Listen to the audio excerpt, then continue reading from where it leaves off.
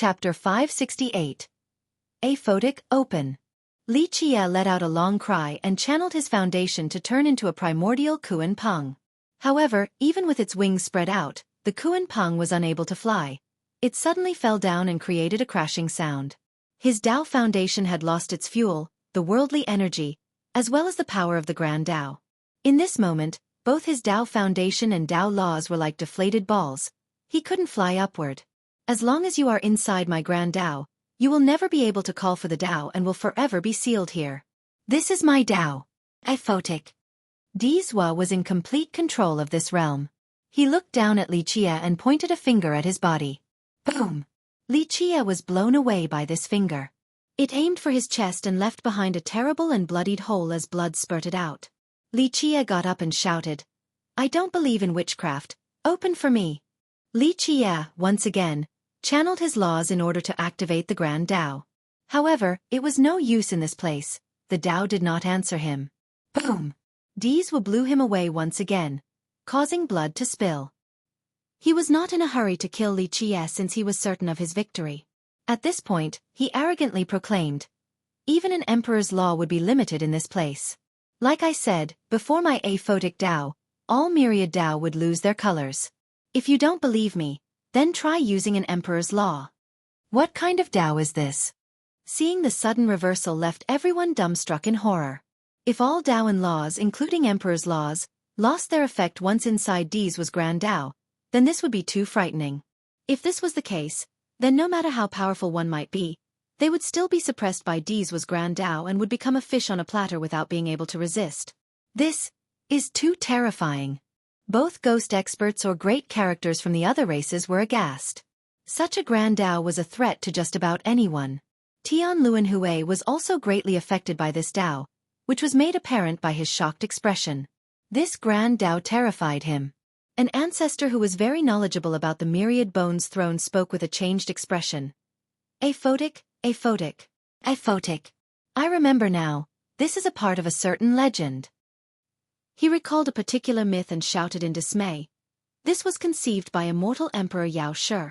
Rumor has it that when he was old, immortal Emperor Yao Shi obtained a series of mantras from the Death Scripture, one of the 9 grand scriptures, and greatly benefited from them. He concocted an idea about a supreme Grand Tao, but alas, he had already become an immortal emperor so he couldn't carry it out. Nevertheless, he still created an outline for this supreme Tao and named it aphotic. Indeed, it is time to end this, Li Qie said with a smirk. In an instant, he unleashed his sea of knowledge that was accompanied by roaring explosions. At this time, all of his fate palaces were released with their vast divine lights. Strange and spectacular images appeared in the sky as if an immortal emperor had arrived and was being worshipped by his subjects. Boom! The heaven and earth prostrated as Li Qie released all of his palaces. The worldly energy and endless Grand Tao regained their power. In just a split second, the world that was enveloped by the aphotic Tao had regained its vivacity. Pop! Dizhua simply couldn't hold on to Li Qie any longer at this moment. Li Qie, as if possessed by a deity, knocked him flying away. The aphotic Tao was heavily weakened and lost the majority of its effect. 10, 11, 12 palaces. I'm impossible. Someone shouted in horror as they counted Li Qie's palaces. Everyone heard this loud scream and looked at his palaces, finding 12 of them hovering above his head. At this moment, everyone became scared out of their wits. Having 12 palaces was an impossible matter. No one had ever heard of someone achieving this since the start of time. But today, this miracle was before them. 12 palaces. It really was 12 palaces. This was not just a dream told by someone insane or a drunkard. All of a sudden, everyone was dumbstruck. They were looking at Li Qie's 12 palaces with their own eyes. Dizhua and Tianluan, these geniuses who never trembled in the face of trouble, became pale with quivering legs when they saw the number of fate palaces before them. They were brilliant and unequaled but still suffered a major blow when they saw the palaces. They knew that after having 9 palaces, opening the 10th was very difficult, so a 12th was essentially out of the question. However, what they considered to be inconceivable had been achieved by Li Qie, causing their emotions to run rampant. After a long pause, allowing everyone's souls to come back to their bodies, an ancestor shouted as if he had just seen a ghost, "The impossible. 12 fate palaces." Bang! At this moment, the 12 palaces disappeared as Xueqi stood tall in the sky. He was above the 9 heavens and myriad worlds. The firmament was firmly within his grasp. Chapter 569. These was death 4 palaces to form a domain, 8 to form a kingdom, and 12 to form the heavens. This phrase had been passed down for a very long time, but no one had ever seen the spectacle of 12 palaces forming the heavens. But at this time, many were able to witness this miracle. Right now, Xueqi was an immortal ruler that was worshipped by the other deities. In the sky, he was the supreme existence and nothing else mattered. Even immortals must prostrate and declare themselves his loyal subjects. This scene was too shocking. It was as if he was already above the heavens despite having yet to shoulder it. At this minute, he was at the apex of all existences. All merit laws and secret arts became meaningless and feeble. The heavens created from the 12 palaces was already the strongest merit law. 12 palaces were more than enough to represent everything. What merit law or art could be more heaven-defying than having one's own heavens? All the laws and Tao were beneath the heavens. Xueqi, with his own heavens, was beyond anyone's imagination. This was unable to be described with mere words. He finally succeeded in opening the 12th palace. Lan Yunzhu murmured. She knew that sooner or later, he would be able to do so, but she didn't expect this day to come so quickly. The heavens of 12 palaces. Taoist Bao Gui's mouth became dry after seeing the sky above Xueqi's head. At this minute, he and the ancestors of the great powers were completely pale from astonishment. No one would be able to stop Xueqi's rise. Neither Di Zhua nor Tianluanhui would be able to do so. Time to end this, Xueqi said with a smile. There were no techniques or laws since Xueqi's sky was plenty enough. Once it spread its influence, nothing could deter its path. No! Di Zhua exclaimed with a shocked expression, but he was powerless. Boom! He was blown away as blood spurted everywhere, causing his expression to pale. The aphotic Tao had been completely suppressed by Xueqi's sky without any effort. Everything became insignificant. What was stronger and higher than the heavens? The suppression of the sky caused everyone to take a deep breath as they felt their spines being frozen. Anyone would break out in a cold sweat while watching this scene. They all felt that Di Zhua's aphotic Tao was extremely terrifying. Anyone would die for sure when met with such a Tao. However, it became so feeble and weak and was completely suppressed before Xueqi's sky. Di Zhua was stunned. He knew his Tao the best, which was why he was being driven mad. He didn't want to lose in such a manner. I command you to open. Di Zhua crazily shouted as he decided to risk it all. Clack! At this time, the heavy sound of a gate opening appeared as Di Zhua's longevity blood dyed the golden gate behind him red. A golden light filled the world once the doors were opened. A shadow stepped out from the door. This was an invincible shadow that looked down on all existences as they trembled before it. This shadow was so powerful that it caused all spectators to palpitate as if an immortal emperor had arrived. Upon arrival, it used an invincible momentum to strike Xueqi. The stars became dark with this imperial attack. Even the you of the future is useless, not to mention the fact that you won't have a future. Xueqi roared in response. He was completely nonchalant against the oppressive shadow. At this second, he was the unstoppable embodiment of invincibility.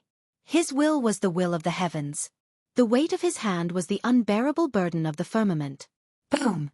The invincible shadow shattered beneath Xueqi's gigantic hand. Against the absolute will and crushing force of the sky, even Di Zhua's battle intent from the future was of no use. Pop! Xueqi's hand struck Di Zhua's body, bloodying it and blowing it away. All of his bones shattered, and he no longer had the strength to fight back. Xueqi quickly grabbed him before he hit the ground. Di Zhua's face was deathly pale while he himself was without any will to resist. Xueqi had him by the neck and slowly asked, "Now, do you have any last words?" Di Zhua's mind returned from its momentary absence as he closed his eyes and said, "Make your move, I have nothing to say." At this point, he remained undaunted and still had a graceful bearing. Di Zhua was indeed Di Zhua. Death was nothing to him. Wait! The Myriad Bones Throne's ancestor shouted in horror from the ancestral mountain. So, do we old geezers have to get involved as well? A feeble voice immediately responded from the river sect's divine coffin. Azure God Monarch, that is not my intention. The Myriad Bones ancestor forced a laugh and said in a serious manner, Fellow Taoist Li, let go of our disciple and we can talk about any conditions. We will definitely satisfy your demands. This ancestor wanted to save Dizwa since it was not easy to train a descendant. Dizwa had the highest potential in the Throne of Bones, so even if he didn't become an immortal emperor, his achievements would still be quite grand. His talents and Tao aptitude were the most precious treasure of the throne. Because of this, no matter what happened next, the ancestor hoped to save him. That is a bit interesting, Li Qie slowly said as he looked at Dizwa. But at this time, Dizwa opened his eyes and shook his head to say, "No, ancestor, let me go.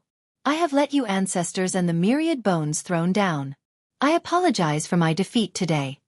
An old man stepped out from the ancestral mountain and replied with a majestic aura. "No, child. Winning and losing are part of life. What is so devastating about losing one battle? Who has ever truly been undefeated since the start of time? Not even immortal emperors would claim such a thing. Your achievement today has already been amazing and no less than any achievements of young emperors. It is fine to lose once." "No, ancestor. My heart is dead." Dizwa bitterly smiled and continued, "This is not just about losing once. I have truly become powerless. What is the point of temporarily living in this world without becoming an immortal emperor? Ancestor, I am unfilial and have done wrong to the throne as well as the seniors who took care of me. It is better to let me die with dignity than to live on in shame. Ancestor, please bury me with the Phoenix Maiden on the mountain. That is enough for me." The ancestor's expression greatly changed. He understood that his disciple wanted to die and that it was not just because of one lost battle. It was because Dizwa couldn't surpass Li Qie. A genius like him couldn't handle this reality. It was a pain worse than failure. Whether he wanted to die to meet the Phoenix Maiden again or because he would never be able to surpass Li Qie, it was better to die now than to live in agony. His ultimate choice was not due to shame from losing a single battle to Li Qie. The ancestor only sighed and slowly closed his eyes. He knew his disciple the best and no longer tried to convince him. In the end, this ancestor quietly went back into the ancestral mountain. At this moment, everyone remained silent. Although Dizwa had been defeated, he had lost in a brilliant manner and was worthy of pride. No one felt that this was shameful. In fact, they thought that it was amazing that he managed to persevere for so long. No one else could do the same. A sense of respect for Dizwa rose at this moment. Whether he was an enemy or friend, he was a supreme genius and a worthy rival. Dizwa closed his eyes again and spoke with gravity. "Do it. I have nothing else to say about my own lack of abilities." Li Qie looked at him and let him go before nonchalantly saying, "If your heart is dead, then I'll let you have a dignified death. End it yourself." Dizwa then stood up straight and opened his eyes. He took a deep breath to take one last look at the world before closing them again. Without any hesitation or unwillingness, Dizwa's body shook as blood dripped down from the corners of his mouth before directly falling down. The world was silent. A heaven's proud son had committed suicide. This ending caused others to lament. "Is it time to end it?" Li Qie stood next to the pond while looking at everyone else in his leisurely manner. This time, however, no one responded, not even the ghost race. No young ghost could compete with Li Qie anymore after Dizwa had lost. Not even Tian Luanhui. Only the ancestors had a chance. Even ghost kings of the heavenly king level most likely couldn't take on Li Qie. Finally, with a loud boom, the myriad bones throne took Dizwa's corpse away. In the blink of an eye, the ancestral mountain disappeared from everyone's eyes. 4 palaces to form a domain, 8 to form a kingdom, and 12 to form the heavens. This phrase had been passed down for a very long time, but no one had ever seen the spectacle of 12 palaces forming the heavens. But at this time, many were able to witness this miracle. Right now, Li Qie was an immortal ruler that was worshipped by the other deities. In the sky, he was the supreme existence and nothing else mattered. Even immortals must prostrate and declare themselves his loyal subjects. This scene was too shocking. It was as if he was already above the heaven's will before he had yet to shoulder it. At this minute, he was at the apex of all existences. Chapter 570. Titanic Crescent's 3 ancestors. Many became sentimental when they saw the ancestral mountain depart. A genius met his end in such a fashion. This induced a sense of regret and sadness and also reminded everyone that the competition for the throne was extremely cruel and brutal. Even the most brilliant genius might eventually turn into mere bones. When it was all over, 3 old men stepped out to the dismay of many, including the ghost race. Everyone took a deep breath because all of these men were of the ancestor level. They stood out and created an oppressive atmosphere. It seemed that the sacred ground was determined to reclaim their declivity mountain bell. What do you want? You wish to play with the numbers advantage? Xueqi remained calm before the 3 ancestors who were all virtuous paragons. Fellow Taoist Li, you should return our declivity mountain bell back to the sacred ground. This is our heirloom. An old ancestor cheerfully smiled. If you are willing to give it back, we will definitely not let it be for nothing. Xueqi looked at the 3 ancestors then burst out in laughter. He shook his head and said, Never. If your descendant threw this thing out, you all should understand that it was the same as throwing a meat bun at a dog. Your descendant lost only because of his own inability. As for the declivity mountain bell, I will gladly accept it. His words caused the 3 ancestors to change their expressions. One of them gravely spoke. Junior, take a step back and realize the vastness of the heaven and earth. Having one more friend is better than gaining one enemy. Opposing our sacred ground is not a wise decision. I don't feel anything unwise about it because the feud was already formed. So what if I take the bell? Xueqi leisurely spoke while staring at the 3. Another ancestor's expression darkened as he said, Young friend, the path is still long. Do you really think you are invincible? He continued on, If you really think so, then we wish to try your invincible techniques. His words caused everyone to glance at each other. An ancestor of an imperial lineage was asking for a spar with a junior. This was a lowly act, the same as bullying someone younger. Xueqi laughed and looked at the 3 to say, You want to give me a try? The ancestor gazed at him and said, I wonder if you dare to fight or not. An invincible friend like you must not be afraid to fight, right? Another ancestor added, Young friend is the #1 in the contemporary era with peerless courage and is unbeatable in this world. If you think you can hold on to the declivity mountain bell, then don't be reluctant about one fight. The third one tacked on, If young friend doesn't feel confident, then forget about it. Everyone can just calm down and you can give the bell back to us. We will definitely not mistreat you. The 3 ancestors worked together to dig a hole for Xueqi to jump down. They assumed that Xueqi was at a high from his recent victory. Moreover, declining a battle would leave behind a mental scar. The best course of action would be to rush on with this victorious momentum till the very end with a courageous Tao heart. Because of this, the ancestors had planned a trap. Their actions caused Taoist Bao Gui's group to be very dissatisfied. The Taoist scowled but didn't say anything. He was waiting for Xueqi's command. Then are you 3 confident in beating me? He asked as he looked at the 3 ancestors. We don't dare to claim so. At the moment, who in the sacred netherworld doesn't know of your illustrious fame? One of the ancestors praised.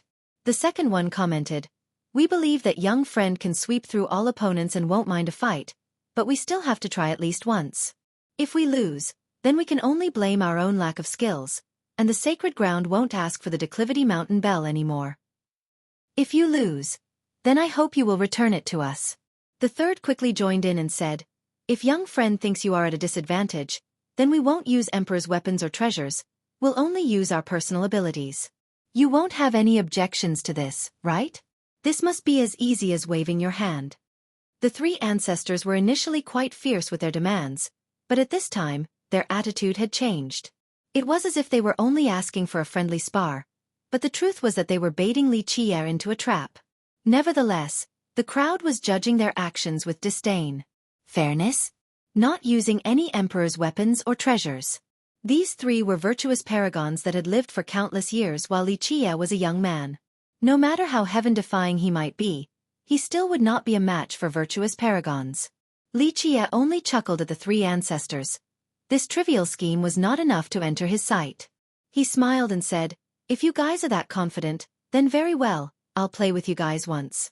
Since we have already reached this point, being even a bit more arrogant will be fine. I will stand by this pond without lifting a finger. If you guys are so great, then come over here. If you can take it, then the bell will belong to you. All 3 of you can come at once so that we won't waste everyone's time. Xueqi's response truly shocked the 3 ancestors. Although they were trapping Xueqi, them scheming against him was one thing, but being looked down by him was a different matter. Young friend is so confident with such a big tone. One ancestor annoyingly said. Fierce Lichia was strong to the point where others were in awe of him, but that was only to other young experts. The ancestors of the great powers were all undyings that had lived for countless moons and were not necessarily afraid of Lichia, at least, not at this moment. They were virtuous paragons after all. Moreover, the sacred ground was an emperor's lineage, and its ancestors had weathered countless storms and life and death experiences. However, they were victims of this junior's derision. This made them quite annoyed. Lichia glanced at the three of them and said, "Spare me the polite pretense that aims to lead me to jump in. If you don't want to keep any face, then I'll satisfy your wish. There is no need to scheme back and forth. All three of you just come here. If you can take the bell, then it will belong to you again." "Young friend, you must keep your word." The three ancestors were quite exasperated. One of them even latched on this opportunity while the iron was still hot and said, "We will not take responsibility if you are hurt. As the saying goes, weapons do not have eyes." Lichia interrupted him and waved his sleeve dismissively. "Okay, I know what you want to say, so spare me these pretentious words. Just come over here, I am waiting by the pond." "I won't lift even a finger." Lichia's response raised a lot of questions. He proved his strength by beating Dizwa just now, but he was about to face three ancestors. Moreover, they were from an emperor's lineage. All of them were extremely powerful existences. At the very least, they were virtuous paragons of the first level. It was impossible for any young person, no matter how powerful and devilish they might be, to challenge ancestors from emperors' lineages. There was a huge gap between virtuous paragons and heavenly kings. Even a peak heavenly king would be easily slain by an ordinary virtuous paragon. It was an insurmountable gap between the heaven and earth. Challenging one paragon alone was enough to make others think that Lichia was crazy. But challenging three at once was simply too arrogant and domineering.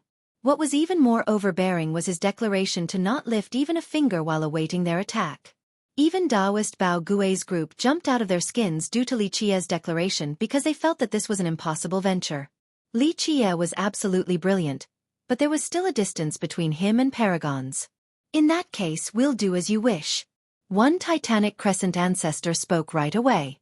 To these three ancestors, this was a chance given to them by the heavens. It was too fortunate and they would never let it go. Who could they blame if Lichia had a death wish? Everyone heard Lichia's words, so even if the three of them killed Lichia together, the river sect couldn't say anything. The three slowly surrounded him with a very cautious attitudes without the slightest hint of carelessness. If another young man challenged the three of them in this manner, then they would immediately reach out with their hands to instantly kill that courageous fool. However, they had all seen Lichia's devilishness. Although they didn't believe that he alone could challenge three ancestors, they still acted with vigilance.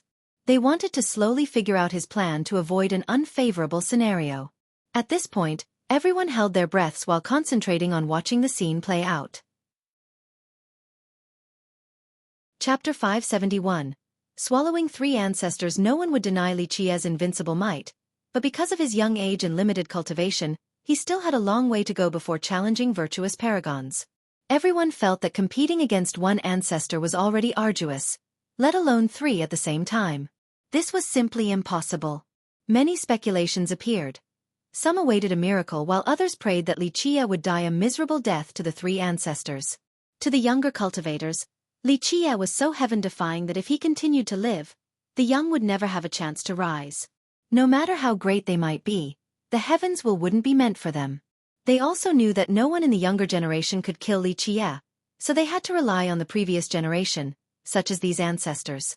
Lichia watched the careful approach of the three ancestors and smirked. "Hurry up, don't waste my time." At least, in the three ancestors' eyes, his expression and attitude were a blatant disrespect. They were virtuous paragons, people who instilled fear in all beholders. Even descendants of emperors' lineages were no exceptions. But at this moment, Lichia's leisured attitude was as if he didn't put them in his eyes, and they couldn't accept this. They rose into the air, refusing to believe in the impossible, that Lichia was heaven-defying to the extent where he could solo the three of them. They chose the most advantageous positions for offense and roared, "Kill!" Their attack was so devastating that it caused the Grand Tao to shatter and the stars to fall. Such a terrifying aura instilled horror in the spectators. The weaker ones could do nothing but lie on the ground without being able to stand back up. An attack from a single virtuous paragon was already extremely terrifying, so it was needless to say what happened when there were three. Even the most powerful heavenly king would be rendered into ashes, let alone a young person like Li Qie. The hearts of Taoist Bao Gui and the rest of the elders jumped out of their ribcages after seeing this onslaught. They were full of regret and thought that Li Qie shouldn't have been this careless. If they would have known that this would be the outcome, then they would have stopped his enemies in his stead. Crash! However, a splashing sound resounded at this moment. Right before this attack could destroy Li Qie and turn him into ashes, a huge carp suddenly jumped up. No one knew where this carp came from since the pond before them couldn't contain such a huge carp.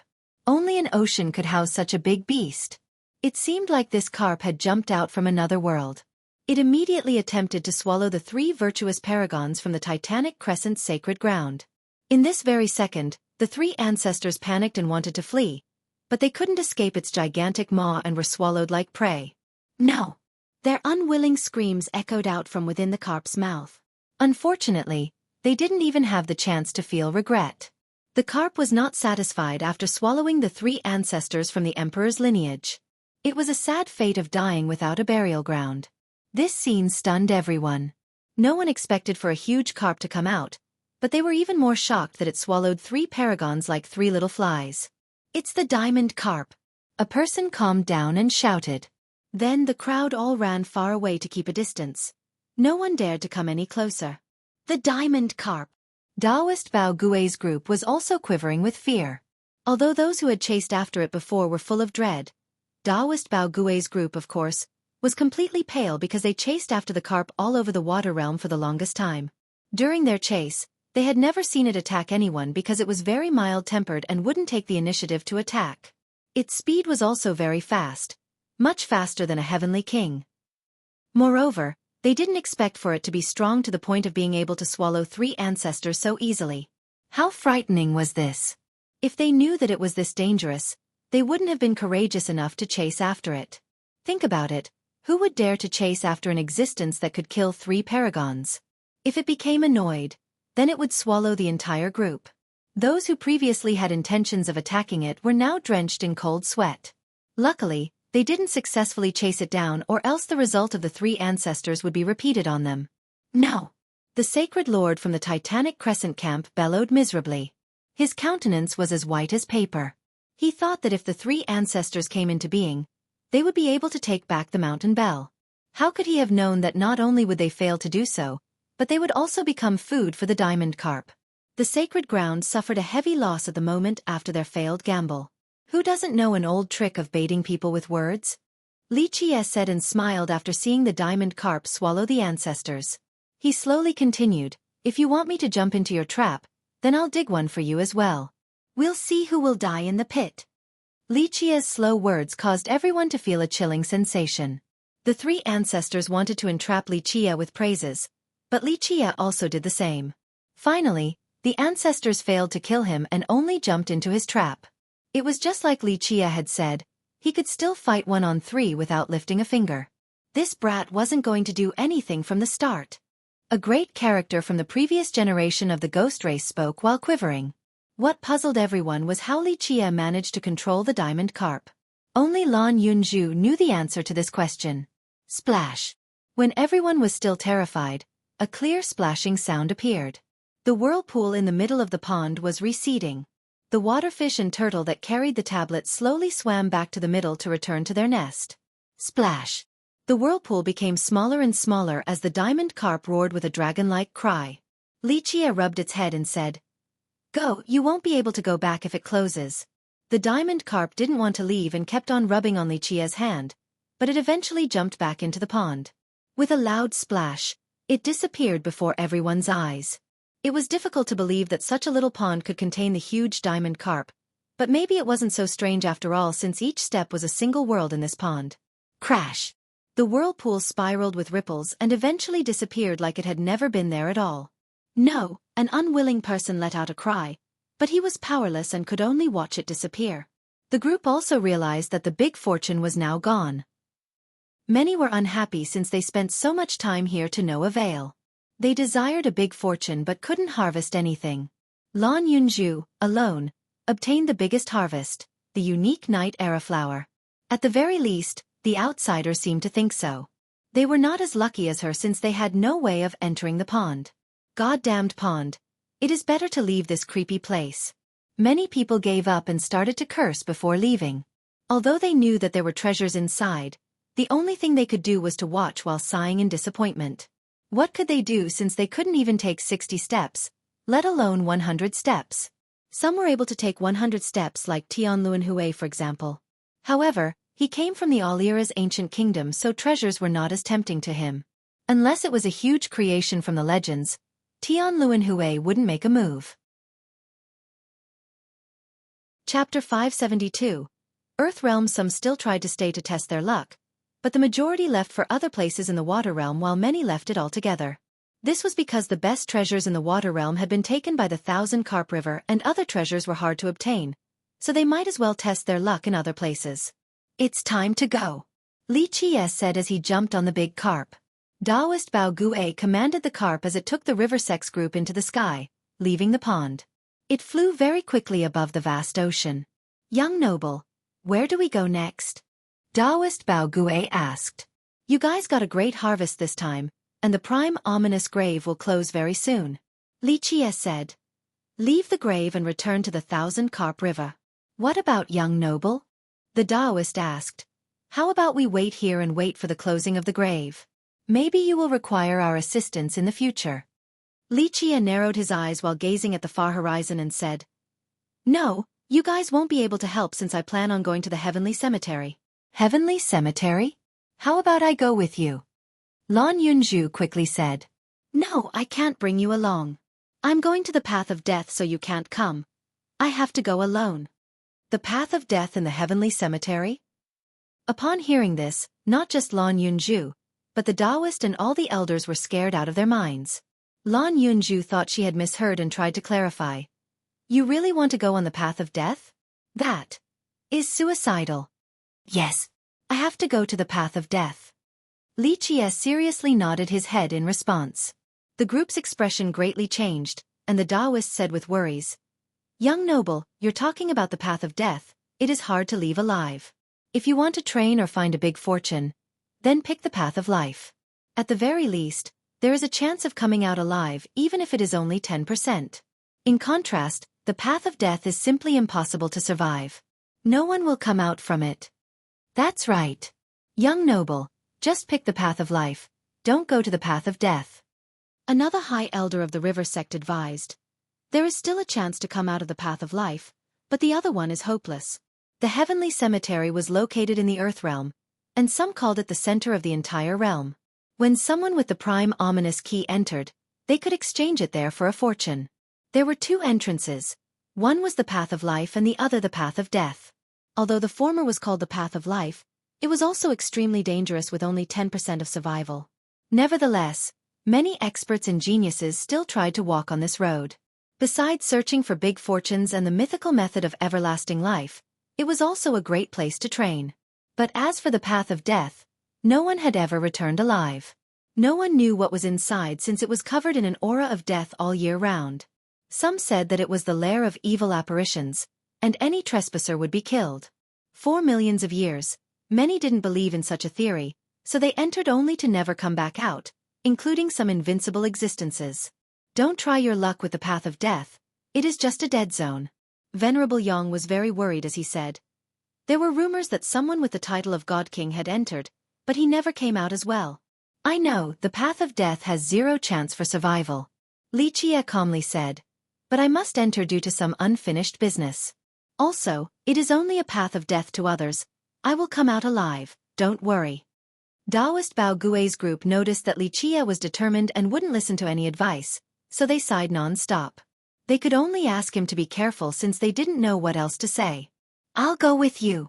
Lan Yunzhu spoke while standing next to him. No, I can't bring you to the path of death since only I can enter. Li Qie said as he shook his head. Don't worry, I won't go on the path of death with you, just to the Earth realm and the Heavenly Cemetery.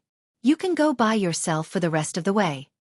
Lan Yunzhu playfully blinked her eyes and continued. Plus, not seeing the center of the Earth realm when I'm already here at the prime ominous grave would be a shame. I want to broaden my horizons. Li Qie looked at her for a bit then nodded in agreement. The two then said their goodbyes to the Daoists group before entering the portal. The Daoists then left the grave while Li Qie and Lan Yunju secretly went to the Earth realm. Once they arrived, Lan Yunju stood there and looked all around. Before her was a vast scene with a heavy scent of the earth. This place was especially dry. However, it was also covered entirely by a layer of fog that didn't seem to be dissipating at all in the sky. It consisted of a wide terrain with rolling mountains. There was a grave tablet in the middle of the land. Countless graves were here in this place. Some appeared very humble, some were even bigger than mountains, and some stood proudly next to the sky. One of them lingered mysteriously in the high sky while another hung in the middle of two great veins. One was in the middle of a river with its water flowing around and entering it. To sum it up, there were all types of strange graves. If one could imagine a coffin with a certain design, then they could find it here at the Earth realm. It was as if all graves in the 9 worlds were here. Despite the variations in the designs, they all had one thing in common. All of them had a headstone without any words engraved on it. They were just empty grave tablets. Because of this, no one knew who these graves buried or from which era they originated from. Lan Yunju was quite shaken to see so many graves. How many people were buried here? She took a deep breath and murmured, could this be the accumulation of millions of years? Or were they all buried at the same time? No one knows the answer to this. At the very least, since the time when the ghost race discovered this place, there were already millions of graves here. Perhaps they were buried here from many eras ago, or maybe from an even more archaic age. Something happened so countless existences were buried here. Li Qie answered after he looked at the grave. Which era is this archaic age you speak of? Lan Yunju inquired further. Li Qie shook his head in response. It is hard to know, but at the very least, it is before the Desolate Era, an era that we do not know about. Rumor has it that before anyone knew anything, the Earth realm had already buried millions of graves here in the prime ominous grave, but no one else could erect a grave here in the future. These millions of graves had always been a mystery. No one knew when or how they came to be. If they were all buried together in one era, then just what had happened to cause so many burials all at once? Just think about it, no one who could be buried here could have been a nameless character, so there should be records about them. However, there were no written records about these graves in the prime ominous grave. What kind of characters are buried here? Lan Yunju asked while in a daze. I'm afraid no one can give you the answer to this either. Li Qie smiled and said while shaking his head. But there is one thing that's certain. Anyone who was buried here was extremely amazing when they were alive. This is not only based on the fact that there are great fortunes inside their graves, but because there is a great protective perimeter for each of them. No one except great characters would enjoy such a privilege. Li Qie was correct. There were millions of graves here, but each and every single one was an ominous ground enough to drive people to their doom. Each of them had a powerful defensive force as if there was an immortal monarch quietly watching over each grave. Because of this, no one could excavate any of these graves. There were also other dangers inside these graves, including corpses and guardian mummies. Chapter 573. Heavenly Cemetery legends state that these corpses and mummies were all heaven-defying experts when they were alive. Later on, they failed during their attack on these graves and died miserably here.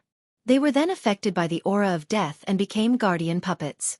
Although it was extremely dangerous to cultivators, the Earth realm was a great place for training. As long as one had sufficient strength, then not only would they be able to train here, they could also obtain some fortune. With strength and confidence as well as the ability to defeat the fierce monsters protecting these graves, people could enter the cemetery. If they were lucky, they could walk in a straight path without meeting any dangers and obtain something amazing inside. But sometimes, it would be extremely perilous within the cemetery. Terrifying ghost-like creatures could have been buried inside as well. More than 80% of those who entered these graves would die, but if they managed to come back alive, they would be greatly rewarded for it.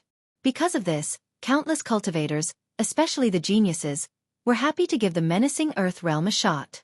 What could be more tempting than a great training ground full of treasures? Confident geniuses would surely pick this place to train. After seeing Lan Yunju's dumbfounded expression, Li Qie smiled and said while looking at the graves, "Come, you won't be able to solve the mysteries here. No one knows who was buried here or when." "What about Uncle?" Lan Yunju gave him a look and asked, "Don't tell me Uncle doesn't know a thing or two about this." You have read so many books and know so many things in this world, so could there really be a secret that you, someone who knows everything and can't not do anything, don't know about? Li Qie only responded by chuckling and flicking her forehead before saying, Girl, don't dream about egging me on. If I said I don't know, then I don't know.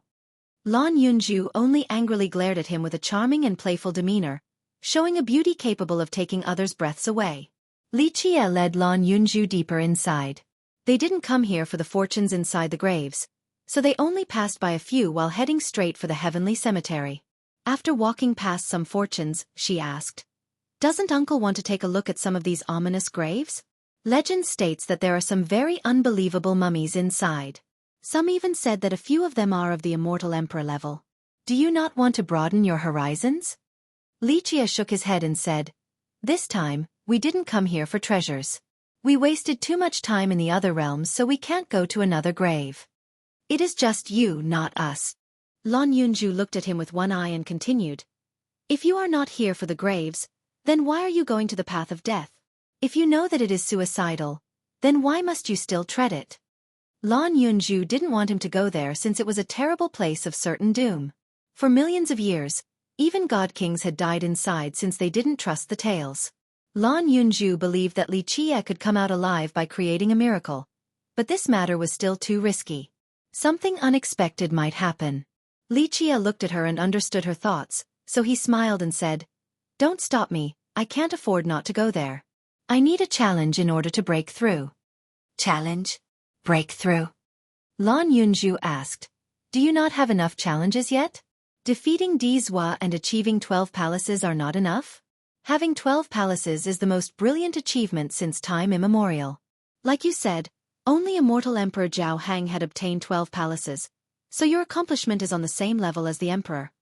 You are right, but that is not enough since this is not my limit just yet. I need to take one step further beyond the boundary and defeat all those before me, even the unknown. Such domineering words did not sound arrogant from Li Qie. Instead, they were rather natural. Lan Yunju only sighed. Other people would be satisfied with 12 palaces and defeating a number 1 genius like Dizhua. What could be greater achievements than these? However, she knew that if Li Qie was satisfied, then he would no longer be Li Qie, no longer the person who created miracles. She felt that Immortal Emperor was the final apex for other people. But to Li Qie, perhaps Immortal Emperor was just the beginning. This was Li Qie, a unique being across time. However, she didn't give up and said, Even if you want to break through, you shouldn't be suicidal to the point of going on the certain death path. Li Qie shook his head and said, No, I must go to the path of death in order to break through. It is one of my 2 goals before entering the grave. Is there no other choice? Lan Yunju curiously asked, What is so special about the path of death? You are right. Li Qie nodded and said, There is one thing inside the path of death, and I need that to train. Only that thing will be able to help me. She continued with more questions. What is it? Is it like a different realm? Something like a secret among secrets like the wooden nest or the lost alchemy garden? Or is it like that one black star in the celestial sea inside the water realm? Li Qie answered by shaking his head. All wrong. I'll let you know that the secret among secrets inside the earth realm is not located at the path of death, but rather the path of life. If you want the method for everlasting life, then go to the path of life. If you are extremely lucky, then maybe you will meet the legendary secret realm. Lan Yunju softly sighed. She knew that Li Qie had made up his mind and wouldn't listen. Nevertheless, she still didn't want him to go. Li Qie gently tousled her hair and said, Okay, little girl. Don't worry about me. I am confident in leaving alive. Who am I? I am Li Qie. Even the path of death won't be able to take my life. She glared at him as she retorted, Humph. I certainly hope so. If you die here, I won't bother to pick up your corpse so that it can rot in the wild. What could she do when Li Qie had made his choice? Li Qie, on the other hand, only smiled while looking at her expression without saying anything back. The heavenly cemetery was also called the central plane of the earth realm. The entrance was a basin of sorts. From a higher vantage overlook, one would see the heavenly cemetery as a huge mausoleum shrouded in fog. The basin was decorated with stone pebbles that led to a monument that towered all the way to the sky. It was very similar to the prime ominous graves tablet, an object without any runes. If one used the key to exchange for a fortune in front of this monument, then maybe one could obtain an unparalleled treasure. To the sides of the cemetery were two bottomless abysses, and above them were two small paths. One was the path of death and the other the path of life. These two paths led the way into the cemetery. For millions of years now, countless experts had entered both paths. Very few left the path of life alive, while the only rumors about the path of death was that once one enters, there would be no leaving. The most recent person to come out of the path of life successfully was Xueqi. Not long before, he entered it for self-training. Alas, due to the death of the Phoenix Maiden, he gave up infiltrating further into the cemetery. Another person who left the path of life alive was the famous immortal Emperor Du. At a young age, he once entered the path of life, and people believe that he made it very far through all the trials. But of course, there were also speculations saying that he didn't make it all the way to the end. These speculations were not important. The crucial part was that he had obtained an immense fortune in the path of life that was possibly the method for everlasting life. Because of this, geniuses and ancestors that were near their death all came to the path of life to try their luck. In summary, whether it was for training or for the method of everlasting life, those who dared to come to the path of life were all amazing characters. Needless to say, those who managed to return alive were even more incredible. At this moment, Xueqi and Lan Yunju were standing on a high peak outside of the basin while gazing at the distant heavenly cemetery. Seeing the two tiny paths on top of the abysses took away Lan Yunju's breath. Calling this place the most dangerous location in the world was not enough to describe its treacherousness. However, the heavenly cemetery had one noticeable difference in contrast to before. Above the huge tablet at the entrance was a floating island that covered the entire cemetery. Legend states that these corpses and mummies were all heaven-defying experts when they were alive. Later on, they failed during their attack on these graves and died miserably here. They were then affected by the aura of death and became guardian puppets. Although it was extremely dangerous to cultivators, the Earth realm was a great place for training. As long as one had sufficient strength, then not only would they be able to train here, they could also obtain some fortune. With strength and confidence and the ability to defeat the fierce monsters protecting the graves, people could enter the grave. If lucky, they could go in a straight path without meeting any dangers and obtain something amazing inside. But sometimes, it would be extremely perilous inside the grave. Terrifying ghost-like creatures could be buried inside as well. More than 80% of those who enter these graves would die, but if they managed to come back alive, they would be greatly rewarded for it.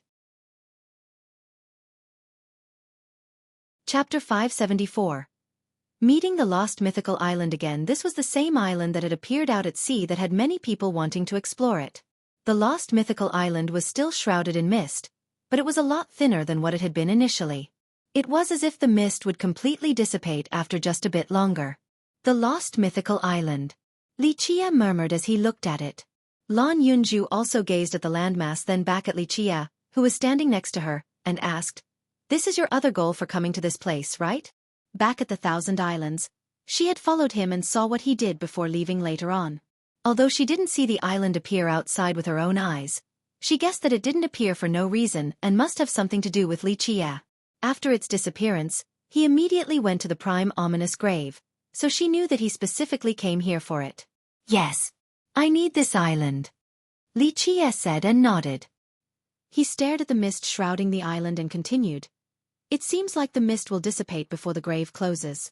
This means I will need to take a trip there." Lan Yunju found it strange that he placed such emphasis on this island, so she inquired, "What does the island have? True immortal medicine? Invincible treasures? Supreme scriptures? Or a mythical beast?" There had been many legends surrounding the island. Some swore that they saw a golden dragon soaring in the sky alongside divine phoenixes. The scene was very real and was not merely illusions. Because of this, people speculated that the island might be the lost residence of divine beasts like dragons and phoenixes. All incorrect. Xueqi narrowed his eyes in response. If there is one thing on the island, then it is a terrifying and extremely frightening existence. Just how terrifying? Lan Yunju was alarmed after seeing Xueqi's expression. To an indescribable extent. It is a bringer of destruction and killer of gods and immortals. It is not a weapon but is far more potent than one. Lan Yunju's heart thumped rapidly. What kind of existence was worthy of this description? Could there really be a thing capable of slaying gods and immortals in this world? Okay, girl. You cannot spend forever to send your husband off. Li Qie told Lan Yunju. Here is far enough, I will enter now. Time will run out if you are too late. It will be all for naught if the grave closes. Recently, he had been very famous, especially after defeating Di Zhua and becoming the #1 of the younger generation. Li Qie is here. The crowd exclaimed, but those that were the most alarmed were the ghost cultivators. If it was before, then someone would be saying, that brute, Li Qie is here. But ever since his victory over Di Zhua, no one dared to call him a brute anymore. Even the ghost race who really hated him didn't dare to address him in such a manner. In a short amount of time, all eyes were on him. Both young and old were looking at him with a sense of apprehension. Everyone knew about his last battle and how he used his heaven-defying momentum to defeat Di Zhua. This instilled fear within everyone. While looking at him, they suddenly remembered that he had 12 palaces. 12 palaces. Anyone, even the most brilliant genius, would shiver with despair after recalling his 12 palaces. To the younger generation, there was no chance of surpassing Li Qie in this era. If it was before, then the ghost cultivators would be unhappy with him entering and would start snickering and sneering. Their mouths would feel quite itchy without throwing an insult or two at him. But now, even the most dissatisfied ghost had to shut their mouth and not dare to utter a single word. This was the reality of the cultivation world. A cruel world. As long as one was powerful enough, they could deny all others from even letting out a fart. One person came from the camp of the ancestral city with many experts right behind him. Many were quite wary of this newcomer as they uttered, the Yin Yang Master. Even the ghost cultivators were alarmed. Everyone instinctively took a step back to make a path for the master. He was quite powerful and was once an amazing heavenly king that was worthy of awe. Moreover, he was also the sect master of an emperor's lineage. But now, even the ghost kings on the same level as him were somewhat afraid of him. The reason was very simple. He had an amazing son, Chan Yang, the ancestral realm's descendant. The ancestral city invited the Yin Yang Master as a guest advisor since Chan Yang was the ancestral realm's descendant and would be the future ruler of the ancestral city. The experts that followed the Yin Yang Master came before Li Qie with apparently unfriendly intentions. Li Qie, we meet again. Others might be afraid of Li Qie, but the master didn't put him in his eyes and addressed him informally. The master had such qualifications. Who was to blame for his son being the future master of the ancestral realm? And Li Qie replied as he nonchalantly gave the master a glance. His attitude was met with a snort from the master. Even people from the ancestral city had to respect him. So what's more to say about a little brat like Li Qie? Still the same words. The Yin Yang Master arrogantly smiled and coldly spoke. If you are smart, then hand over the key. The ancestors of the city will make note of your contribution. Chapter 575. Ancestral City Lord. The master's tone was aggressive and threatening, causing the silent spectators nearby to shiver. The Yin Yang Gate was not necessarily stronger than the Titanic Crescent's sacred ground and was definitely incomparable to the Alira's ancient kingdom or the simple mountain immortal kingdom, let alone a lineage like the Myriad Bones throne. However, the Yin Yang Gate of this generation was flying high and could walk proudly everywhere. The Yin Yang Master was even more unstoppable. The world listened to his commands, so he put no one in his eyes. Although many hated him and the other emperors' lineages didn't like him, they didn't bother with trivial quips due to his talented son. Li Qie coldly glared at the master after seeing his arrogance before revealing a smirk and said, "If you or the ancestral realm kneeled down and begged me, I would have thought about giving you the key back then. But now, get the hell out of here and don't bother me." The experts from the ancestral city changed their expressions after hearing this. The master's expression sank as well. The spectating cultivators were scared out of their minds. Li Qie's attitude was simply too arrogant towards the ancestral realm. Not to mention young people in the sacred netherworld. Even ancestors and legendary masters wouldn't dare to act so boisterously against the ancestral realm. Who would dare to be so smug when talking to the ancestral realm? But now, Li Qie told the group to get the hell out of here. This was being audacious beyond boundaries. Another person murmured, "Fierce is indeed different. Only such a fierce person would dare to kill Di Zhua." The hearts of others shrunk from fear. Li Qie's attitude showed that he was not taking the ancestral realm into consideration at all. He was even antagonistic towards them. The Yin-Yang master showed a dark smile as he coldly spoke. Junior, although you are formidable with no match in the younger generation, don't forget that you are still young and the path ahead is still long. Your tiny cultivation might be unmatched among the young, but you are only an ant to the older generation and the ancestral realm. Is that so? Li Qie leisurely said. You don't need to worry about that. I don't have time to chit-chat with you, all right now? So scram. Don't block my way to the path of death or else I'll pave the way myself with your blood. Such free yet domineering words that had a murderous air caused the cultivators to look at each other. Those who dared to declare their intention of massacring the ancestral city's experts could be counted with one's hand in the sacred netherworld. But Li Qie was the only one among the younger generation. They understood why Li Qie had the nickname Fierce. Only he was worthy of this title. The moment he finished speaking, the experts behind the master scowled and said, "This thing doesn't know life from death." They glared with their eyes, revealing a frightening aura. At this time, back at the ancestral city's camp, a harumph rang out, causing the world to shake and the celestials to lose their colors. This sound made heavenly sovereigns quiver as well. An old man shrouded with divine light could be seen standing at the camp. He had a noble aura as if he was sitting on a throne high up in the sky. Although his aura was not particularly daunting and was without a monstrous blood energy, the waves of divine lights were plenty scary enough. Each wave of light was like a spear that pierced the sky and the myriad Tao. The sharpness of this light instilled a frightening chill in all. The Yin-Yang master was secretly glad to see this old man coming out and warned Li Qie. Junior, you are too arrogant. With your words just now, even if I don't teach you a lesson, the city lord will not spare you. This was the result he wanted since he had been determined to kill Li Qie. Before this, he didn't have a big conflict with Li Qie, but it was different now, especially after Li Qie defeated Dizhua. Dizhua's defeat frightened the master. Since they were both from emperor's lineages at the eastern nether border, the master knew Dizhua very well as his dominating strength. However, someone as unparalleled as Dizhua had actually lost to Li Qie, causing the master to be worried about his own son. This worry was still there back when Dizhua was alive since he knew that his son was not much stronger than Dizhua. He didn't only hope that his son would rule the ancestral realm in the future, he hoped for him to become an immortal emperor as well. Then, the Yin-Yang Gate would be a sect with 2 emperors. In a generation with geniuses like Dizhua and Tianluan Hui, the master was still full of hope. Although Dizhua was indeed brilliant, his son was no worse. The ancestral realm did their best to train Chanyang so that he definitely had a chance to become the emperor. But now, all of a sudden, some random dark horse came out and defeated Dizhua? This gave the master a lot of stress from worrying about his son. The more arrogant Li Qie acted, the happier the master became since he wanted nothing more than Li Qie's death. With the city lord's presence, this was a great opportunity to kill Li Qie. You are begging to die, he thought with a sneer before coldly speaking. Junior, don't be so quick to act presumptuously. The 1,000 Carp River alone won't be able to protect you. Within the next 10 days, a member of the Divine Guard will arrive. Humph, not just the river sect, nothing in this world can save you. Hand over the key right now and kneel down to apologize to the city lord. Maybe the great city lord will be benevolent and spare you from death. What? A divine guard is about to descend? Impossible. How can gods descend to the mundane world before the opening of the portal?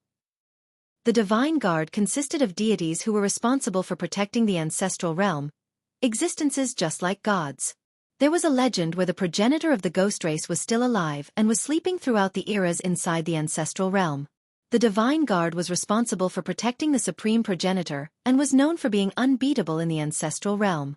It was not easy for someone from the divine guard to descend unless a huge matter was about to happen. Because of this, how could others not be aghast after hearing this news? Even a heavenly king turned pale and mumbled with shivering legs. A god descending to our world. This is a momentous event. Other cultivators were nervous and felt that this matter was very serious. They could feel a storm approaching with the descent of a god. You talk too much. Scram. Li Qie's eyes shot out a glint as his chest became bright. The hell-suppressing godly physique and the soaring immortal physique exploded out at the same time. In a split second, space suddenly fluctuated as Li Qie shifted his body with a flash. The Yin-Yang master was an amazing heavenly king. He was startled and tried to activate an emperor's law, but it was too late. The soaring immortal physique was too fast. After all, it was number one in terms of speed across eternity. It was needless to say more about the hell-suppressing godly physique. This was a body heavy enough to cause the heavens to collapse, heavy enough to suppress gods and devils. Boom! Crisp sounds of bones breaking appeared with a sight of blood as Xueqi slammed the master flying away. Even a heavenly king couldn't withstand this terrifying blow from two immortal physiques. Xueqi's body became the most terrifying and vicious weapon in this world. Xueqi didn't use them in the fight against Zhuo, but now he suddenly chose to use them. The master was blown away and the sound of his bones breaking caused others to jump. Nevertheless, he was still a formidable heavenly king. As he was blown away, he activated an amazing technique. An extremely powerful weapon shot up high, aiming to kill Xueqi. However, Xueqi didn't give him a chance. Right when he slammed the master flying, his hand was also holding the yin-yang refining immortal mirror. In just a moment, the mirror spewed out a terrorizing light that crushed the fabric of space itself. Crank crack. The yin-yang master's treasure was shattered as he screamed, "Ah!" He was pierced through the chest by this terrifying light, causing blood to spray everywhere. He died with his eyes still open. Never did he expect for Xueqi to be faster than him. Chapter 576. Sweeping through in an unbeatable manner, the yin-yang master was even more surprised that Xueqi used an unbeatable weapon right from the start. The mirror was a weapon on the same level as Immortal Emperor True Treasures, so its advance couldn't be stopped by the master's body no matter how powerful it might be, killing him on the spot. Who would have thought that this might have happened? Until now, Xueqi had never used a powerful weapon to kill his enemies, but now he had ended a heavenly king with one move. If he didn't use the mirror this time, then perhaps the master wouldn't have lost his life right away. This sudden change caused the spectators to be dumbstruck. Who would have thought that Xueqi would kill someone right away due to a verbal quarrel? Such an action was quite taboo since this was akin to declaring war on the yin-yang gate. After seeing the death of the master, the experts from the ancestral city who were standing right behind him shouted, "Halt your assault!" In just a split second, several dozen experts attacked with powerful treasures that all shot towards Xueqi. Xueqi scowled in response as his 12 palaces roared while the yin-yang sea of blood drowned the world. An incomparable blood energy empowered the mirror to sweep away all the attacking treasures. Meanwhile, his dual immortal physiques powered up to the maximum. Space suddenly fluctuated and in an instant, Xueqi flashed across the cemetery to appear right behind these experts. A spectacular scene appeared before everyone. With a flash from his body, all the treasures exploded like fireworks in the curtain of night, and the explosions were accompanied by the sounds of bones breaking. The moment Xueqi's figure disappeared, the experts lost both their treasures as well as their own bodies. Flesh and blood flew everywhere as their bodies exploded. Up above were the colorful fireworks of exploding treasures and down below were the experts' bodies becoming mincemeat everywhere on the ground. Such a scene was too stimulating to the senses. With the dual physiques along with the light from the mirror, no one could escape their demise. Xueqi killed several dozen experts in an instant and was met by a cry from the camp of the ancestral city. "Little animal, how impudent!" This cry tore apart the world as dozens of old men rushed outside with bright lights flashing around their bodies as if they were deities. Their power caused others to shiver, and even heavenly sovereigns couldn't stand straight. Xueqi was the first to take action when these old men rushed out from their camp. The mirror resonated once more as a bloody moon and golden sun appeared. His blood energy also reinforced his cultivation. At this moment, he held the mirror with both hands, and it became brighter than 10 suns. Its ultimate attack was comparable to a heavenly annihilation, or even an attack unleashed by an immortal emperor with full strength. A heavenly annihilation was a true treasure's ultimate attack. Such an attack would turn virtuous paragons into ashes, for they were helpless against it. At this time, the mirror seemed to be opening a door to the immortal world with 2 true immortals descending. One true immortal was the supreme righteous Yang, while the other true immortal was the unparalleled mysterious Yin.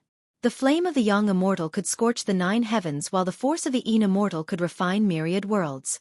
Under the pressure of this unbeatable strike, all heavenly kings and below were suppressed flat on the ground without being able to lift their heads. The resonance of this strike alarmed all the realms. The other cultivators in the prime ominous grave were scared out of their minds. The ancestors from the great powers could sense this world-destroying power and became extremely pale. "This is insane. Is this an imperial massacre or a heavenly annihilation? Does someone want to shoot through the 5 realms? An ancestor exclaimed in horror. An imperial massacre was the ultimate attack of an emperor's life treasure, while a heavenly annihilation was the ultimate blow of an emperor's true treasure. Both were unbeatable attacks, and it could be said that very few in this world could unleash the ultimate attacks from these weapons. The arrival of the 2 true immortals could annihilate everything before them. Who would be able to deter the righteous Yang and mysterious Yin?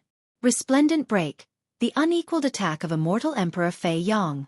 Retreat! The lord of the ancestral city shouted in fear after seeing Li Qie unleashing the strike from the mirror. He had once heard of this attack.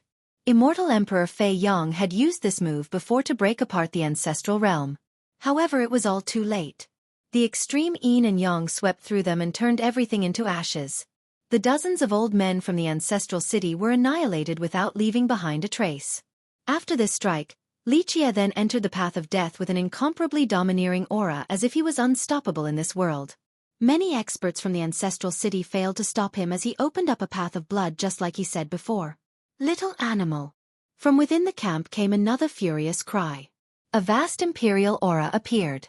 An undying from the ancestral city could no longer tolerate the humiliation and broke his seal.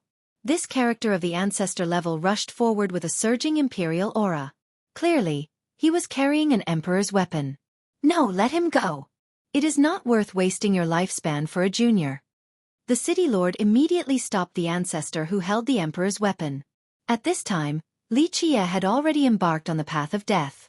He turned around to face the ancestor and the city lord with a relaxed attitude. He put away the mirror, then gazed at the old ancestor before calmly speaking. I'm temporarily occupied with the path of death and have no time to talk to you guys. I'll stomp on your ancestral city once I return. The ancestor almost vomited blood from anger and had the impulse to rush forward. Li Qie had killed almost 100 experts from the city in a second. He didn't even spare peak heavenly kings. So how could the city not be furious? However, the city lord was strangely calm and replied. Ignore him. If he wants to enter hell, then let him be. He coldly stared at Li Qie as his eyes were deriving a terrifying universal law. Ever since Li Qie stepped onto the path of death, the city lord had been looking at him as if he was looking at a dead man. Li Qie's announcement caused everyone to be dumbfounded. He was arrogant to the point of saying that he would destroy the ancestral city. Li Qie was the only one in the current generation who would dare to utter these words. Li Qie was too lazy to look at his opponent any longer and disappeared inside the path of death. Go to hell. Don't come out or I'll send you back again. The enraged ancestor cursed. He was shivering from anger, but he didn't give chase after seeing Li Qie going inside the path of death. The city lord was very calm, since in his eyes Li Qie was already dead. In the endless river of time, no one had ever left the path alive. Even god kings would die inside.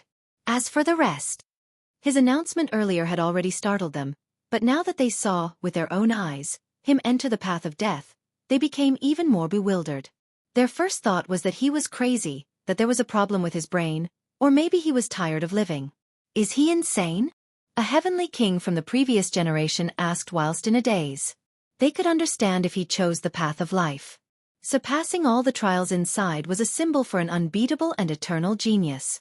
Dizwa had once entered the path of life, so after beating him, it was understandable for Li Qie to enter the path of life as well. However, it seemed that he went crazy and ran into the path of death instead. Everyone knew that the path of death had no chance of survival. People had never heard of someone leaving it alive, not even unbeatable god kings. These were existences who could fight 300 to 500 rounds against an immortal emperor.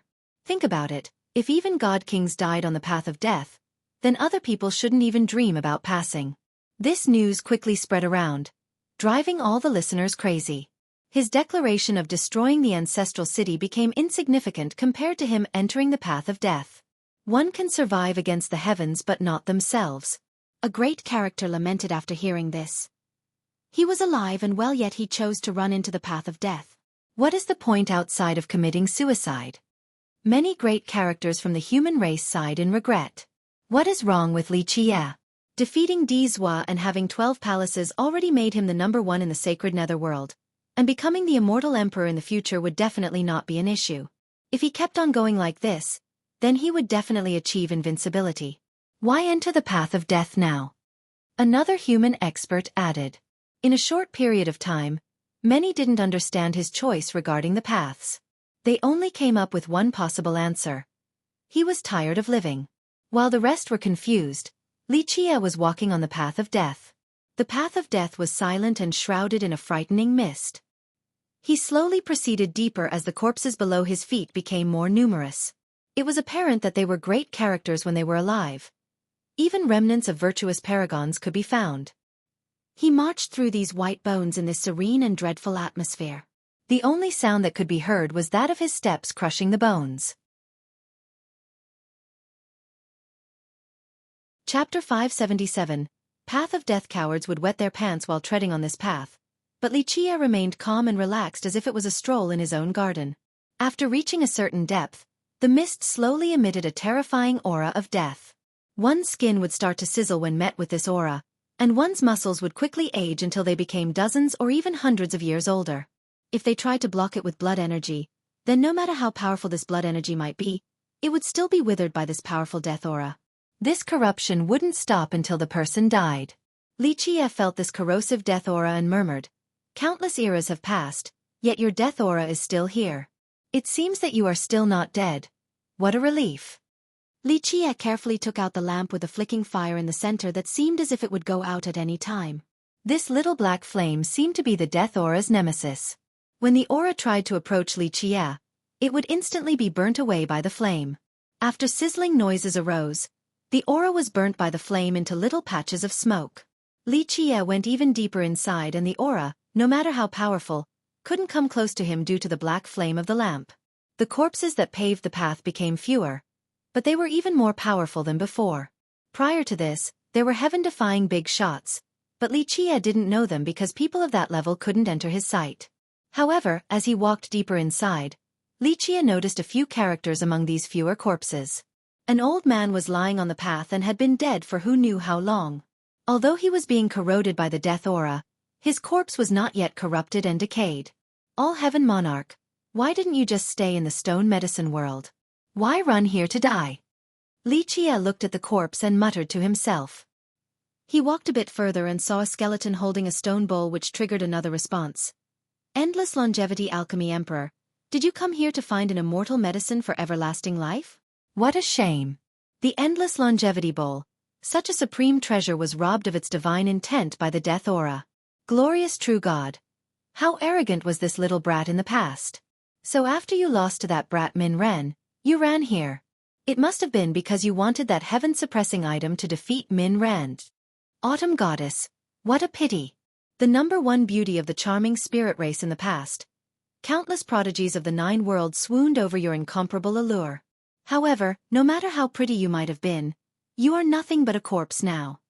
Along the way, Lichia recognized several famous people from the past.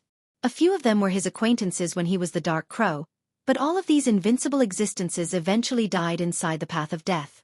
Outsiders' hearts would stop if they heard the names of these characters.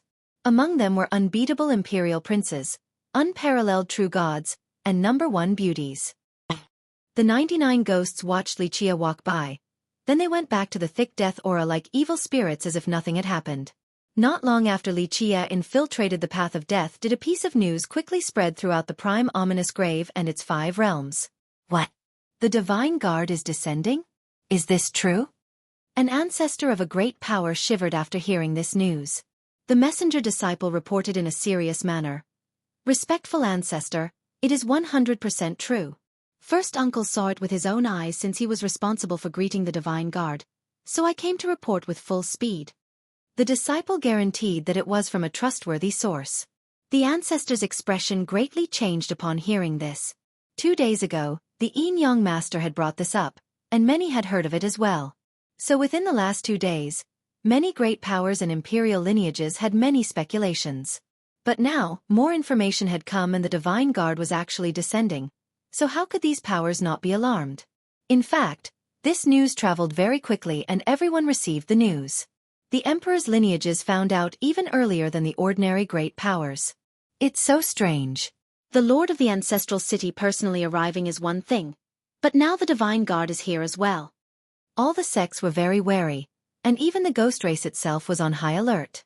An ancestor of an emperor's lineage placed great importance on this matter, so he solemnly asked the messenger, "Which character is descending this time?" The messenger answered with absolute confidence, "Dear ancestor, I heard that it is the captain himself." The ancestor's face became a bit ugly as he said, "The older generation of the Divine Guard. Is it only because of the lost mythical island? Just what is on it?" As the news continued to cause a storm, an expert was quite confused after hearing it. Didn't people say that the portal to the ancestral realm only opened once every 100 years? It has not been that long since the last time someone came down to find a descendant, so how could it be opened once more this quickly? A ghost king who knew more sighed and said, "There are methods, of course, if the ancestral realm truly wants to send people down, but they have to pay a great price. This is absolutely a sky-shattering event for them to send down the captain of the Divine Guard himself. Usually, sending down a regular member of the guard would be enough to resolve all problems since they could just use the prestige of the ancestral realm to command the ghost race. But now the captain is coming down, proving that this matter is of the greatest importance. The ancestral city has never entered the grave before. First it was the Lord himself, now the captain of the Divine Guard is coming as well." A great character emotionally wondered, could there really be an egg of a divine beast on the island? Chapter 578. Headless Man will withdraw from this place immediately. Tell the other disciples in the other realms to quickly leave the grave. No one can stay behind. After exiting, all disciples must return to the sect at once and stay there. A great power felt something bad was going to happen and ordered for all their disciples to retreat. After the arrival of the Divine Guard's captain became known, all the great powers that didn't belong to the ghost race immediately left the grave. This news made people uneasy, especially for those of the other races. The ancestral realm would not carelessly send someone down, so this signaled the coming of a big event. Now, when a captain was personally coming, it had to be a catastrophic event. Of course, after the other races left the grave, there were still some ancestors who lingered behind to wait for the next event. While the outside was chaotic because of the Divine Guard's descent, Xueqi had reached the end of the path of death. Other people wouldn't have a method for penetrating so deep into this place, not even god kings, true gods, or other deities. Even the most powerful would die on this path. As for immortal emperors, they also did not wish to take such a risk because there was a terrifying existence in this place. A taboo existence that even emperors didn't want to provoke since there was no benefit in doing so. If others thought that the aura of death at the end of the path would be more dense, then they would be completely mistaken. There was not the slightest bit of ghastly energy or aura of death at all. This place resembled a courtyard that was now tattered with broken structures. A slight breeze signified the coming of autumn, creating a comfortable and relaxing feeling as if one was in one's own backyard. Inside these ruins was a little pond. It seemed to be man-made but was actually crafted by the natural order of life. The occasional bubbles that emanated from the water's surface proved that there was a flowing source of water. Whether it was man-made or natural was not important since it was just a very ordinary pond, but looking at the existence inside the pond would instill chills into spectators. There was a person walking around in this pond. This person had a tall stature with an ancient and untraceable dressing style. He quietly walked laps around the pond. Each step traveled the exact same distance as if they had been measured to perfection. And the most dreadful part wasn't the person walking around the pond like a robot. It was that this person had no head on his neck. A headless man trod around the pond step by step with extreme precision without stopping. He had been doing this for countless years through the shifting of eras. Anyone would break out in a cold sweat when they saw this mysterious and frightening scene. The cowardly ones would be wetting their pants. Upon further reflection, it made sense since this was the end of the path of death. Not to mention a headless man walking around, it wouldn't be outrageous to see evil devils in this place. Xueqi was neither disturbed nor frightened by the scene ahead inside these ruins. He still had his always calm demeanor. The endless years. Xueqi looked at the headless man and murmured, "Millions of years to wash away the aura of destruction and cure the eternal wound." After looking at the headless man for a bit, he shifted his eyes towards the ordinary pond as if it was a supreme treasure, or as if the most peerless beauty was about to appear from the water. However, there was no bathing beauty or supreme treasure here. It was only a common pond. And yet, it was more precious than anything else in Xueqi's eyes. Even immortal emperor true treasures or supreme immortal scriptures were not comparable to this pond. Xueqi looked at the pond for a long time before whispering, Whether it is that thing or not, I need help this time. If you don't help me, then even if you were the heavens, I would still destroy you. Li Qie walked closer but was repelled by an invincible force when he got close to the pond. It was the headless man who exerted an unbeatable force with an aura that encompassed the entire pond, deterring all trespassers. Li Qie slowly raised the origin sealing spear and said, "My prayer has been answered in the kingdom of heaven. I need to borrow the water in this pond." The headless man suddenly halted his steps and seemingly looked at Li Qie despite not having eyes or a head. After looking for a bit, he began to take equidistant steps around the pond again. Li Qie then stepped inside the pond, but this time, the headless man didn't stop him and allowed for his approach. Li Qie then sat in a meditative pose on top of the water as his chest lit up. He was not hiding anything as he let go of his soaring immoral inner physique. Whoosh! As the inner physique was let go, space suddenly shivered and time flowed faster. XSH! Sizzling sounds appeared.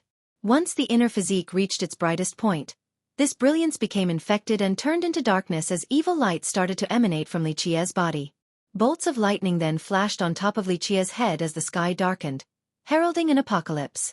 This was the physique tribulation of a minor completion physique. The soaring immortal physique's tribulation should have come earlier, but it had been constantly suppressed by Li Qie. Now, however, he chose to tackle it. Boom! Strings of energy that wished to stop Li Qie appeared as his minor completion inner physique emanated waves of light. Waves of universal laws appeared to crush these strings of deathly energy birthed by the tribulation. However, these strings of energy were not willing to go down so easily as sizzling sounds kept on ringing to battle against the universal laws that came from the inner physique. But this level of energy was not enough to cause trouble for a minor completion immortal physique. Whoosh! In the end, the strings of deathly energy were defeated, and this signaled the second step of the tribulation as a dark figure came out from Li Qie's body. The physique devil had been born. Bang! But the moment this physique devil came out, the hell-suppressing godly physique didn't shy away from crushing it. Nevertheless, the physique devil was unwilling to give up as its evil energy surged repeatedly in order to escape the godly physique's control. Li Qie didn't care for this physique tribulation. To him, surpassing the soaring immortal minor tribulation was not an issue and was only a matter of convenience at this moment. His goal was the 13th palace, the true reason for coming to this pond. Otherwise, he wouldn't have come here. A minor tribulation was nothing to him as it didn't require the help of an external item. Having 13 fate palaces was something that had never been done before in history. Only immortal Emperor Jiao Heng achieved 12 palaces, but no one had ever heard of successfully creating the 13th palace. Because of this, Li Qie's true ambition was in his 13th palace. Since the start of time, countless cultivators had assumed that 12 palaces was the ultimate limit. Even someone with an invincible immortal physique could only stop at 12. The truth was indeed just that. The world had never seen the next palace before. Even the most brilliant genius that was completely peerless in all manners would be derided as a madman if they told anyone that they wanted to open the non-existent 13th palace. But Li Qie knew that such a thing existed. The hard part was the ability to open it, since it was an accomplishment as difficult as becoming an immortal emperor. However, to Li Qie, opening it was even harder than reaching the throne. Since the start of time, there had been around 100 immortal emperors, but none had 13 palaces. Li Qie had trained invincible existences before, and he knew that opening this next palace was one of the biggest challenges in life. Because of this, he came to this place since his strength alone was insufficient because his Nigong meridian had reached its limit. We'll withdraw from this place immediately. Tell the other disciples in the other realms to quickly leave the grave. No one can stay behind. After coming out, all disciples must return to the sect at once and stay there. A great power felt something bad was going to happen to it and ordered for all their disciples to retreat. After the arrival of the Divine Guard's captain became known, all the great powers that didn't belong to the ghost race immediately left the grave.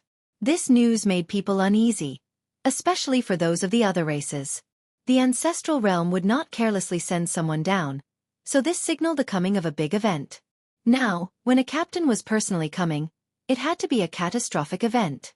Of course, after the other races left the grave, there were still some ancestors who lingered behind to wait for the next event. Chapter 579. Captain of the Divine Guard for Cultivators. The Nigong Meridian could only contain a maximum of 12 palaces. Forcefully opening further palaces would only result in the destruction of the Nigong Meridian, along with the other palaces. At this point, a roar appeared with the emergence of the 12 palaces. One palace opened its doors and a dried trunk that looked like a hand flew out. This was the tree branch he obtained from the Thousand Islands.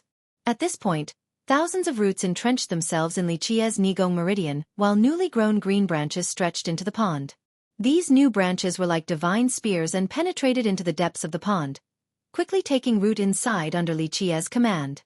These branches swiftly absorbed the water in the pond and led them into Lichia's meridian.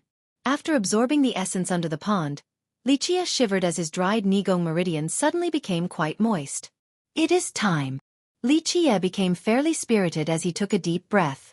His blood energy surged with the opening of the Sea of Blood while his life will powered his longevity blood. All of these things fueled each other, allowing his Tao foundation to suck up even more essence from the bottom of the pond. At the same time, his body continued to emit terrifying sounds since the physique tribulation's deathly energy and physique devil was still rampaging while being suppressed by his hell-suppressing godly physique. The arrival of the Divine Guard's captain was explosive news inside the prime ominous grave. Although the captain entered the grave with a low profile, being part of the ancestral realm's Divine Guard made maintaining a low profile a difficult feat. Amazing images appeared where he trod, such as auspicious clouds and golden springs. The grand Tao hymned in resonance as phoenixes flew quickly behind him. The captain wore a set of divine armor that gave him a majestic and awe-inspiring aura. Auspicious rays surrounded his body while the supreme universal laws shone below his steps. When he moved, the stars would also rotate as the heaven and earth followed him. Such a heaven-defying and powerful existence was worthy of fear and awe. Even legendary masters had to retreat before an existence of his level. Moreover, the captain had the backing of the ancestral realm behind him. This meant that even eternal existences would not carelessly offend him. Some reclusive ancestors of the ancestral city also accompanied this existence. Whether this captain was strong or not was not important. Since he represented the ancestral realm, the ancestors had to follow and protect him. The lord of the ancestral city was an amazing character. He had lived for an entire generation, yet his blood energy was still extremely formidable. The captain of the Divine Guard was not necessarily much stronger than the city lord, but since he came from the ancestral realm and represented their will, even the city lord didn't dare to neglect him. The ghost race was quite alarmed to see the current situation. One ancestral city lord was already scary enough, but now the Divine Guard captain is here too. Who would dare to cause strife in this situation? I think even legendary masters wouldn't dare to act boisterously here. A ghost king shook his head and said, "Boisterously? Only suicidal people would act this way at this key moment." Although the ancestral realm belonged to the ghost race and there was a legend stating that the ghost progenitor was sleeping in this realm, many lineages, especially the ones with emperors, viewed them unfavorably. Other ghost lineages appeared to be very welcoming and respectful to the ancestral realm on the outside, but they were secretly full of caution and had the desire to resist.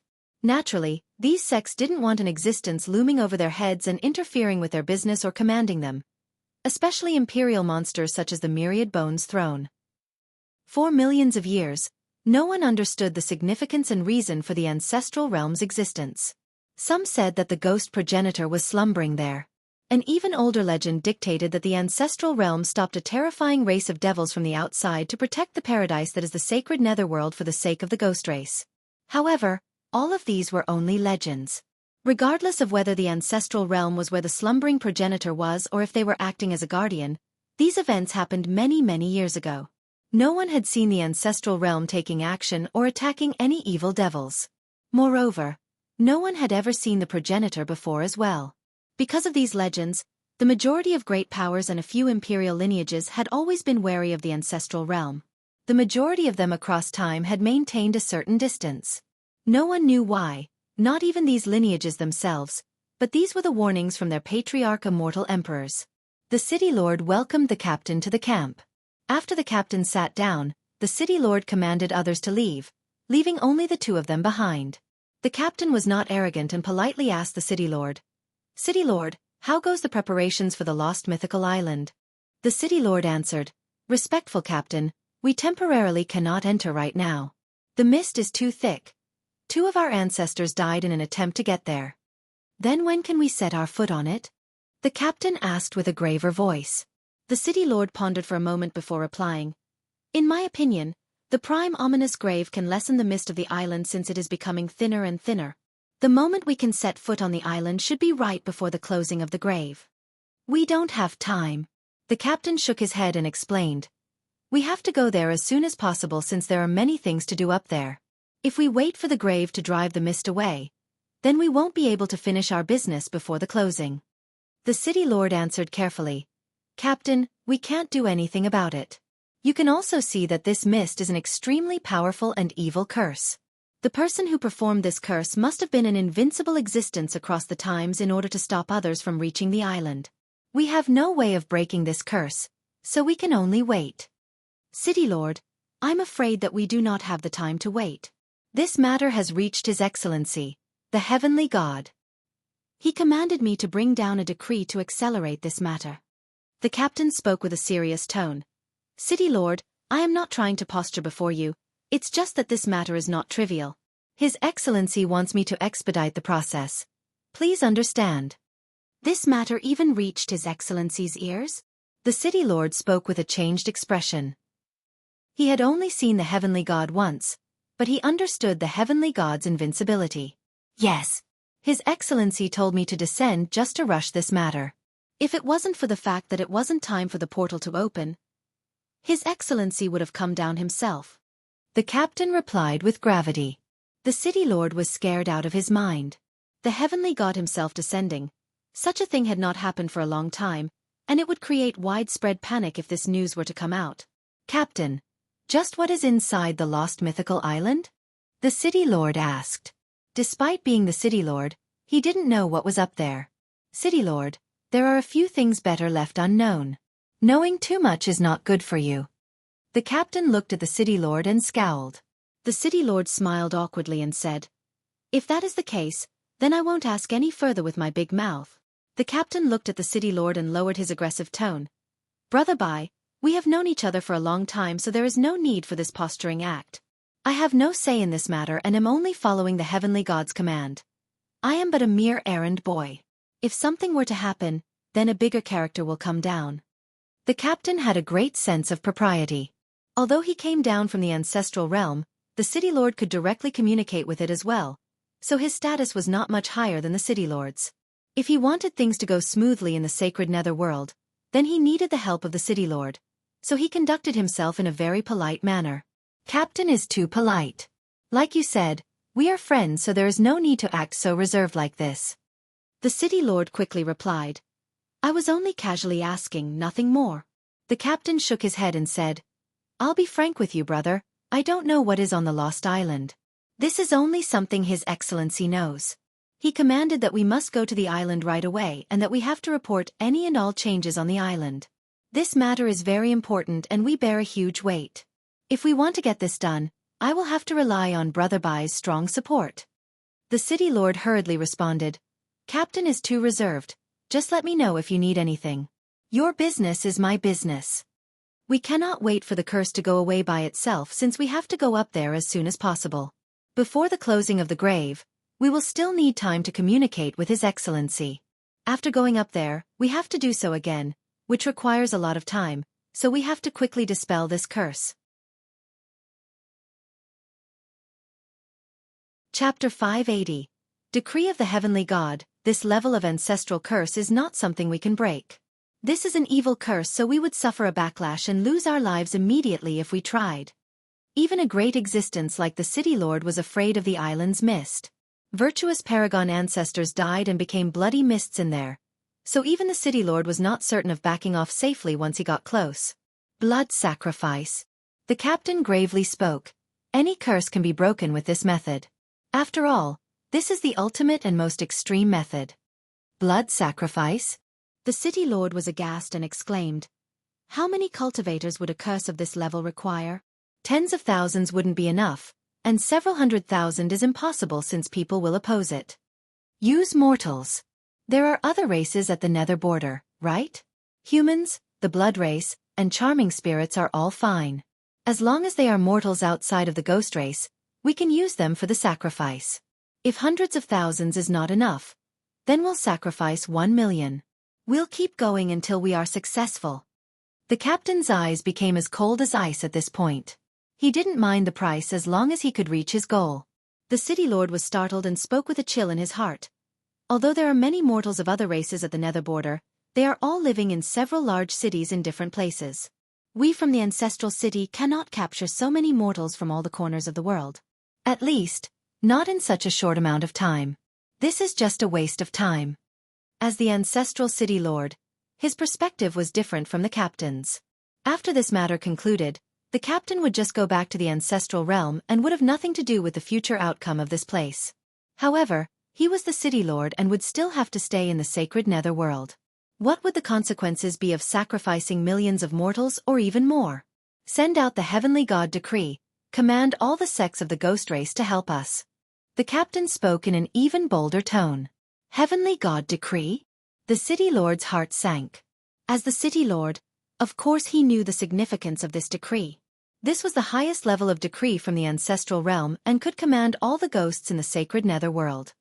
His Excellency was afraid that something unexpected might happen, so he sent me down first with the heavenly god decree and gave me the power to use it when necessary. The captain explained. If you have the decree, then it is very good. There is no need to worry about the other powers not helping us. Please show the decree and I will send people to the sect masters of the great powers right away. The city lord heaved a sigh of relief. To him, the amount of dead mortals was not important. Whether it was 100,000 or 1 million, all were just numbers. However, he didn't want to be the butcher that started this whole operation and bear the sinful name. The responsibility of sacrificing millions of mortals as well as creating feuds with the other races would all be on him afterward. After the captain returns to the ancestral realm in the future, the sacred netherworld would point its sharp tip at him. He didn't want to be the public enemy of all the races. But now, with the heavenly god decree, all the imperial lineages and great powers of the ghost race would be dragged down with him. The entire ghost race would bear this. It wouldn't be just him. In the shortest amount of time possible, the decree was sent to all the great powers.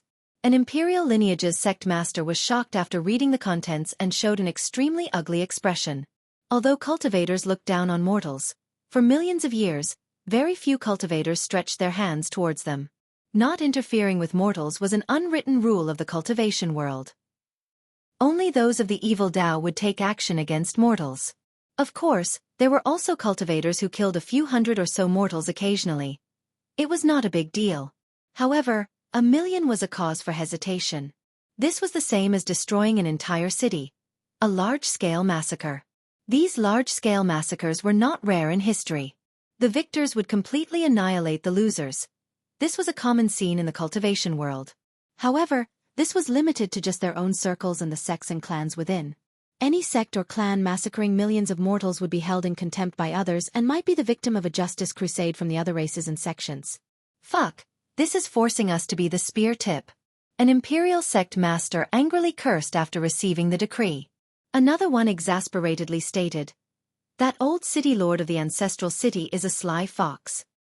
He won't do it himself and wants to drag us down into the mud with him." Many imperial lineages and great powers convened because this situation was too serious. Should we carry out this heavenly god decree? An imperial lineage started the meeting. The decree clearly stated that any sect who collects 1 million would enjoy a supreme technique from the ancestral realm. These techniques that originated at the beginning of the ghost race were very tempting to the great powers, but they were nothing to the imperial lineages. They had emperor's laws and did not lust after the original ghost techniques. These imperial lineages were not moved by the decree at all and didn't want to carry it out compared to the great powers. However, one imperial lineage stated their worries. Who dares to not carry out the heavenly god decree? Do you want a visit from the heavenly god the next time the portal opens? A few great powers were upset but had no choice except to follow the order. The ancestral city is dragging us down with them. On the other hand, some great powers were eager and excited. A sect master from this group exclaimed with vigor, "A supreme origin technique, our sect needs such a technique. Destroying one city for the captain to trade for one. So what if 1 million mortals must die?" A few great powers were very biased, especially against the human race, so they were especially happy and had bloodthirsty eyes the moment they saw the decree. We should already have taught these races a lesson, especially the humans. Let them know that we ghosts are the rulers of the sacred nether world. Another side showed their utmost support in the face of this decree. The order of the heavenly god shall be carried out by the myriad races. This is our glory. They hoped to utilize this rare chance to earn some merit for the ancestral realm. Perhaps in the future, they could even send their disciples up there to strengthen their sects and countries. In an instant, many great powers took action. Even their ancestors personally took on the task. A few imperial lineages disliked the decree but had no choice outside of acquiescing. The decree represented the will of the heavenly god, a decree of the highest level in the ancestral realm. Very few people or sects in the sacred netherworld would dare to oppose such a decree. No one wanted to antagonize the ancestral realm since they didn't want a personal visit from the heavenly god at the next opening of the portal. This was not a favorable event or anything, and perhaps could end in sect destruction. Thus, after accepting the decree, whether willing or not, many sects took action. However, this was not something absolute, and there were those who dared to oppose the decree. When this decree landed on the table of the Myriad Bones Throne sect master, after reading it once, he handed it back right in front of the ancestral city's messenger. He rejected the decree and told the messenger, "We, the Myriad Bones Throne, will not become involved in such a thing. The ancestral city's business has nothing to do with us." Both the ancestral city and the captain of the Divine Guard were at a loss of what to do against the Throne of Bones' refusal to comply. Both the ancestral city and ancestral realm couldn't punish the Throne of Bones, at least, not at the moment. The ancestral city was indeed powerful, but the throne was even stronger. One sect with 3 emperors allowed them to conduct themselves with pride against any lineage or power. The ancestral realm was stronger than the throne, but this was the sacred netherworld and not the ancestral realm. It was beyond their sphere of influence. Even the descent of the heavenly god would not be enough of a threat to the throne. After all, the throne once had 3 emperors, so its hidden power must be unbelievable. Who knew what terrifying existences could be sealed beneath the throne's grounds? The throne's refusal caused many sects who hated the decree to have second thoughts. The Myriad Bones Throne rejected the decree. "Sect master, shall we continue with the order or not?" An elder asked his sect master. "Are you kidding?" The sect master shook his head and said, "Of course the Throne of Bones dares to oppose the heavenly god decree. The ancestral city can't do anything to them, and neither can the Divine Guard's captain. But as for us, it is better to just comply obediently." Another power who refused the decree was the Nether Crossing Swamp. Of course, it didn't outright reject the decree in such an arrogant manner like the Throne of Bones.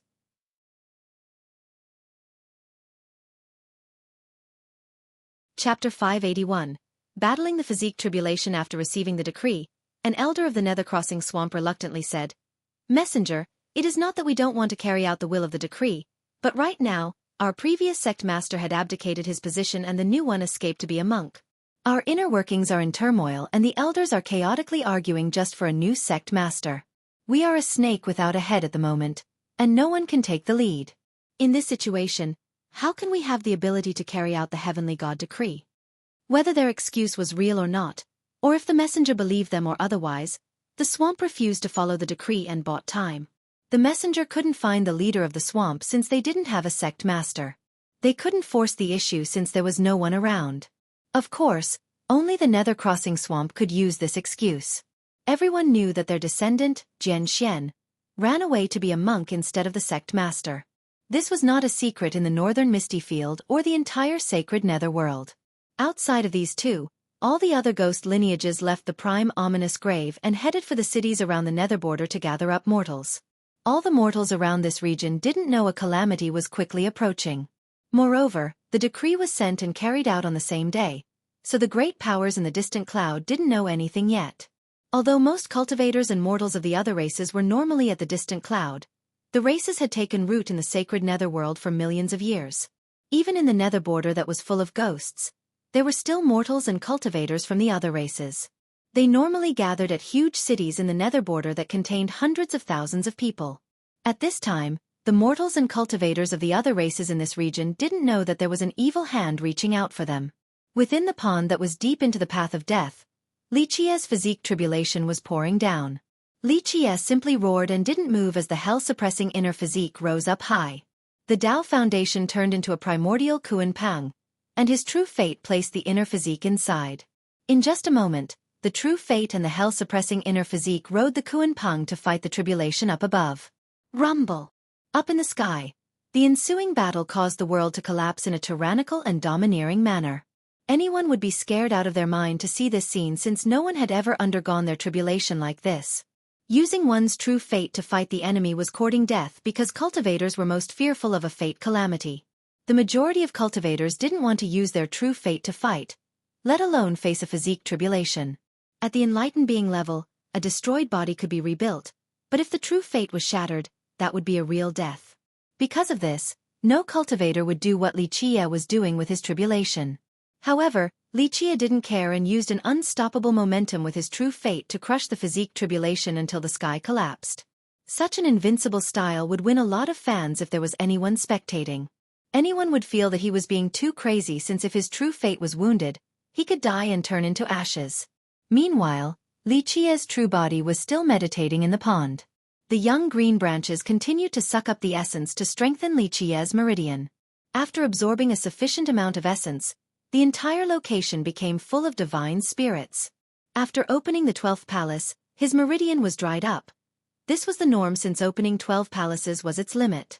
The meridian drying up meant that it couldn't open another palace, lest the cultivator risks shattering the meridian along with all the other palaces. Even the strongest cultivator couldn't handle such a devastating result.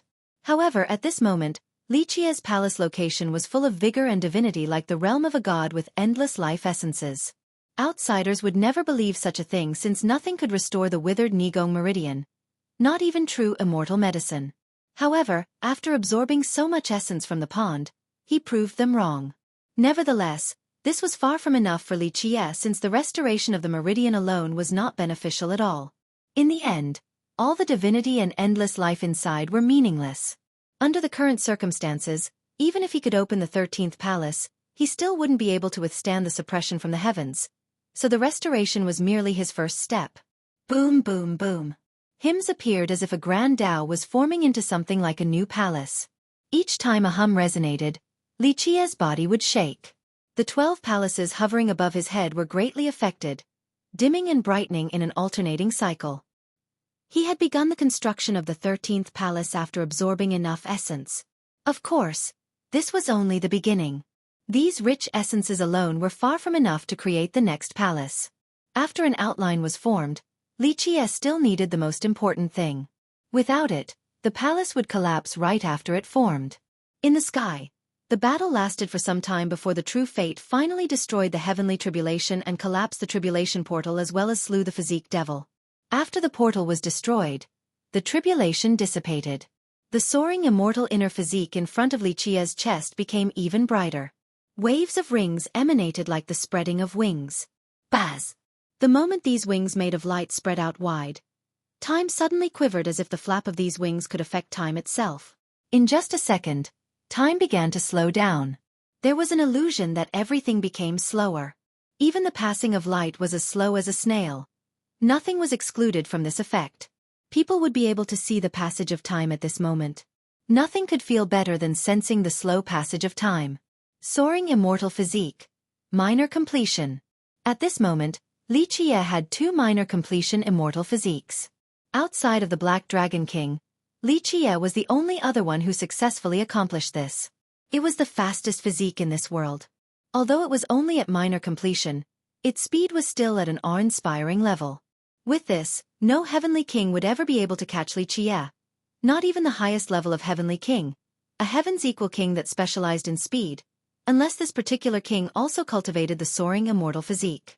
At grand completion, its speed would be at the limit of this world. When exerted to its maximum potential, one could jump outside of the temporal constraint and soar across eternity. Li Qie was only at minor completion and was far from reaching that level. But what kind of power would the combination of 2 minor completion immortal physiques have? Extreme speed and extreme weight. This combination would be the most terrifying weapon in this world. One strike could cause the destruction of the heaven and earth. Other cultivators would be ecstatic at achieving minor completion, but Li Qie was emotionless. He was still sitting in the pond, focusing all of his will into opening the 13th palace. A minor completion soaring immortal physique was not a cause for pride to Li Qie, but opening the next palace was indeed a glorious thing. There were several big cities back in the nether border, sites of congregation for the other races besides the ghosts. Outside of these huge cities, there were also other smaller cities all around. At this minute, all of them were suffering a calamity with screams that pierced the sky only to be answered by ominous black clouds. The apocalypse had come to these mortals and even the cultivators in these cities. They didn't know what was happening before being brought away. Blackstone City was one of the biggest cities in the nether border. It was built on top of a rolling mountain range. This was the place where stone golems gathered in the nether border. This region was ruled by the ghosts and protected by a monster named the Myriad Bones Throne. Outside of the ghosts, other races had a very difficult time opening up new settlements. Thus, Blackstone City was built in the wild and spanned hundreds of thousands of miles. 300,000 mortals and tens of thousands of cultivators could be found within. The majority of the inhabitants were stone golems with some humans and members of the blood race here and there. Today it had also met a calamity. At early sunrise, there was a sudden deafening explosion. Rumble! Its defense was being attacked by someone as explosions kept on detonating. Many pavilions and buildings were collapsing as if there was a gigantic hand lifting the entire city up. In just a moment, shrill screams appeared everywhere. More than 300,000 mortals were suddenly sucked up into the sky along with some weaker cultivators. Chapter 582. The Great Disaster Father. A child screamed as he woke up and shockingly found himself being sucked up into the sky. The child quickly grabbed onto his father, a pale man who instinctively grabbed onto his child. Mom, Grandpa. In just a moment, many children were screaming in horror. The adults and old men were frightened out of their minds as well. Quick, grab onto the pillar. An old man shouted. His heart was stricken with fear and was aghast. There was also a muscular man who grabbed on tightly to his bed stands, but it was all useless. He was still sucked up into the sky. In an instant, more than 300,000 mortals were sucked up as treasure pouches came down to trap all of them. What is going on? The weakest of cultivators were also sucked up from the ground and were deathly pale from fear, just like the mortals. The ghost race. They screamed while their souls were escaping from their bodies after seeing the big shots from the ghost race standing in the air. These big shots all had divine rings around their bodies and great blood energy. They hovered in the air as if they were deities while using treasure pouches to suck in all the mortals and cultivators. Greenvine Ghost Tribe, Sacred Earth Sect, what feud does my Blackstone City have with you? A loud cry appeared. The Blackstone Monarch and several hundred of the strongest disciples of the city flew into the sky with rising fury. This was met by a thunderous roar from above. We have no feud, but we can't disobey the order of the heavenly God. All of you stand aside or you will be sucked in as well. The Blackstone Monarch looked at the victims then angrily cried out, Sacred Earth Sect, you are pushing us too far. If you want to take away my citizens, then ask the spear in my hand first. Very well, as you wish. The thunderous voice replied. A palm descended with the intention to smash apart the entire Blackstone City. Activate! The Blackstone Monarch cried out. His spear aimed for the sky in a very tyrannical manner. Pluff! The palm only slightly trembled against this fierce spear then counterattacked from an unbelievable angle. Boom! The Blackstone Monarch couldn't dodge the palm. With broken bones, he was blown away while spurting out blood. The Blackstone experts quickly came to protect their wounded monarch and propped him up. Master! Protect Blackstone City! The monarch commanded while disregarding his wounds. It's no use! The expert in the sky said with a snort. With a deafening explosion, an invincible lance came down, piercing through all obstacles. The Blackstone Monarch and his disciples heaved a battle cry to meet this divine lance, but they couldn't stop it. Miserable screams emanated and, in just a moment, many Blackstone experts died beneath this lance. The Blackstone Monarch glared furiously and screamed, Die! The heavily wounded monarch wanted to use his strongest attack to slay the existence in the sky. Ding! In the end, the monarch was just not a match. After 3 exchanges, he was nailed to the street by the divine lance. Although the lance pierced his body, the monarch still stood straight and didn't falter even in the face of death. You don't know your own limits. The powerful existence in the sky stared at the pinned monarch emotionlessly and shouted, Take away all the mortals. The divine guard is waiting for a new batch to perform the blood ceremony. The rest of the ghost experts were spirited from the victory and took out more pouches to collect the remaining mortals and cultivators. Continuous wails could be heard from within the city. Countless mortals didn't know why a calamity descended upon them. They tried to grab onto whatever was close, such as pillars or trees. However, it was all useless. How could mortals oppose powerful cultivators? A few cultivators inside the city quickly fled after seeing the unfavorable situation, but they didn't make it far before being stopped. The attackers consisted of 2 great ghost powers with many disciples. Quite a considerable force. Another heroic group let out a loud cry, wanting to unleash all of their skills to save their people, but it was meaningless. A powerful existence stepped in, blowing away this entire group with a swing of his hand. Southern Tang City was another large city in the nether border, one that had been standing for millions of years. There were more than 500,000 inhabitants that mainly consisted of humans. The humans worked together to make Southern Tang a prosperous city. There were more than 40,000 cultivators at this city that did not lack heavenly sovereigns and heavenly kings. Boom! Before many citizens could leave their beds this morning, it was as if the sky collapsed. While being completely lost, countless mortals in the city were sucked up into the sky. A few people were still snoozing only to find themselves being sucked into the sky. They exclaimed in horror. What the hell? Oh mother! They all lost their minds from the current situation. A treasure bowl created a terrifying black hole above the city's sky, and it sucked up the hundreds of thousands of citizens. Father! Mother! Within a short amount of time, children cried helplessly for their parents. Who are? A father cried out and tried to grab onto his son, but he couldn't resist the force from above. The parents screamed out in despair. Although they were inches from each other, they still failed to protect their son. A group of cultivators rushed out and furiously shouted, "Who dares to do this?" They soared up into the sky and took out their treasures to destroy the gigantic treasure bowl in the sky. Humph! However, a snort appeared, coming from a person that was standing behind the bowl. He had a pulsing boil on his forehead, and a ferocious bug flew out from within. Ah!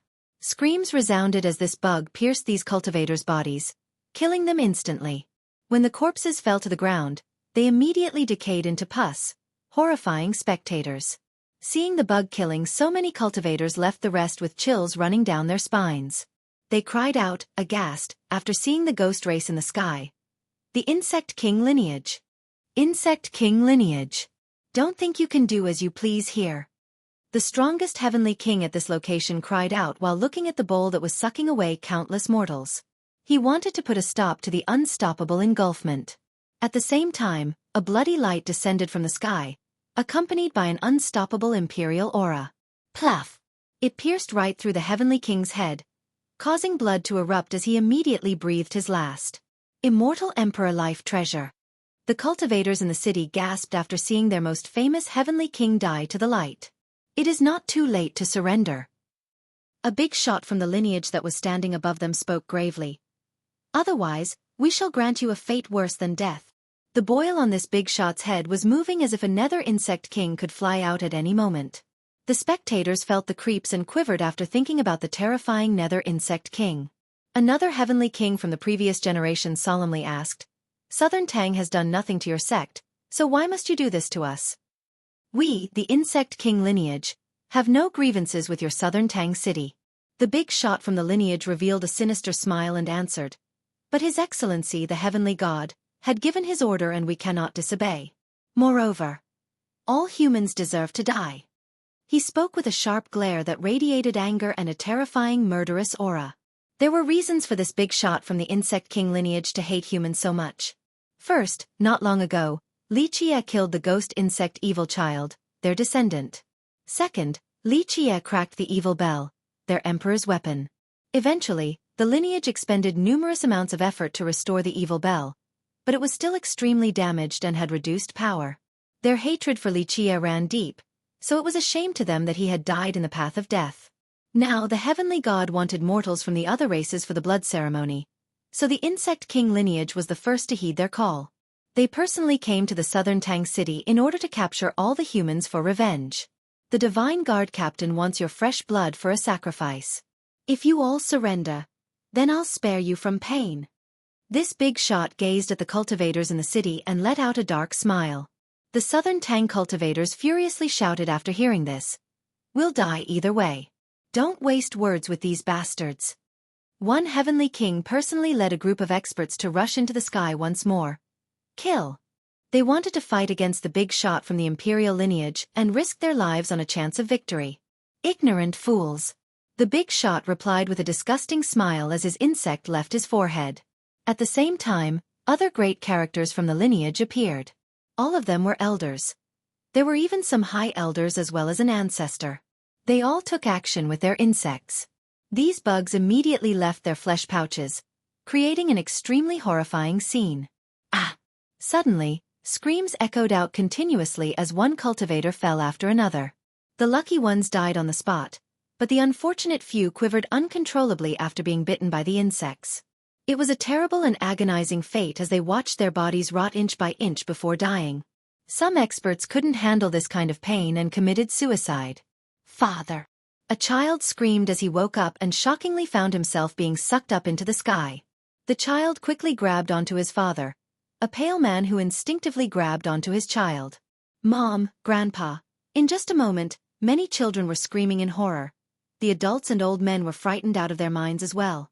"Quick, grab onto the pillar," an old man shouted. His heart was stricken with fear and was aghast. Below was a muscular man who grabbed on tightly to his bedstands, but it was all useless. He was still sucked up into the sky. In an instant, more than 300,000 mortals were sucked up as treasure pouches came down to trap all of them.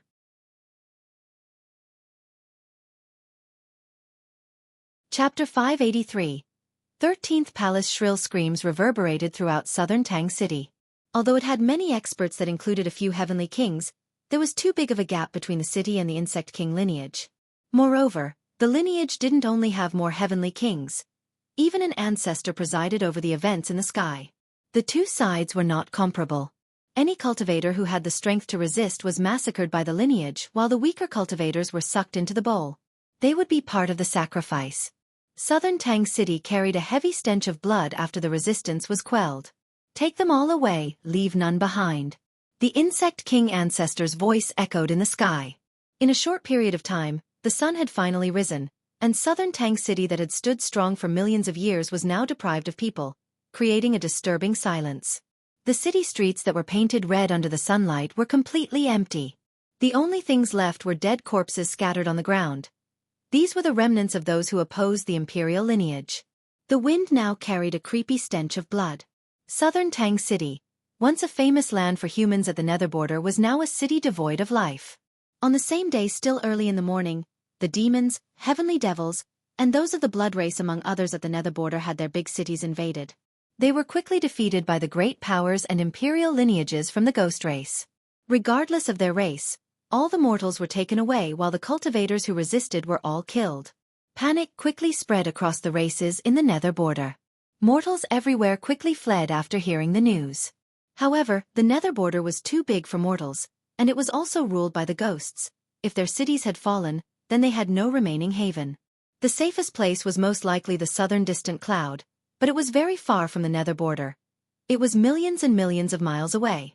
Without a portal from a great power, none of them could reach the distant cloud. Under such a desperate situation, the great powers of the ghost race that weren't participating absolutely wouldn't help the fleeing cultivators from the other races, let alone mortals. Cultivators, at least, could run into the deep mountains and dangerous territories, but where could mortals hide? With the heavenly god decree, the ghost powers quickly left the prime ominous grave to carry out the order. It didn't matter whether they were willing or not. The big shots from the ghost race rushed for the territories with mortals from the other races as secret portals were opened one after another. The great ghost powers swept through 7 capitals and dozens of other big cities and towns to capture 5 to 6 million mortals from the other races. Such a big operation was unprecedented since several big countries were destroyed in the process. This had never happened before. Although the ghosts and the other races didn't get along and had occasional conflicts, mortals were excluded from these struggles. This time, the great powers didn't have a choice. This included a few reclusive ancient clans that held this order with great contempt. They couldn't resist the order of the heavenly god. Not just anyone was as powerful as the myriad bones throne and could ignore the decree. Of course, some powers also volunteered with excitement to carry out this decree.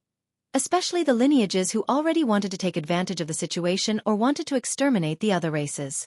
Although resistance could be found everywhere, the nether border was still the world of the ghosts, so the other races had limited forces. Moreover, the ghosts expended all of their strength for this crusade. Even a monstrous existence like the Alira's ancient kingdom listened to the decree. The struggle of the other races' cultivators was completely useless. The battles went on throughout these cities and ended with cultivators killed and mortals captured. Very few managed to escape from the grasp of the ghosts. Deep inside the path of death at the pond, Xueqi was still cultivating. Explosions came after another as a divine light filled his palace meridian.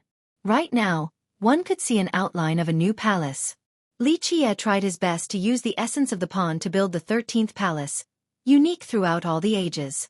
Anyone would lose their mind if they saw this scene. There were 12 palaces hovering above his head while another was being built inside his meridian. This was an impossible matter, but right now, this miracle was occurring due to Xueqi, a miracle across the ages. Boom! The 13th palace finally appeared inside and wanted to leave the meridian. If it could successfully leave without shattering, then Xueqi would be successful. XA. However, right when the palace intended to leave, the sky suddenly struck down with innumerable streaks of lightning. Each bolt was the size of a mountain range. Even the most powerful of existences would be incinerated by such a force. Xueqi, however, didn't even bat an eyelash. He took out the yin-yang refining immortal mirror. Buzz! The mirror poured down an endless immortal light as waves of universal laws protected Xueqi. The yang and yin fishes swam around his body to form an extremely powerful defensive line, protecting him from the lightning tribulation that descended like rain. Bang, bang, bang. Lightning struck down like a waterfall, but the mirror managed to block it all. During all of this, none of the lightning managed to even get close to the headless man walking around the pond. It was as if the headless man was powerful to the point where even the tribulation was afraid of approaching. As the lightning tribulation continued like a raging storm, Xueqi was focusing on the 13th palace.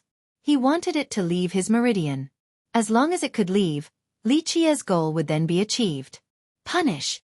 However, right when this last palace was about to fly out, another firmament suddenly appeared in the sky alongside the lightning tribulation. This was a different sky, a different firmament like the home of immortals. Suddenly, the will of this firmament descended, and the yin-yang mirror couldn't stop this will from attacking the 13th palace. Punish! This one word was the will of this firmament and was completely unstoppable. No treasure could stop it, and even someone with the strongest body would turn into ashes. Anyone would be scared to death if they were to see this scene. The will of the heavens descending was something unheard of. Even the most heaven-defying genius wouldn't face such a thing when undergoing their physique tribulation, life reduction, or fate calamity. However, this firmament had now appeared and declared its intent. To be able to alarm the high heavens to the point where it sent down a tribulation like this was comparable to the ascension of an immortal emperor. Without a doubt, opening the 13th palace was something forbidden by the heavens. The heavens decided to punish Xueqi in light of him opening the 13th palace in such a terrifying manner. So what if you are the heavens? I am above the heavens. Xueqi roared in the face of the oncoming wrath. Boom! With a blaring blast, the 12 fate palaces disappeared from above his head and turned into its own firmament. With this new firmament, Xueqi will soar above the 9 heavens. His firmament exuded an endless stream of light after his command. Seal! As the wrath of the heavens was about to descend on his 13th palace, Xueqi used his supreme will to seal this punishment. At this time, his will was no weaker than the will of the heavens. His supreme will intertwined with the boundless momentum of his firmament as if he was the ruler of the heavens and myriad worlds. Boom! An enormous blast resounded as Xueqi's will stopped the wrath of the heavens from above. Anyone who saw this scene would turn crazy. Who in this world would dare to oppose the will of the heavens? Xueqi, at such a young age, didn't only oppose it, he was also trying to seal it. How frightening was this? If the heavens wishes to oppose me, then I shall seal the heavens. At this time, Xueqi's domineering aura filled the atmosphere. He courageously stepped forward in a manner showing that no one, not even the heavens, could stop his determination. The wrath of the heavens was sealed as countless divine lights detonated in the sky as if the firmament was raging. At this moment, a boundless image descended onto the world as another invincible will of the heavens arrived.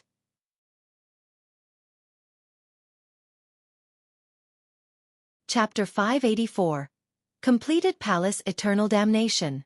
This was the heaven's most horrifying decree. Images of myriad tribulations appeared, such as an immortal monarch suffering his life reduction, the demonic tribulation of a true god, and other terrible disasters from the heavenly Tao. All of these stunning tribulations appeared at once. Some of them had never been heard of or seen before. Any of these alone would be enough to shatter someone. The life reduction was of a magnitude that even an immortal monarch's blood energy would wither, turning him into a dying old man. The demonic tribulation of a true god created a terrifying heart devil that could devour all things and break even the toughest of Tao hearts. Even the strongest true god would not be able to withstand this devil and would suffer a terrible backlash, resulting in insanity. If any cultivators were here, even heavenly kings and virtuous paragons would be scared out of their wits and wet their pants. Even virtuous paragons had never undergone such terrifying tribulations. Any of the above tribulations would require a virtuous paragon to muster all of their strength to survive. But right now, Xueqi was facing eternal damnation, making everything else seem so insignificant. Inside the myriad images were dying true dragons, blood spilling from god kings, an immortal monarch with one foot in the grave, and true gods being driven to insanity. These images would carve themselves into the minds of spectators and wake them up at night for the rest of their lives. Villainous heavens! Even your eternal damnation cannot stop my determination. The firmament above Xueqi's head strengthened its will after his cry. He turned into the ruler of the 9 heavens and used the firmament's power to stop the myriad tribulations. Boom! Boom! Boom! Great detonations came one after another.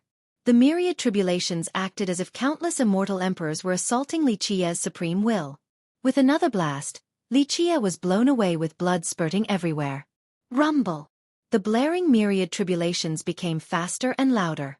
At this time, even Xueqi's firmament couldn't handle it, causing him to be wounded. Crack! At this point, his body was cracked with blood running down. The divine light inside his meridian was flickering as if it could go out at any moment. It wasn't only his body. His meridian and the outline of the palace were unable to withstand the force. If his meridian shattered, then the 13th palace would follow suit. At that point, Xueqi would become mere ashes. He knew that the disaster was imminent, so he took out his secret move, an item. The moment it came out, a radiance filled the sky as endless immortal laws appeared. This was a book, the defining treasure that Xueqi obtained from the grave secret realm. The death scripture is here. Xueqi cried out. Regardless of whether you agree or not, I will borrow this pond to open up a miracle, or else I will seal the pond. Xueqi then pressed down on the scripture as the book spewed out boundless primordial chaos like the opening of a new and indistinct world. The death scripture, one of the 9 grand heavenly scriptures, was comparable to the physique scripture. It had been hidden inside the lake in the grave secret realm. The 9 scriptures had always been a legend, and many cultivators didn't believe in their existence. How could they know that Xueqi not only had the physique scripture, but also the death scripture? Back during his days as the Dark Crow, he had expended numerous efforts because he knew of a secret, that the defining treasure of the grave might be the death scripture. Although it was only a speculation, Xueqi had always been researching it, and he was finally successful in this generation. The defining treasure was indeed the scripture that he had been yearning for. With his hand pressed against the scripture, unparalleled ancient runes appeared, then slowly sank into the pond as if they had their own consciousnesses. Boom! A flash appeared in the primordial chaos as it was torn apart, creating an extremely moving and majestic spectacle. This light that signaled the start of a new world suddenly fell into the 13th palace. It was a brilliant ray from before even the start of time, the first of its kind. This was the beginning of myriad Tao, the source of a new era. Only with this light would the world be able to have its own Tao. It was the foundation for myriad Tao. Boom! This light allowed the 13th palace to fly out from Xueqi's meridian with a deafening blast. In just a moment, the palace had left its cocoon. It was finally successful. The 13th palace at this time jumped into the 9 heavens and achieved a never-changing eternality. It emitted a powerful seal that flew into the sky and left its will as a mark in the heavens. Rumble! With resounding blasts, a mark had been carved on the heavens by the palace. The myriad tribulations then receded like a tide. Inside the prime ominous grave at the earth realm above the heavenly cemetery, the ancestral city had erected 4 gigantic altars right below the lost island, one in each corner. Each of them was protected by the experts from the city along with other ghost cultivators, including those of the ancestor level. This was beyond being forced by the heavenly god decree. Many great powers wished to contribute and earn some merits as well as praise from the ancestral city. Maybe they could receive the supreme origin arts. Because of this, they worked hard and volunteered to carry out the decree. In just one short day, the great powers had returned from their hunts and gathered cultivators and mortals from the other races all over the nether border. The divine guard captain commanded after seeing their return, "Throw all of them into the altars. Once we have enough, we'll commence the blood ceremony." In just a short moment, the prisoners were thrown into the altars that resembled gigantic urns, falling down like human rain. Each of these altars had their own independent space that could accommodate tens of millions. "Grandpa, where are you? Grandpa, Grandpa." Screams for the adults rang across the altars. "Mother, father, do you not need water anymore?" Children cried out for their parents. "Xueqi, Xueqi, are you okay?" Parents were also trying to find their children among the sea of people. They were powerless to stay together with their families amidst this disaster. "Son Shurer, where are you? Are you still alive?" A gray-haired old man cried out painfully for his child. The ocean of people emitted many miserable screams. There were also desperate pleas and prayers mixed together, creating a gloomy and sorrowful atmosphere. Earlier, most great powers from the other races had already left the prime ominous grave, but some ancestors were still hiding behind in the shadows right outside of the heavenly cemetery. Seeing such a scene shook them since they understood what the divine guard captain wanted to do after capturing these millions of mortals. The ancestral city is insane. They actually want to sacrifice the mortals. The pupils of a great character from another race were about to burst open from anger after seeing this scene. Someone else, in their fury, wanted to rush out but was stopped by an ancestor that stood right next to them. The ancestor gravely said, "Are you going just to die? Not to mention that the city lord and the captain alone are enough to kill us old men. There are also a bunch of great powers and their ancestors and even legendary masters from the ghost race. Even if you try, you won't be able to accomplish anything." Despite their rage, they were powerless and could only keep hiding in the dark. All of the ghost masters were here. It was a force capable of sweeping through everything in this world. Even an imperial lineage would have a hard time opposing them. "Open!" A cultivator screamed while within the gourd-like altar. There were some cultivators that were captured along with the mortals. Among them were famous heavenly kings. Alas, they had no chance to show their prowess since there were ancestors here as well. They had to obediently accept their captivity. Boom! A few explosions occurred. Some cultivators used their strongest merit laws to attack the ceremonial prison, but it was useless. This altar was personally created by the divine guard captain to become a powerful prison. Ordinary cultivators couldn't break it. "Use my blood to lead the glory of my ancestors. May the laws of the myriad ages enter my body." A trapped heavenly king used his strongest forbidden law along with his flesh and true fate to empower this art.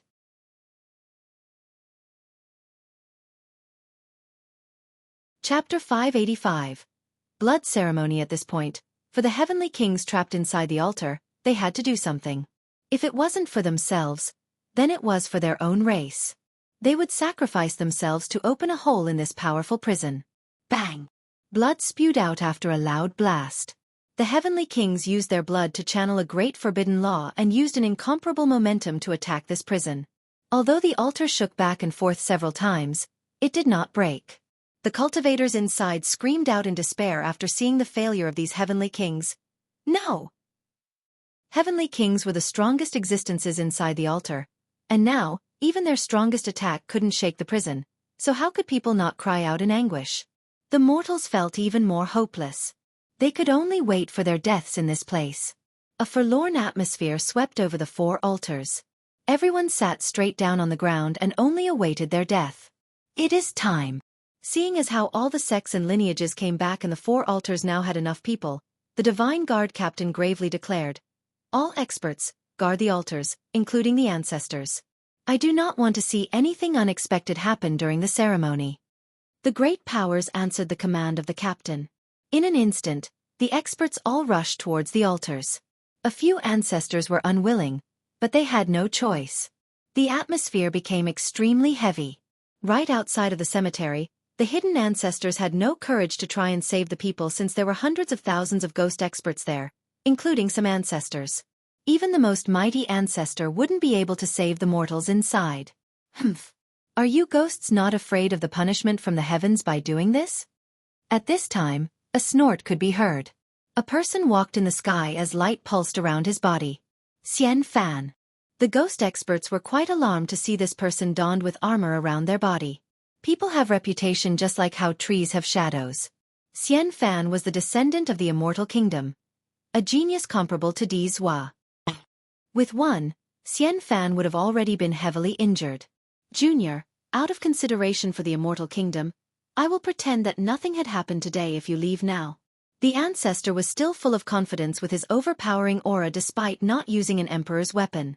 It made sense. Unless it was someone as devilish as Li Qie, other young geniuses couldn't compare to an ancestor. However, Xian Fan boldly declared, "Is that so? I actually want to try fighting a virtuous paragon." No longer retreating, Xian Fan roared as the elemental armor emitted a bright light. Boom! All the lights on the armor shot up high. Different wonderful images appeared around Xian Fan's body, including a divine tree, a heavenly fire burning the sky, a vast ocean, and the opening of a sacred treasury. Die! Xian Fan let out another cry as the tree gave its protection. The heavenly flame burned brighter, and the treasury completely opened. All kinds of heavenly weapons came down. Demon refining bottle, myriad pagoda, 9 dragons cup, immortal rending mirror. All of these divine weapons came out from the treasury as Xian Fan, using an invincible emperor's law, went to kill the ancestor. Such a powerful attack caused the ancestor's expression to sink. He didn't dare to be careless lest something unexpected happens. Open! He let out a cry as well and took out his true fate weapon to stop the onslaught. In just a second, the two exchanged blows with each other. Although Xian Fan didn't have the advantage, he became fiercer as the fight went on. Having the elemental armor was the same as having myriad divine weapons as it continuously unleashed them for Xian Fan's offense. Those of the ghost race that were guarding the altars were angry seeing the young Xian Fan fighting evenly against an ancestor of a great power. Not long ago, Li Qie had already lorded over the ghost race and killed their geniuses and ancestors. And now, heavenly kings couldn't stop Xian Fan either. Plus, this person was strong enough to challenge even virtuous paragons. How heaven-defying was this? Die! While Xian Fan was fighting against the ancestor, a cry interrupted the battle. A shadow rushed out, causing the heavens' will to flow with imperial aura as waves of halos came slashing down. A heavens' will secret law! A person startlingly exclaimed. The ancestor tried to block it with a treasure, but he was too late to shield himself against the halos. Pluff! Blood spurted out as his head flew into the air. A heavenly king immediately recognized the great technique and shouted, "Cyclical river of fate!" A woman was standing among the crowd, radiating an alluring beauty. It was Lan Yunju of the 1,000-carp river. Kill! She didn't say too much before using an amazing speed to rush towards the altar to save those inside. However, how could the guarding ghosts let her achieve her wish? A bunch of ancient saints and heavenly sovereigns instantly mobbed her. In this moment, Lan Yunju cried out as the heavens will shone and carried an imperial aura as it swept through all of them, creating a rain of bloody heads.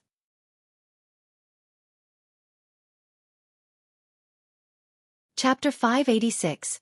1,000 Carps Reversion. This is not the place for your human race to do as you please. Several enraged heavenly kings from imperial lineages took action to stop Lan Yunju. Although her heavens will secret law was powerful, it couldn't break the barricade of several kings. Capture her alive! The ghost race clamored when they saw her being trapped by several kings. We'll sacrifice her as well so that the humans can know of our might. Many ghost experts then came to catch her. Lan Yunju swiftly responded with a scowl. Humph! You're all courting death. A single fresh flower suddenly rose from behind her with blooming petals. Night era flower. Day would turn into night when it blooms. Darkness swiftly encompassed the sky. Pluff! Its petals bloomed completely and created a scene of carnage as the hearts of the cultivators surrounding her all exploded. Their bodies quickly blew up right after as well. Such a terrifying scene scared everyone since even the heavenly kings that surrounded her all had their hearts blown up.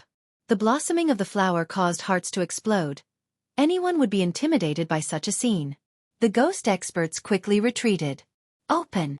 Lan Yunju ignored these experts and channeled her heavens will law, slashing the altar with her halo to save the mortals from the other races. Boom! However, her attack couldn't slash open the altar since it was blocked by another ancestor. This ancestor took an imposing step towards her and snorted, "Thousand Cop River. My titanic crescent sacred ground will annihilate all of you. We'll start with your descendant first." An unstoppable imperial aura came striking down. His first move was to use an immortal emperor true treasure. It was apparent that he didn't want to give her any chance at all. How deep of a feud would it have to be to warrant an imperial ancestor killing a junior instantly with a true treasure? This was all due to Xueqi stealing the Declivity Mountain Bell and using the diamond carp to swallow 3 of their ancestors. It was not only a terrible loss but also a great humiliation. Because of this, another ancestor personally came out, bringing along an emperor's true treasure.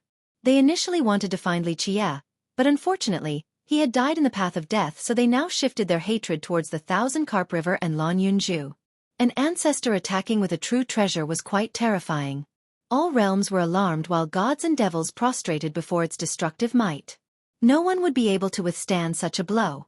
At least, that was the thought on everyone's mind regarding Lan Yunju's fate, since not even a virtuous paragon would be able to escape. Lan Yunju quickly took out an immortal emperor life treasure and cried out, "Samsara cycle. The heavens will move as a river of stars lit up." She was using her secret law to empower this life treasure. Splash! A huge carp jumped out from the surface of this river of time back to the origin. Time suddenly reversed, at least, for Lan Yunju. Her time was being reversed back to the moment when the Titanic Crescent ancestor appeared. Splash! After another splash, Lan Yunju's time began to flow once more. The invincible attack from the Emperor's true treasure only issued a slight noise as it didn't hit her and instead hit the spatial area where time was reversed. Everyone was astonished and filled with disbelief at someone capable of reversing their own time by several seconds. The ancestor's heart thumped as he saw the life treasure in her hand. Thousand Carps Reversion, Cyclical River of Fate. This is the reversing of time from the legends. The Thousand Carps Reversion was a life treasure left behind by immortal Emperor Qianli. Legend spoke of them being able to use his secret law in conjunction with the life treasure to reverse time to a maximum of 3 minutes. This meant that Lan Yunju had an extra 3 minutes of consideration when in precarious positions. As long as the secret law could channel the treasure, then time would go back to any second in the last 3 minutes. Many were jealous at her having this emperor's weapon. There was no medicine for regret in this world, but Lan Yunju was different. She could fix any mistake within a short 3 minutes. Humph. Girl, I want to see how many times you can activate that emperor's weapon. The Titanic Crescent ancestor declared gravely. Boom! A life wheel appeared behind Lan Yunju's head with boundless blood energy. It emitted a sacred light that allowed the blood energy to become inexhaustible. She arrogantly declared, "You can rest assured, my saint wheel will allow me to use it at least 3 more times. I wonder how many more times you can use your true treasure at your old age? I'm afraid your blood energy has already started to wither." She was a person with dual saint talents, so her saint wheel had already predetermined her rich blood energy that was more abundant than anyone else. If others could only use an emperor's weapon once, then she would be able to do so 3 to 4 times at the very least. This was the magical property of a saint wheel. The ancestor's expression greatly changed. Lan Yunju was right, he was indeed old. Even in the face of an ancestor from the sacred ground, Lan Yunju was still fearless as she let out a cry. Die! The Night Era flower bloomed again with a pop. The ancestor, aghast, recalled his true treasure and used an imperial law to protect his body. Despite this protection, the blossoming of the flower carried a transcendent power. Bang bang bang! The imperial laws shook before the flower's onslaught, leaving the ancestor shocked. Luckily, the flower didn't bloom the entire way, or else it would truly be unbeatable. Anyone who came close would die to its blossoming petals. After the attack was over, the ancestor's eyes became sharp. Time to end this. He wanted to unleash another true treasure attack to give her a fatal blow. Nevertheless, Lan Yunju was still rushing forward with a battle cry. She had a bronze tube in her hand. Pluff pluff. 2 temporal rays shot out at an undodgeable speed. Frightened, the ancestor quickly raised his weapon again to protect his body. Boom! The rays slammed into the imperial law, causing the ancestor to take 2 steps back. The reverse time shuttle unleashed rays of temporal attacks non-stop. Anyone who came close would suffer from this chaotic barrage and lose all their life essence while growing older. After being struck multiple times by the shuttle, the true treasure dimmed as the ancestor was forced to retreat continuously. Meanwhile, Lan Yunju didn't halt her offense and kept on firing at him. Once the shuttle shot out all of its temporal rays, the ancestor furiously roared, "I'll end you." He tried to attack one more time with his weapon, but then, it was time for the night era flower to blossom once more.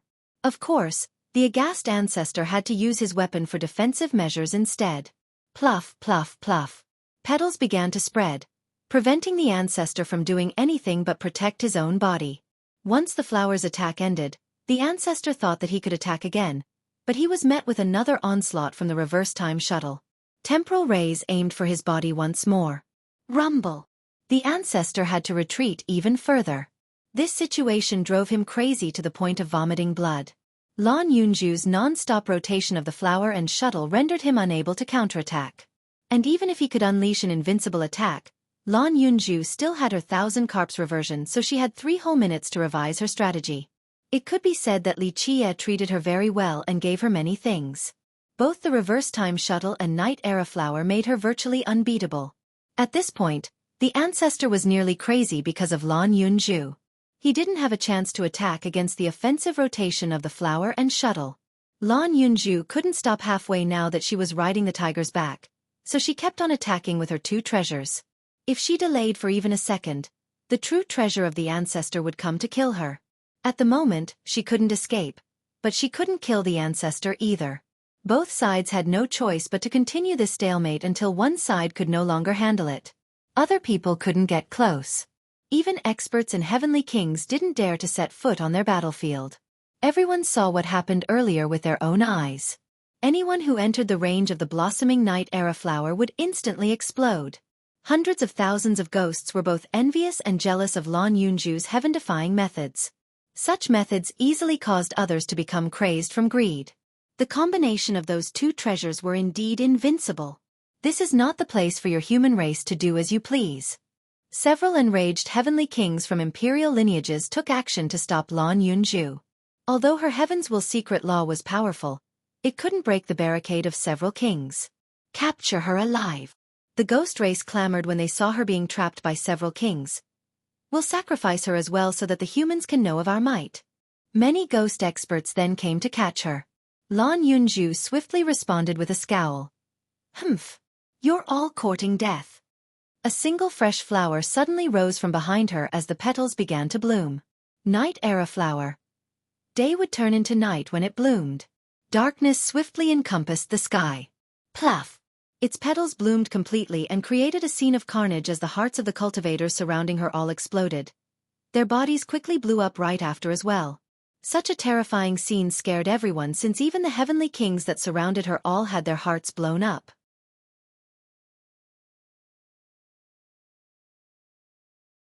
Chapter 587. Monk Daji taking action. Bang.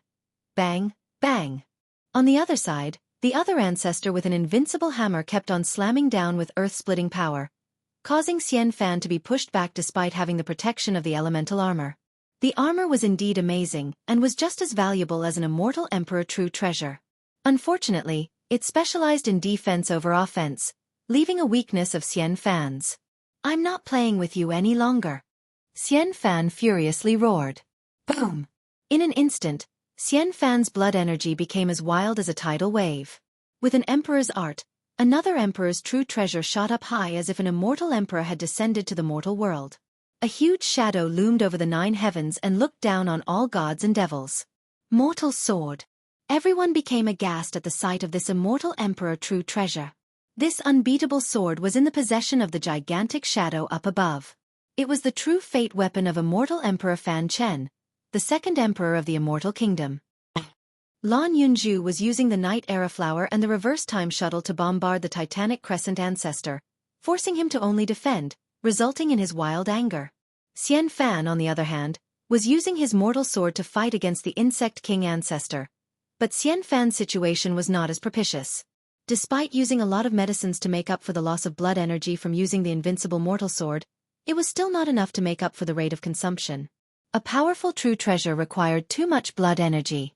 Lastly, Monk Daji was also quite incredible and used an emperor's weapon to fight against a great power's ancestor. But he still didn't garner too much of an advantage. Boom! Finally, due to the lack of blood energy, the mortal sword's attack became weaker, so Xian Fan was forced back by the Insect King ancestor. This ancestor didn't give Xian Fan the chance to fight back and swung down with his own true treasure. Junior, you are finished. This attack caused the gods to quiver. It could easily split a virtuous paragon into halves. The mortal sword couldn't withstand such a mighty blow, but Xian Fan didn't retreat. Xian Fan scowled as the elemental armor emitted a rumbling sound as even more images and immortal lights filled the sky, completely encompassing Xian Fan's body. Bang!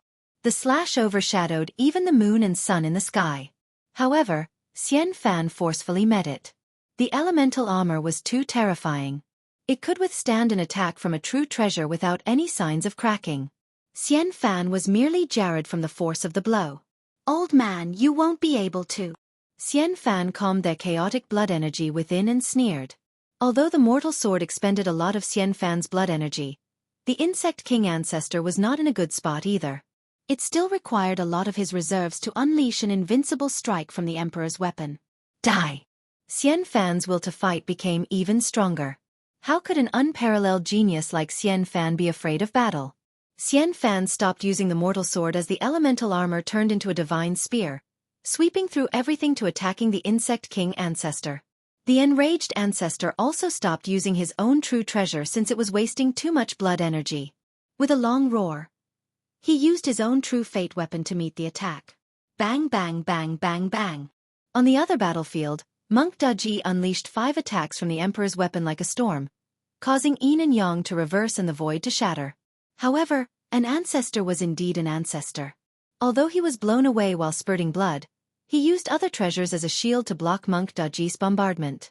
His cultivation far exceeded Monk Daji's, so even though the monk had an emperor's weapon, he couldn't kill this ancestor.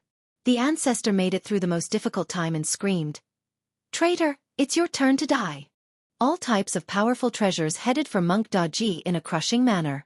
Monk Daji was quite alarmed and relied on his emperor's weapon to pour down endless universal laws to protect his body. Earlier, his bombardment spent too much blood energy, so he had no power to fight back and could only rely on his defense. Boom! Monk Daji was blown away by the ancestor's counterattack. Although the emperor's weapon protected him, he still vomited blood. It seemed that he was a bit weaker than the matchless Xian Fan.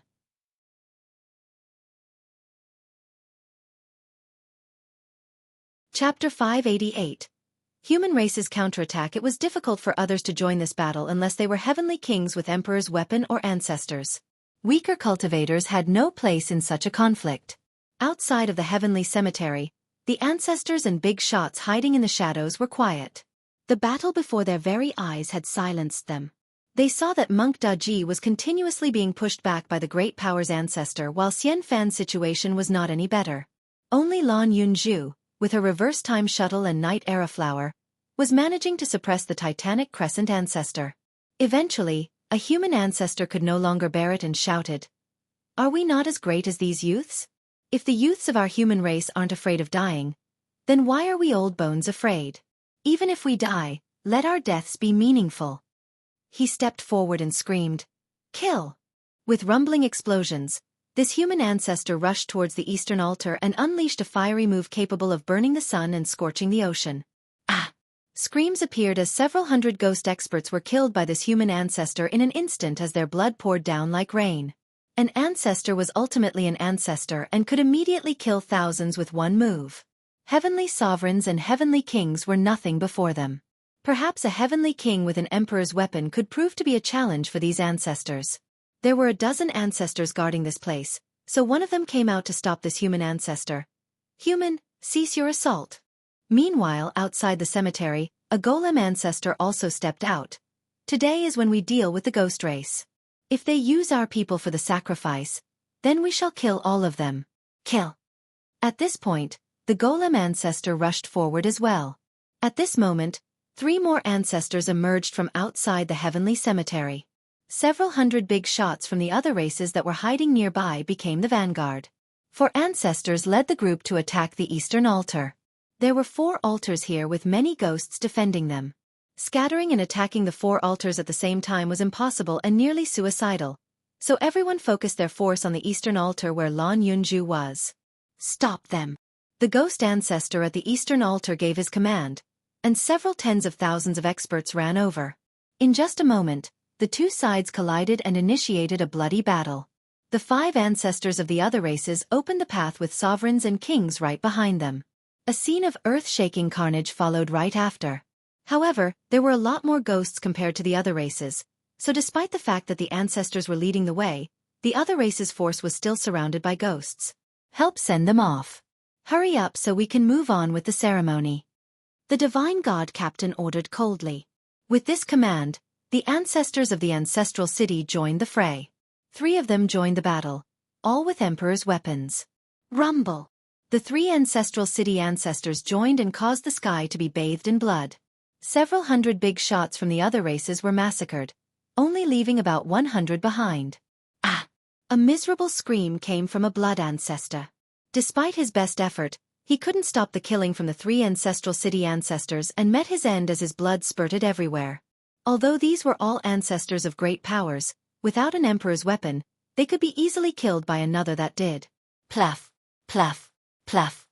At this moment, the reverse time shuttle shot out rays of temporal light, causing the 3 alarmed ancestral city ancestors to block with their emperor's weapons. Die! While Lan Yunju was occupied with saving the ancestors from the other races, the Titanic Crescent ancestor unleashed an invincible attack from his weapon.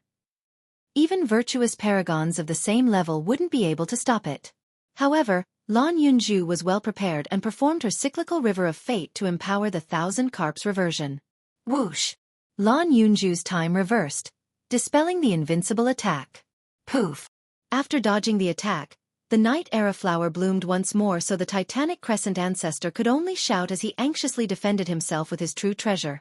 Seeing the disadvantageous situation, Lan Yunju thunderously shouted, "Gather together!"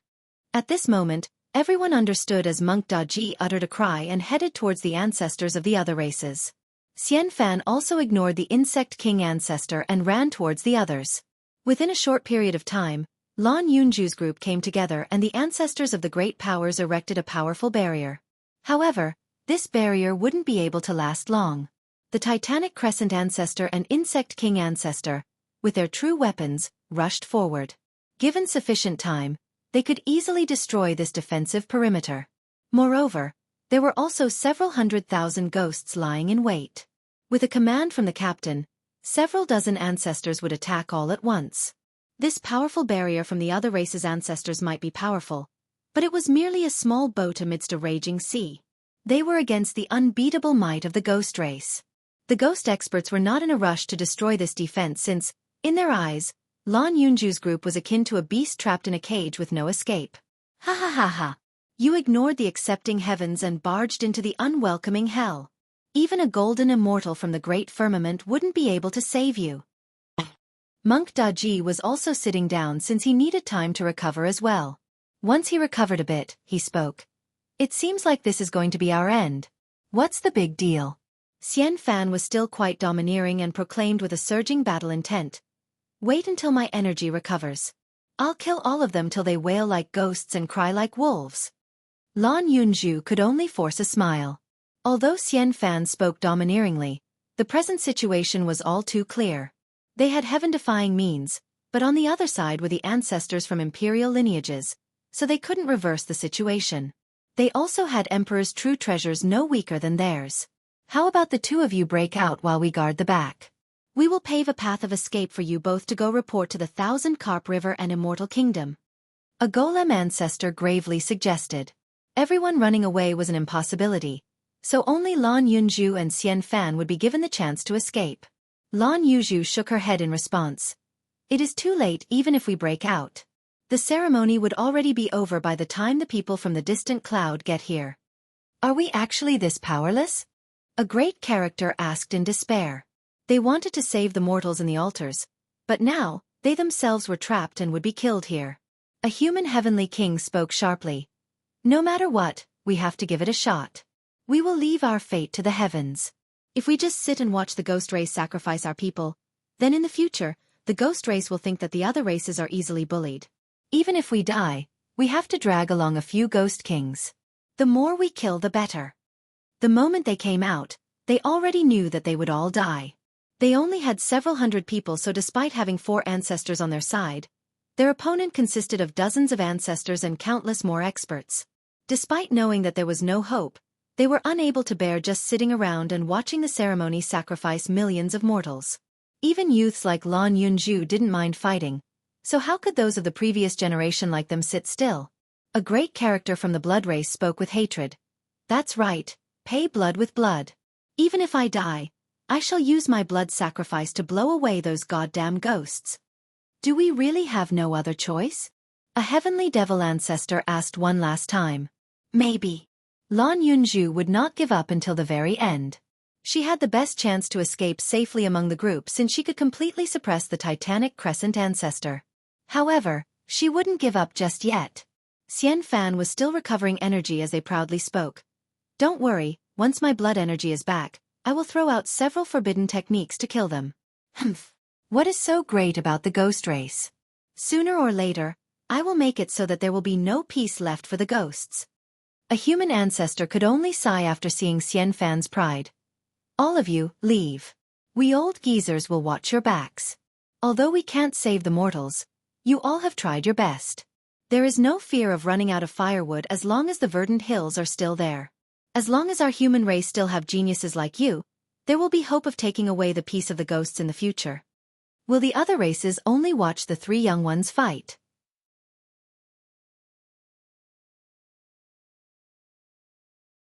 Chapter 589. Heavenly Annihilation. Great Massacre. This human ancestor didn't want to see Lan Yunju and Xian Fan die in this place since they were the hope of the human race. Their fiercest and most heaven-defying genius had entered the path of death, and his fate was unknown. If these 2 brilliant geniuses were also trapped here, then it was over for the humans. One ancestral city ancestor declared with a serious tone. If you all surrender now, the ancestral city will not make it difficult for you. We will let your sects come and pay a ransom for their descendants. Utter rubbish. Your words smell as bad as fart. Monk Duji smiled and said, Surrender? In your dreams. Good, good. If you want to die, then we'll lend you a hand. What can you do with just 100 people? The Titanic Crescent ancestor's eyes narrowed and revealed a sharp murderous intent. Bang, bang, bang. However, right when he finished speaking, corpses flew everywhere along with blood like the blooming of flowers. The spurting blood was especially mysterious and beautiful. Ah! These corpses were sent flying before their screams came out, then all of them shattered. Boom! Boom! Boom! Even more bodies flew to the sky after a series of rapid collisions and flowers of blood appeared again. The speed was so swift that no one could see who the culprit was. The army of 100,000 that was trapping the group of Lan Yunju had been penetrated. In the blink of an eye, both heavenly sovereigns and heavenly kings were blown away. None of them could see the enemy before they were knocked flying. Break! An ancestor from a great power that belonged to the ghost side took action and slammed his palm down to create a seal. Boom! This ancestor's seal was also shattered as he was forced to take 3 steps back. The person rushing past everything was stopped by the ancestor, so his figure became clear. This was a young man with a very ordinary-looking appearance. The great army all took 1 step back in shock after seeing this young man as if they had just seen a ghost. Li Qie. Impossible! Countless people gasped while feeling the creeps after seeing Li Qie before them. The ghost ancestors were startled as well and exclaimed, No way! No one has ever left the path of death alive. Even the human ancestors in the entrapment blinked their eyes to look at the living Li Qie. This is unbelievable. Xian Fan took a deep breath as if they were seeing a ghost and said, Is this guy a person or a ghost? Coming out of the path of death. Is this for real? Xian Fan had always been a person full of confidence and was quite heaven-defying. Xian Fan was not afraid of Dizhua, but challenging the path of death was beyond Xian Fan's scope. Li Qie dared to enter the path of death that no one else dared to, and he even came back out alive. How terrifying! Even the ancestral city lord's heart skipped a beat after seeing Li Qie. On that day he saw with his own eyes. Li Qie entered the path of death and was certain of his demise. The world all knew that the path of death was one of no return. Even god kings couldn't escape this fate, let alone a junior like Li Qie. He didn't expect to see someone who he considered a dead man to come out completely unscathed. How could this be? He took a deep breath while murmuring as his gaze was fixated upon Li Qie. This was the most devilish and terrifying being he had seen in his life. Lan Yunju only smiled to see Li Qie. She knew that there was nothing in this world that could stop him from stepping forward. Like Li Qie said before, even the king of hell would not be able to take his life. Li Qie. The Titanic Crescent ancestor's eyes glared at Li Qie as his hatred burned even stronger with a rolling murderous aura. He brought this true treasure to the heavenly cemetery just for Li Qie. However, by the time he arrived, Li Qie had already entered the path of death. He wanted nothing more than to personally make mincemeat out of Li Qie. And now Li Qie was standing right before him. You ignored the accepting heavens and barged into the unwelcoming hell. Little animal, this date next year will be your funeral's anniversary. At this time, he didn't carry the bearing of an ancestor at all. Li Qie interrupted him and said, "It will be the funeral anniversary of all of you." He then smirked ruthlessly and declared, "I will massacre all of you today." With that, he flipped over his hands, revealing the yin-yang refining immortal mirror as his hands lit up. The ancestral city lord's expression greatly changed as he shouted after seeing the light in Li Qie's hand. "Watch out! He's using the resplendent break." Boom! All the realms quivered as yin and yang stretched across the world. Two supreme true immortals arrived to annihilate myriad worlds. Heavenly annihilation. Everyone shivered before this terrifying attack. The hearts of both sovereigns and kings thumped as they trembled in fear. Some ancestors of the great powers reacted much faster, and immediately fled after hearing the words of the city lord. Heavenly annihilation. No. A heavenly king cried out with unwillingness. The mirror and its heavenly annihilation immediately massacred all the ghosts in its path. This was the ultimate attack of an immortal emperor true treasure. Normally, people called them a heavens will attack while others shortened it to heavenly annihilation. This spectacle was truly horrifying. The three ancestral city ancestors were blown flying into the sky, spilling blood as their emperor's weapons cracked. As for the two true treasures, they felt threatened by this attack, so they unleashed their most powerful imperial aura to protect themselves.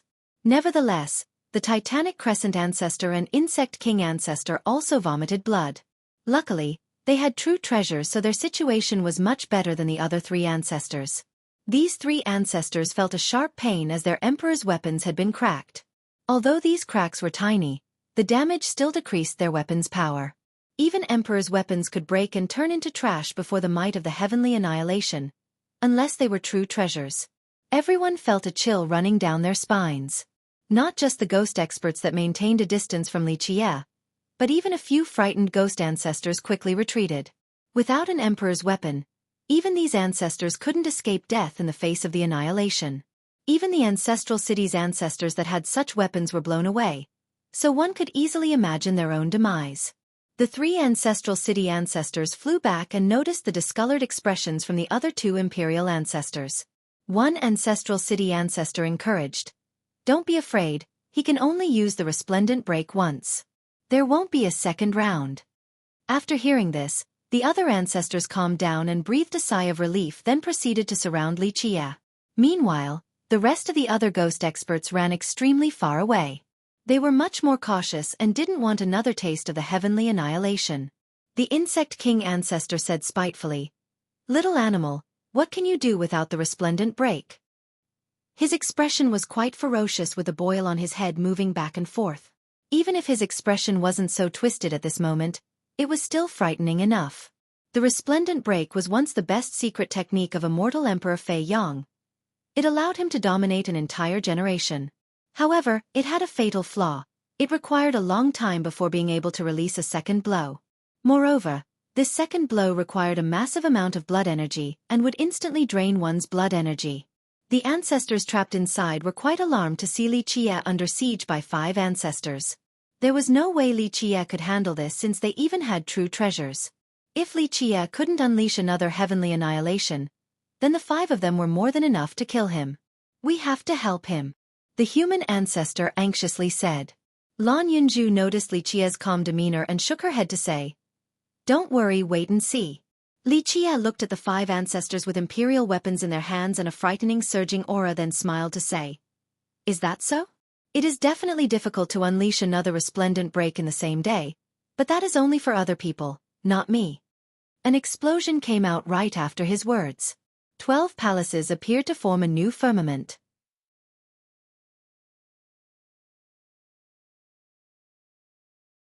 Chapter 590. Another heavenly annihilation, 12 fate palaces. For many people, this was not their first time seeing Li Qi's fate palaces, but it still incited envy and hate each time. The 5 ancestors were also jealous of his fate palaces, so they roared, "Die!" They didn't mind expending all of their blood energy. Such a devilish monster couldn't be left alive. The heavens appearing above Li Qi's head was only the beginning. In an instant, a 13th palace jumped up into the heavens. This was a peerless fate palace throughout all the ages. It would forever be above all else. It was above the heavens and myriad Tao and became one with the primordial essence of the world to create a distant eternity. It was as if it had already existed before the start of time. Boom! Li Qie took out another treasure, the Declivity Mountain Bell. Buzz!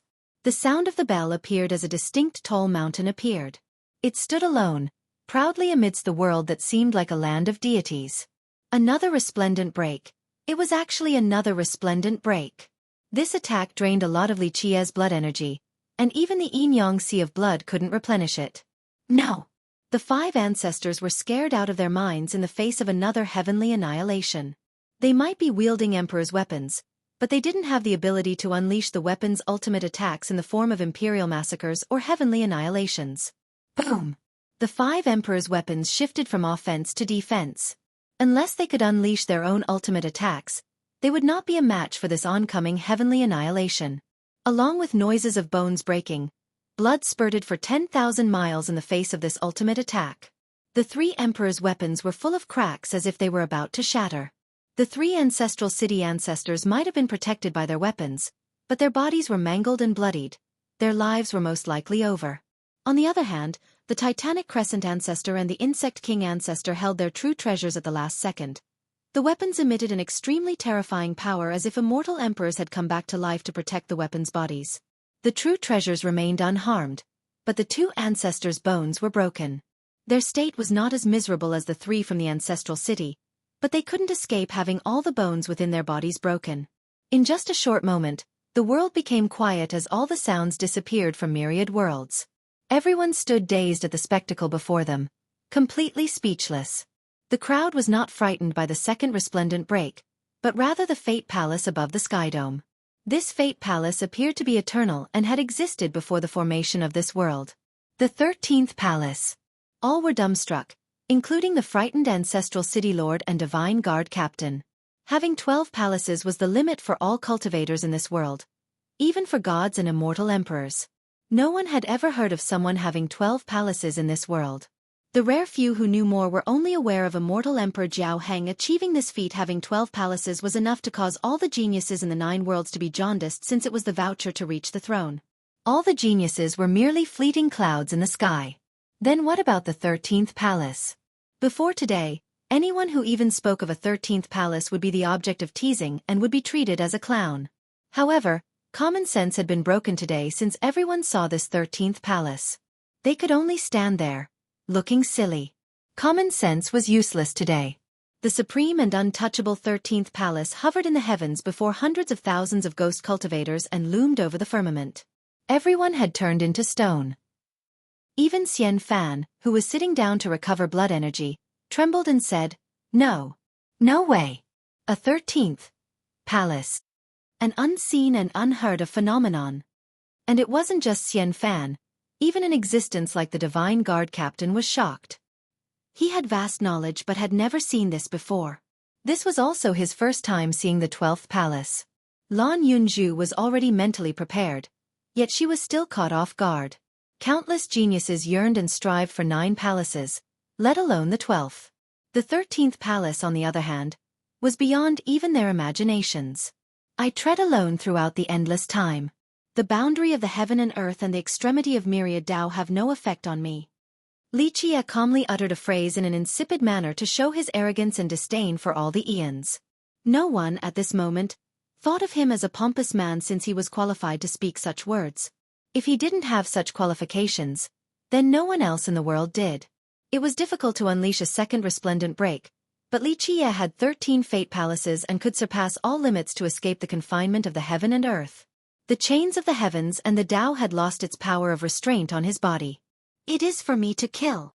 Xueqi smiled and said, "Little girl, let me borrow the mortal sword. I have to rotate between 3 invincible weapons or else they will be damaged." Xian Fan, who was sitting in a meditative pose, was both angry and surprised. The elemental armor shielded her body so others didn't know of her background or sex, but Xueqi had revealed everything with one phrase. True gods, wise sages, and even immortals would be decapitated by this slash. The 5 ancestors on the opposing side were scared out of their minds and shouted, "Run!" They let go of their status and quickly turned their backs to flee. Clank! The heavenly annihilation in the form of a sword encompassed the 3 ancestral city ancestors. Their emperor's weapons were much weaker than an immortal emperor true treasure. The annihilation descended. Clack! The already cracked emperor's weapons couldn't bear the force and little pieces fell from their main bodies. Whoosh! At this key moment, the 3 weapons abandoned the 3 ancestors. Their spirits woke up and no longer protected the 3. They emitted an extremely scorching immortal aura to pierce through the void to escape the heavenly annihilation after paying a huge price. Boom! Nevertheless, the escaping damaged weapons still had parts of their main body rent despite escaping. No! The ancestral city ancestors lost the protection of their emperor's weapons, so one could easily imagine the outcome. They let out unwilling cries of despair. The annihilation turned them into ashes. At this point, Xueqi's blood energy was still blaring as the sea of blood continued to pour out endless power along with the help of the ancestor ginseng. His energy quickly recovered after another resplendent break. Monk Daji's eyes were reddened with lust after seeing this scene. "Oh grandma, there is actually such an extravagant way to use medicine in this world? Directly using an immortal medicine as a supplement, there is no justice." Xian Fan and other big shots from the other races along with the ghost experts were all stunned. Such an exorbitant usage was too heinous. The only one used to this was Lan Yunju since she had seen all of Xueqi's luxurious undertakings before. Directly using an immortal medicine as a supplement was only a small matter. "Today, I will kill until your 2 imperial lineages won't dare to breathe out loud anymore." Xueqi used the mirror to chase after the 2 fleeing ancestors from the Insect King lineage and the Titanic Crescent's sacred ground. Xueqi's soaring immortal physique already had no equal. Now, combined with the mirror's superb speed, it allowed him to quickly catch up.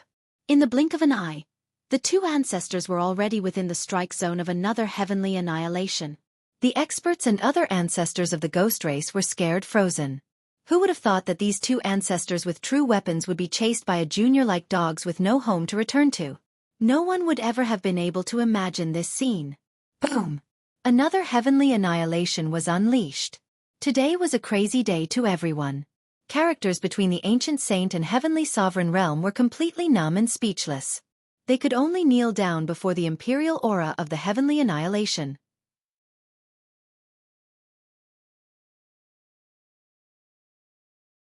Chapter 591. Killing till true treasures have to escape. At this moment, the Titanic Crescent ancestor and Insect King ancestor couldn't run away. They conjured all of their blood energy and used their true treasures to protect their bodies. However, this was not enough. The treasures were awakened by the threat of the heavenly annihilation. Their imperial power erupted as laws turned into boundless immortal chapters to stop the annihilation. Boom! No one dared to get close. Even the void was shattered, resulting in chaotic temporal fluctuations. The stars exploded like fireworks in the sky. The 2 true treasures were blocking the annihilation while the 2 ancestors' bodies were mangled and bloodied. Although the weapons were protecting them, the residual force still heavily injured and ruined their figures. The awakened true treasures released 2 supreme shadows as if 2 emperors were there, causing spectators to prostrate. Xueqi replenished his blood energy then stood in the sky while looking at the 2 awakened treasures before he smilingly said, "I am not afraid even if your imperial souls come out. You are not as strong as your masters. Want to give me a try? I have several weapons at the same level as you 2, and I can unleash all of their heavenly annihilations at the same time. Even if you 2 can unleash your own annihilations, just wait and see which treasure will break first. It has been a while since an immortal emperor true treasure has been destroyed, so breaking one today would be quite pleasing to the eyes." Legend states that true treasures of emperors had intelligence and their own consciousness. After being refined and strengthened by the emperors, these weapons had their own spirit and were called imperial souls. At this point, the thousand hands technique appeared behind Li Qiye. One hand wielded the mortal sword, another the declivity mountain bell, one more with the yin-yang mirror, and a fourth with the heaven-sealing pentagate. He carried a world-destroying momentum as if even a true immortal would not be able to halt his will to annihilate all things. Two invincible shadows flashed from the two true treasures then disappeared. Li Qiye then continued on coldly. If you want to die protecting them, I don't mind, since I do want to see the majestic spectacle of two true treasures being destroyed. Throughout history, who would dare threaten to break a mortal emperor true treasures? Only immortal emperors would do so. Li Qiye's arrogant and haughty attitude caused everyone to shiver. Whoosh! The two supreme shadows completely disappeared as the treasures flew away, leaving behind the Titanic Crescent ancestor and the Insect King ancestor. Although they had awakened, they didn't want to face several heavenly annihilations all at once. Unless their masters came back to life and unleashed their own annihilations, they wouldn't be able to escape unscathed from such an exchange. No! The two ancestors screamed unwillingly after seeing the two treasures abandoning them. Like I said, I will kill until your two imperial lineages know their place. Li Qiye then cried out and unleashed his heavenly annihilations. Ah! After cries of anguish, the annihilations turned the two ancestors into ashes. Everyone was shocked. The experts from the Titanic Crescent sacred ground and the Insect King lineage were quivering with chills. Their true treasures had abandoned them, leading to the ancestors' deaths, destroying any semblance of morale or confidence left. We have to work together. The Divine Guard captain's expression became quite ugly as he commanded the ancestral city lord. Tell all the ancestors to work together.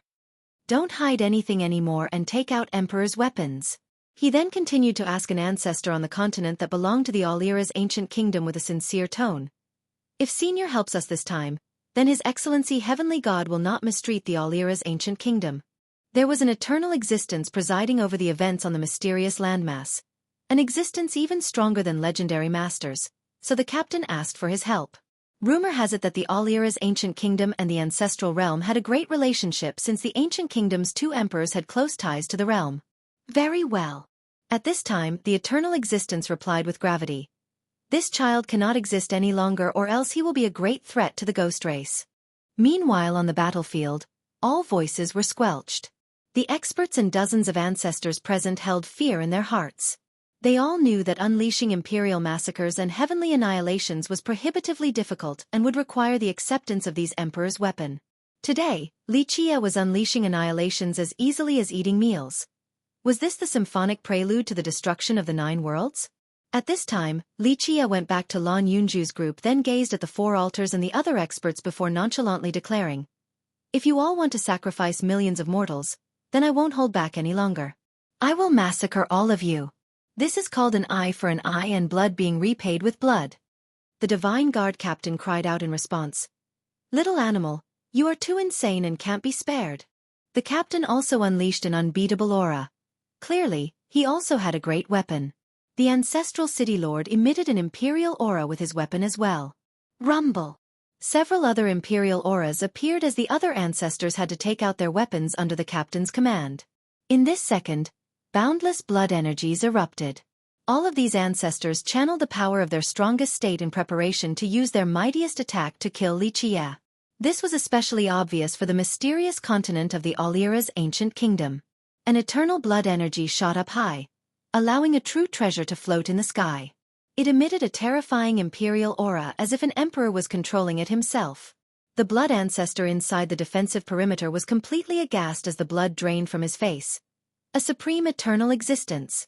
Outside of immortal emperors or other giants throughout time, no one could stop an ancestor of the eternal existence level. A bit interesting. It seems like a bloody battle can't be avoided today. Li Qiye was still relaxed against all of his enemies. Little animal, it is not too late to surrender. The captain, along with all the ancestors, had an oppressive momentum as if they could kill all in their path. They were getting ready for a heaven-shaking blow. Although Li Qiye could unleash heavenly annihilations, the captain's group still held a great advantage, especially with the eternal existence of the Alira's ancient kingdom. Whoosh! However, as the ghost side was preparing for their attack, space suddenly shook and a person appeared from the void. It was a headless man that first appeared in the pond at the end of the path of death. Only Xueqi knew this man. Xueqi narrowed his eyes and became serious when this headless man came out. The captain was startled to see this headless man and shouted, "Who might you be, acting all mysterious here?" He got no response. The captain became furious since he was a high and above existence and wasn't afraid of the headless man's background. "Wait until I catch you," the captain shouted as a gigantic palm swooped forward towards the headless man. Pluff! It was a very faint sound. The captain, who was attacking the headless man, suddenly turned into a bloody mist. This happened so suddenly that no one knew what was going on. The captain was an existence that even ancestors were wary of, someone completely comparable to legendary masters, but now he had been turned into nothingness. No one clearly saw what happened. Everyone was startled and instinctively took a step back. The ancestral city lord and all the ancestors felt a fear as if they had just seen a ghost. "Honored sir, from where do you hail?" The speaker was the eternal existence above the mysterious landmass. This was an existence that had opened the tablet of the deities, an extremely heaven-defying and terrifying existence. The moment the eternal existence finished speaking, the headless man stretched out his hand. Rumble! The All-Era's ancient kingdom's mysterious continent suddenly collapsed and instantly detonated. Die! The eternal existence rushed out and unleashed his true treasure. However, with another wave of his hand, the headless man extinguished the immortal Emperor True Treasure's radiance as if it was a flickering candle. Something even more horrifying came next. The eternal existence was being gripped by the headless man like a powerless chicken. The True Treasure, on the other hand, was defeated and quickly escaped with its light dimmed. All were frozen and scared silly, including Lan Yunju's group. Everyone felt that this development couldn't be reality. At this moment, the Titanic Crescent Ancestor and Insect King Ancestor couldn't run away. They conjured all of their blood energy and used their true treasures to protect their bodies. However, this was not enough. The treasures were awakened by the threat of the heavenly annihilation. Their imperial power erupted as laws turned into boundless immortal chapters to stop the annihilation. Boom! No one dared to get close. Even the void was shattered, resulting in chaotic temporal fluctuations. The stars exploded like fireworks in the sky. The two true treasures were blocking the annihilation while the two ancestors' bodies were mangled and bloodied. Although the weapons were protecting them, the residual force still heavily injured and ruined their figures. The awakened true treasures released two supreme shadows as if two emperors were there, causing spectators to prostrate.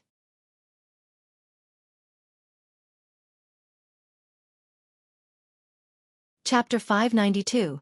Invincible headless man. An eternal existence with a true treasure was virtually unbeatable, yet one was being handled like a chicken by the headless man. The eternal existence's true treasure couldn't harm his captor at all. The stupefied crowd couldn't believe their own eyes. They watched this powerful ancestor face off against the headless man. One ancestor whispered, "Is this an immortal emperor?" Only an immortal emperor had the power to make an eternal existence seem so helpless. However, this headless person didn't look like an immortal emperor at all since he lacked the divine and imperial aura. The stranger part was that he didn't have a head. "Run, we're seeing a ghost." A ghost ancestor shook his body to wake up from his daze. His intuition told him that the worst was yet to come. With that said, he turned around and fled. The hundreds of thousands of ghost experts were stunned. Ghost. They are the ghosts and were known as such by others. Now, to say that the ghost race was meeting a ghost was a ridiculous joke. However, no one dared to laugh at this moment. Run! The other ancestors also calmed down and shouted at their tribe members and disciples. Everyone turned around to flee. However, at this time, the headless man swung his sleeve and caused a raging wind to appear. Countless experts were sucked into his sleeve. The ancestors cried out, "No!" They used their strongest merit laws and even Emperor's weapons to try to escape the engulfing force, but it was all in vain. In a short period of time, countless ghost experts were sucked inside, including the masters from the ancestral city. The ancestral city lord wanted to run, but he couldn't elude the headless man's spread sleeve. He roared and took out his best weapon in an attempt to seal the source of the vacuum, but it was in vain. Ultimately, the lord was sucked up as well despite his unwillingness. "No!" Screams continuously resounded as several hundreds of thousands of ghosts, including heavenly kings and ancestors, all suffered the same fate. This spectacular scene didn't care for any of the struggles and unwilling screams of the victims, as all of them became prisoners to the headless man's sleeve.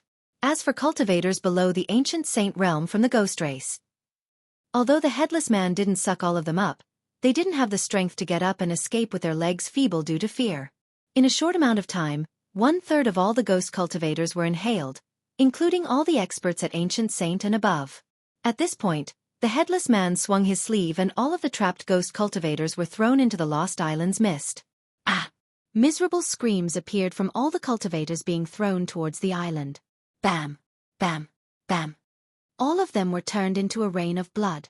This fascinating carnage scared everyone out of their wits. The flowers of blood slowly dissipated along with the mist, revealing the true face of the lost mythical island.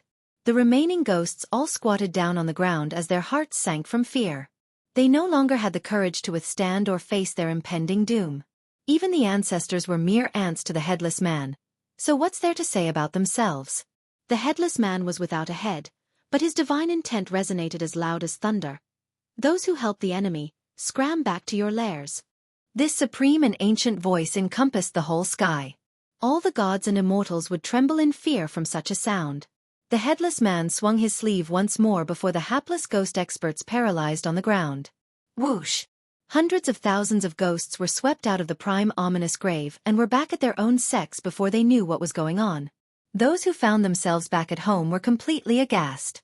Their clansmen and fellow disciples saw them murmuring like insane people. Ghost! A ghost! That was a ghost! They murmured like fools for 3 days straight before finally calming down. Meanwhile, after all the ghosts were swept away, only Xueqi's group and the experts from the other races remained. Members of the other races were shocked and fearful as well. Ancestor-level characters were stricken with shivers and didn't dare to look at the headless man. Only Xueqi was calm from beginning to end. He knew exactly what would happen the moment the headless man appeared. The headless man seemed to be looking over at the lost island despite not having a pair of eyes. After a while, he shifted his gaze over towards Xueqi for a bit without saying anything before disappearing. Pop, pop, pop, pop. Right when he disappeared, the 4 prison altars all disappeared.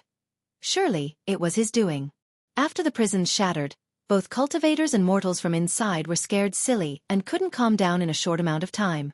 The experts from the other races began to regain their composure a bit after the headless man disappeared. They shivered at the thought of what had transpired just now. It was beyond their imagination and something they would never forget. After a while, Xianfan stood up and took a deep breath before asking, "How come the headless man helped us earlier?" She didn't say anyone's name, but it was clear that she was asking Xueqi with her stare. "Helped us." Xueqi smiled and shook his head to say, "He was helping the ghost race, not us." Helping the ghost race? The surviving experts from the other races were skeptical. The golem ancestor exclaimed, "He blood sacrificed more than 100,000 ghost experts. I would have done it if he didn't." Xueqi said nonchalantly, "I wouldn't only use their blood as an offering to the mist, I would also kill all of them." Humph. The ghost race wants to stretch their claws towards mortals? I don't mind going to all the lineages for a massacre. This sounded arrogant, and uninformed people would think that Xueqi was blustering. Opposing the entire ghost race was quite suicidal.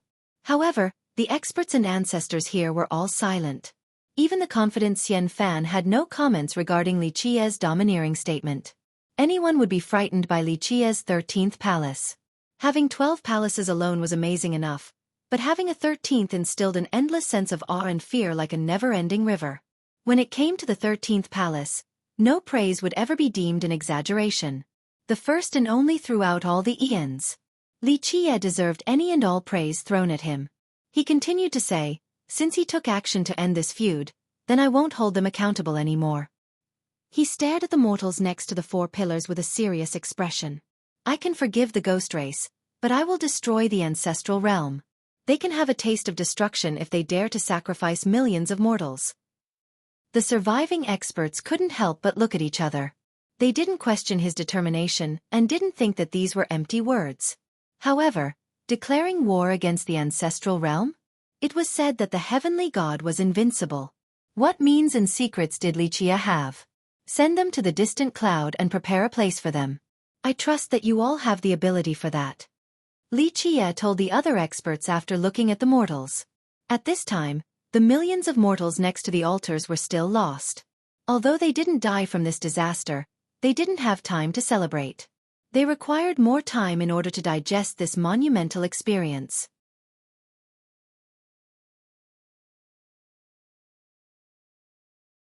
Chapter 593. Horror-struck a human ancestor respectfully said, "Don't worry, young noble. We will definitely escort them to the distant cloud." The golem ancestor also chimed in. "Leave this to us, young noble. We will do our best to take them to the distant cloud." All the other ancestors also voiced their opinions with respect towards Li Qie, while heavenly kings treated him with veneration. They all felt that the immortal emperor of this generation must be Li Qie. Who else would be qualified if not Li Qie with his 13 palaces? Tian Luanhui and Chen Yang were nothing. Therefore, before the future emperor, even ancestor-level characters like them accepted bowing down and working for him. They were not qualified to posture before Li Qie. This was their chance to show their loyalty before he becomes the immortal emperor, since they might not have the chance to work under him after his ascension. Because of this, a single request of aid from Li Qie would immediately be carried out, for they were certain of his future position. Li Qie then commanded, "Then I am at ease. I have other things to attend to. You all can take them away." The ancestors and several hundred experts of the other races took the millions of mortals on the 4 altars away. Their responsibility was to let these mortals find a new home back at the southern distant cloud. There was no longer a place for these mortals in the eastern nether border, so only the distant cloud was safe. It was the world of humans and demons. With imperial lineages like the Immortal Kingdom and Thousand Carp River presiding there, the ghost race wouldn't dare to make a move. After they left, Xian Fan couldn't help but ask while looking at Li Qie, "Hey, how did you create a 13th palace?" At this point, Lan Yunzhu and Monk Daji both looked at Li Qie's 13th palace as well. If it wasn't right in front of them, they would never believe that such a miracle was true. "Well, revealing this is no problem at all." Li Qie responded with a smile. "If you keep on digging in your palace meridian, a 13th will come out." "Never mind. It doesn't matter if you don't want to say it. What's the big deal anyway?" Xian Fan snappily retorted and didn't pry any further. She was only slightly curious, and it made sense that Li Qie didn't want to tell the truth. If there was a secret technique to open the 13th palace in this world, then it would be more valuable than Emperor's laws, Heaven's will laws, immortal physique laws. It would basically be more valuable than anything else in this world. This was the most priceless treasure and nothing else could compare to it. Li Qie withdrew his palaces and patted the ancestor Ginseng on his shoulder, saying, "Okay, you can return now." The ancestor Ginseng appeared to be fatigued. Even an immortal medicine like itself spent a lot of ginseng juice in order for Li Qie to unleash so many heavenly annihilations. "I suffered a lot, so can I sleep while hugging the lamp for 3 days?" It spoke, aiming to use this chance to garner some benefits. "Yes." Li Qie generously agreed. After hearing his response, the ancestor Ginseng happily jumped into his fate palace and disappeared while Monk Daji was staring at it with lustful eyes. The monk placed his palms together and said, "Ba, Benefactor Li, no, Brother Li, no, Young Master Li, earlier, this little monk expended a lot of blood energy and even wasted some longevity blood. Will Master spare me a ginseng root to replenish my vitality?" Li Qie looked at him with one eye and said, "In your dreams. I wouldn't even use such a good item for myself, let alone give it to you. Spare me the daydreaming." However, Monk Daji's face was thicker than even a temple block as he placed his arm around Li Qie's shoulder and spoke. "Ha ha ha, Master Li, what are we but good friends? Hee hee." The monk wanted an immortal medicine like the ancestor Ginseng and expressed his intent without any semblance of self-control. "I don't have any." Li Qie flatly declined the monk so he could only swallow his saliva. Li Qie looked at the lost island in the sky, and the others followed suit. Before this, the island appeared to be very vast, but after the mist dissipated, it was only the size of an ordinary island. It appeared to be made from a black metal that emitted a murderous aura. Others became disappointed after seeing its true appearance since it didn't look like a divine island at all. "We'll be boarding it now." Li Qie looked at it for a bit before telling Lan Yunzhu. "Ha ha ha, we'll come as well," Monk Daji said with his thickest face to Xian Fan. He wasn't actually speaking to Xian Fan and instead indirectly telling this to Li Qie. Although Li Qie didn't say no, he glanced at the monk and smiled. Hold on to your fantasies, there are no treasures there. Hee hee, if there are no treasures, then I'll just go up there and broaden my horizons. Monk Daji responded.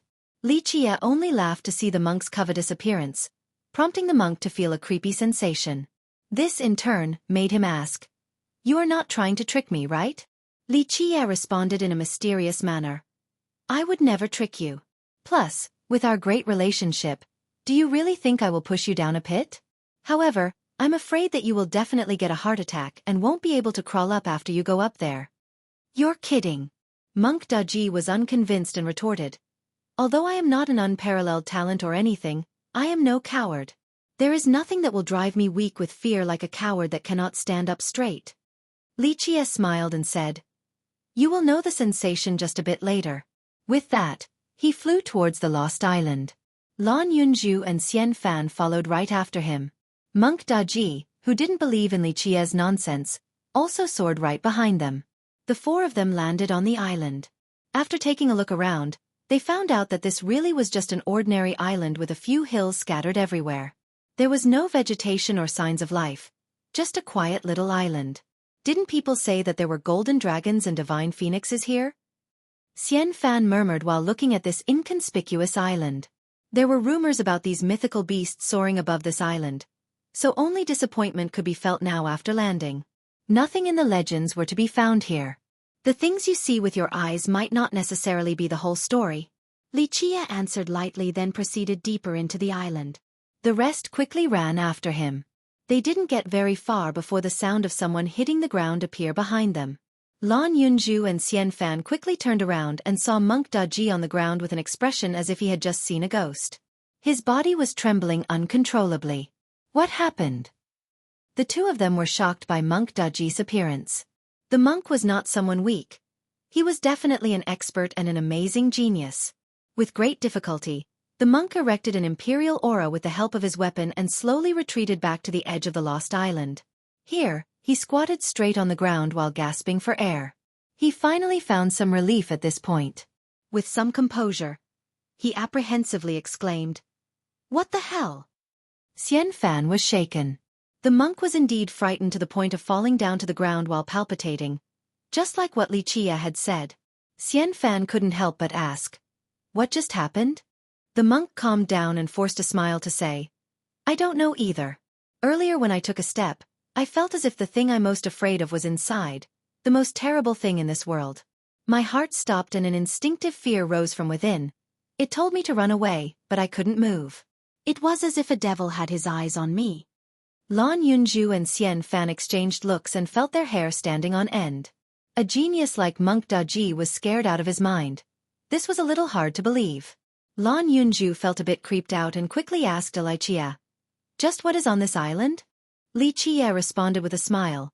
One of the most terrifying things in this world, especially to those of the ghost race since nothing could be more fearsome to them. It is the nemesis of their entire race, and it just happens that you are from the ghost race. Fuck it. I'm not staying here any longer.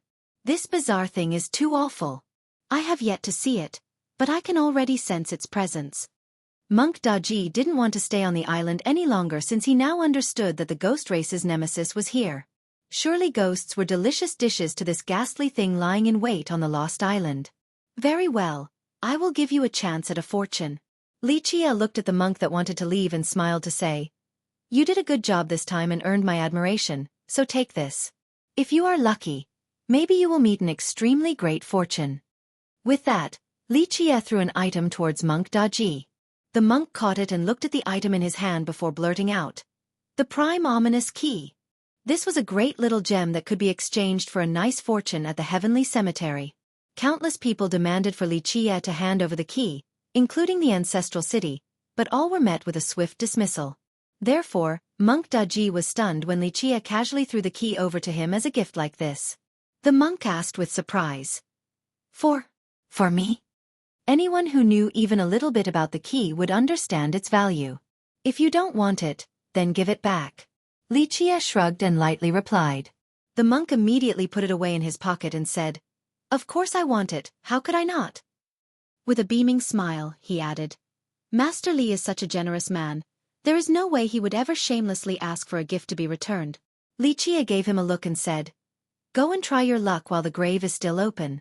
Once it closes, the key will disappear even if you hide it in the most secretive of places." "Ha ha ha, definitely, for sure." Monk Duji's eyes lit up and said, "Hee hee, this monk spent his whole life enlightening people, so my character and karma aren't up for debate. Haha, I will for sure meet a great fortune." Li Qie was too lazy to care for the monk and proceeded deeper into the island with Lan Yunju and Xian Fan right behind him. The monk shouted at Li Qie's back, "Brother Li, thank you." He then excitedly jumped down from the island, eager to test his luck.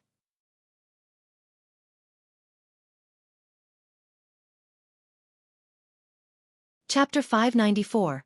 The prison on the Divine Island. As Lan Yunju and Xian Fan followed Li Qie deeper into the island, they found that this place was not very large. There was nothing here outside of a few hills here and there. Lan Yunju was a very sensitive person and could feel even the slightest bit of change. Due to this, as they infiltrated deeper into the island, she felt an indescribable sensation. Lan Yunju said, "This island is really strange." Xian Fan had great talents and a heaven-defying cultivation, but her awareness was not as keen as Lan Yunju's. She curiously asked, "What do you think is weird about it?" Lan Yunju answered, "It is like a prison. It is as if the entire island is just a place to seal something." Li Qie looked back while walking in front and nodded his head. She is right. There are no golden dragons or divine phoenixes here. This is a prison, one that will be able to withstand the test of time. "Is it really a prison?" Xian Fan was shocked and asked for confirmation. The rumors outside had always stated that there were supreme treasures on the island. Some people swore that there were divine eggs on the island that had scenes of beasts flying around. However, Li Qie said that this was only a prison. Xian Fan wouldn't believe this from someone else, but she had no doubt when Li Qie was the one to say it. Lan Yunju emotionally asked after Li Qie confirmed her intuition, "What character is imprisoned here?" Li Qie's eyes narrowed when this matter was brought up. He replied, "An existence that no one has seen before the ages. An existence that has no legends." Lan Yunju inquired further, "Didn't you say that there was an extremely terrifying weapon on this lost island?" She recalled Li Qie say this once. Li Qie answered with a smile, "It is an evil fiend to other people, the most harrowing of them all, especially to the ghost race. But to me, it is a weapon capable of destroying all things." Lan Yunju took a deep breath. From her understanding of Li Qie, she could faintly guess what he wanted to do. At this point, Xian Fan interjected, "If this place is a prison for an invincible character, after millions and millions of years, perhaps this existence is already dead." Li Qie smiled and said, "That would be true for others. However, for this being, that would be difficult even if it wished to die. If it could be killed so easily, people would have killed it already instead of imprisoning it here." Lan Yunju and Xian Fan looked at each other. What kind of terrifying existence could manage to live on after being imprisoned for so long? It didn't take long for the three to reach the center of this small island. The central area was surrounded by 4 mountains, the 4 largest land masses on the island. Here was an empty plain without anything special, and it seemed to be paved with ordinary boulders. These might be small compared to mountains in other places, but the pitch-black mountains were very suffocating and oppressive. Anyone who stood here would feel that the 4 mountains could suppress gods and devils. "Where is the prison?" Xian Fan looked around. There was nothing here, let alone a prison that entrapped a terrifying existence. At this time, Li Qie found a hidden spot amidst the plain. He observed for a bit before telling the other 2. "Ladies, prepare yourselves. Don't let yourselves get weak knees in a short moment." With a serious expression, Lan Yunju took a deep breath. The moment she arrived here, she felt an unease as if the most frightening fiend was hiding underground. Xian Fan, on the other hand, glared at Li Qie and said, "If you're ready, then just go for it. We are not children." She wasn't being overly confident or anything since, with her cultivation, talents and knowledge, very few things could scare her. Li Qie chuckled, then quickly put on a serious expression to take out something. This was a temple the size of a palm. It didn't look special at all. Lan Yunju and Xian Fan didn't know that this little temple was initially very large. This was the ancient temple that Lu Baiqiu and Li Qie found beneath the ocean. At that time, Li Qie used this little temple to locate the lost mythical island. Now, Li Qie placed this little temple into the hidden spot. It was a perfect fit. A clanking sound could be heard the moment the temple was placed inside. The plane emitted waves of light as complex runes wove together. Clank, the paved stones on the ground began to move, and suddenly, a gigantic monster crawled out from the earth. Space fluctuated with this being's appearance. Out came a destructive aura like the coming of an unbeatable fiend.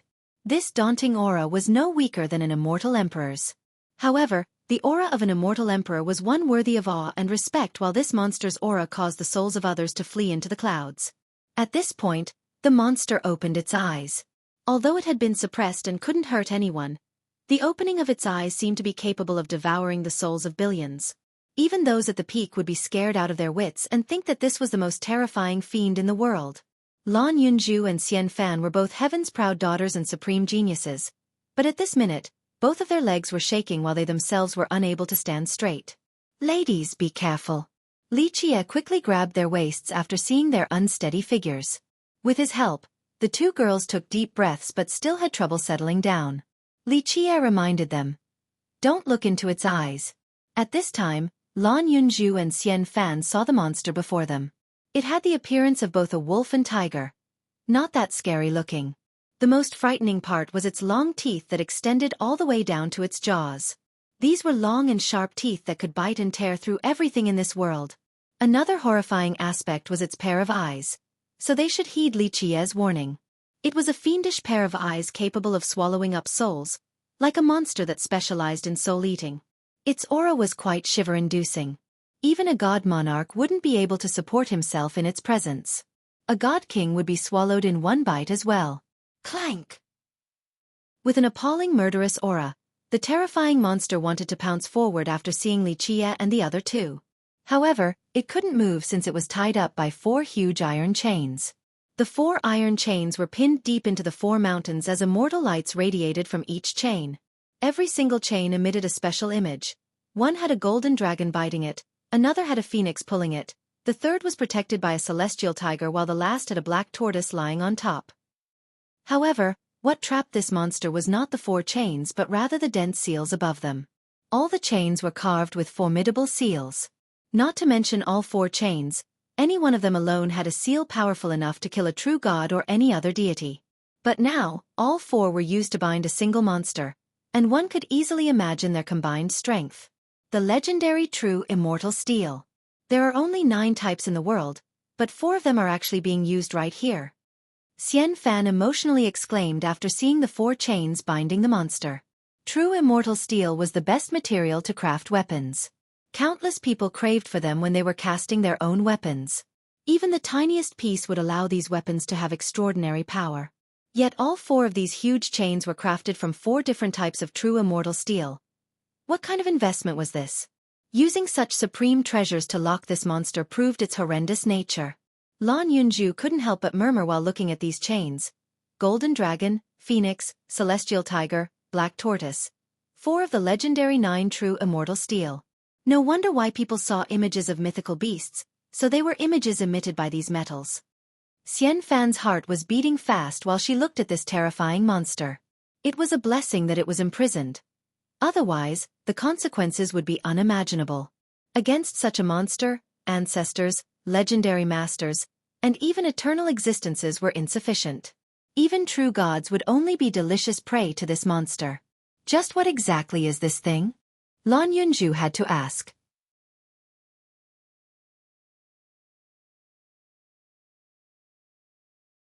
Chapter 595. Ghost Devourer. Li Qie looked at the monster while harboring many feelings in his heart. This mythical creature truly existed, and this was his first time seeing it. Although he was aware of the legends from the ancient past, countless wise sages and invincible existences didn't believe that this thing was real. Prior to this, he wasn't too sure if this monster was actually imprisoned up here or not. It was only a possibility according to his intuition, so he was quite sentimental seeing it in person. The terrifying monster was quite angry to see this group of ants before it. In the past, these ants would have been frightened to death after seeing it. Unfortunately, it was now suppressed and trapped inside this place. It was angry at them for staring at it like a caged beast, but it couldn't do anything since it lacked the ability to move. Lan Yunju took a deep breath and asked while looking at the monster, What is it? The Ghost Devourer. Li Qie was also a stranger to this name since he had never seen one before. Ghost Devourer. This was the first time the two had heard of this unfamiliar name. Li Qie noticed their surprise and smilingly added, "It is understandable that you two haven't heard the name before. Since the start of time, very few people had seen it, and I'm afraid most who did have already died. There has only ever been one Ghost Devourer, and it has been imprisoned here since a very long time ago." Lan Yunju and Xian Fan became even more shocked. Who actually had the power to suppress this terrifying Ghost Devourer in this place? The person must have been extraordinary. Li Qie looked at the angry devourer and said, "Don't be mad, I will take you outside for a stroll. Maybe you will even thank me in the future." The devourer understood his words and glared at him with a terrifying gaze that could send even virtuous paragon's souls straight to the heavens. Li Qie slowly took out an ancient box. He obtained it from the Heavenly Dao Academy. They gave it to him as part of the agreement after he helped them repel the sect's joint attack. The devourer's eyes changed after Li Qie took out this box since it could sense a certain breath from it. Li Qie took out something from the box that resembled a dog collar. It had been heavily worn out from what seemed to be heavy usage. The devourer's expression quickly changed. Its eyes narrowed, showing some fear after seeing this collar. "What is it?" Xian Fan speculated that other than immortal emperors, nothing in this world could control this terrifying creature. But now it was shivering after seeing the thing in Li Qie's hand. This was quite hard to believe. The worn-out dog collar in his hand didn't look like a supreme treasure at all. "A Ghost Devourer lock," Li Qie answered. With that, Li Qie activated it and with a clanking sound, it flew towards the neck of the devourer. The monster didn't want to be sealed so it struggled vehemently. Unfortunately, it couldn't move with the 4 thick chains suppressing it. The devourer was sealed by the lock, and its terrifying aura disappeared like a deflated ball. The lock was its nemesis, so no matter how heaven-defying it might be, it would lose to this fatal weakness. Lan Yunju and Xian Fan were in disbelief to see this frightening ghost devourer being locked by this broken collar and losing its temper. Its powerful aura was dispelled entirely, becoming a leashed pet. Clank! Right when the devourer was sealed, the 4 thick chains automatically fell down. With the Ghost Devourer lock, there was no longer a need for the 4 chains made of true immortal steel to suppress it. Li Qie held the chain that connected to the devourer's collar and shouted, "Come!" The chain started to shake and on the other side, the subdued devourer slowly shrank down and eventually became as small as a fist. The little devourer was not scary at all. On the contrary, it looked a little cute. Li Qie opened the ancient temple to place the little devourer inside and formally put it away. The other two were dumbfounded at the events that had unraveled before them. Even Lan Yunju, who had followed Li Qie for quite a while, couldn't contain her shock. They knew just how powerful the beast was, but now it was just a tiny pet being brought along by Li Qie. No one would believe this astonishing scene. "This works too," Xian Fan stuttered. Li Qie was bringing along an existence even more terrifying than a god king, something that was beyond one's imagination. "Why not?" Li Qie shrugged and said, "Me bringing it along is the same as saving it, so it should be thanking me in the future." This was the first time Lan Yunju saw the collar, so she apprehensively asked, "What? Is the Ghost Devourer lock?" An item capable of locking the devourer and turning it into a pet was quite fearful. It seemed that Li Qie was able to read her thoughts, so he smiled and replied, "This collar is only effective against the Ghost Devourer. All things have mutual generations and mutual restrictions, so when the Ghost Devourer appeared, it was already fated to not be able to escape the lock because they restrict each other." Li Qie continued, "The Ghost Devourer was created as a heaven's punishment, so it was both murderous and bloodthirsty. That existence couldn't change this, but luckily, the lock also came out from the punishment. Because of the lock, despite its murderous nature, the beast became a great assistant to that existence." Li Qie paused for a moment before continuing. "Nothing lasts forever in this world. A big change eventually occurred. The lock was lost and the other existence couldn't calculate its whereabouts." Both the girls exclaimed in shock. The lock was lost? They could already imagine the terrifying consequences when a murderous creature like the Ghost Devourer was on the loose without the lock to restrain it. Li Qie went on to say, "You can imagine the consequences after the lock went missing. The Ghost Devourer escaped and brought about the beginning of a calamity. The world became stained with blood as the 9 worlds trembled. At that time, countless people died, creating flowing rivers of blood and mountains of corpses. The most incredible part was that the ghost race almost went extinct. Li Qia's few words described it very lightly, but Xian Fan and Lan Yunzhu could imagine the scene where the devourer massacred the world. Just like Li Qia said, this was a great disaster that couldn't be described with words. How come we have never heard of this story? There are no records from the ghost race as well. Xian Fan asked emotionally. Such a devastating event should be recorded, right? Li Qia replied with a grin. Do you know how long ago this was? It happened in an untraceable era. Plus, a few things aren't meant to be recorded. For example, do you know the true background of the ancestral realm? Do you know what ghastly thing is lying below its grounds? Lan Yunzhu and Xian Fan looked at each other after being asked this by Li Qia. Not to mention them, even the ghost race itself didn't know too many things about the ancestral realm. Li Qia looked at the monster with many feelings in his heart. This mythical creature truly existed, and this was his first time seeing it. Although he was aware of the legends from an ancient past, countless wise sages and invincible existences didn't believe that this thing was real. Prior to this, he wasn't too sure that this monster was imprisoned up here. It was only a probability according to his intuition, so he was quite sentimental to see it in person. The terrifying monster was quite angry to see this group of ants before it. In the past, these ants would have been frightened to death after seeing it. Unfortunately, it was now suppressed and trapped inside this place. It was angry at them for staring at it like a caged beast, but it couldn't do anything since it lacked the ability to move. Lan Yunzhu took a deep breath and asked while looking at the monster. What is it? A goth. Li Qia was also a stranger to this name since he had never seen one before.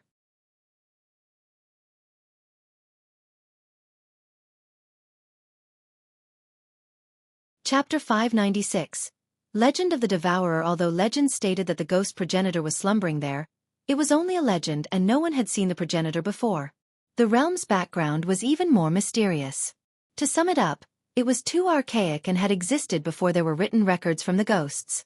Xian Fan couldn't help but curiously ask. If no one else knows and there are no records, then how do you know?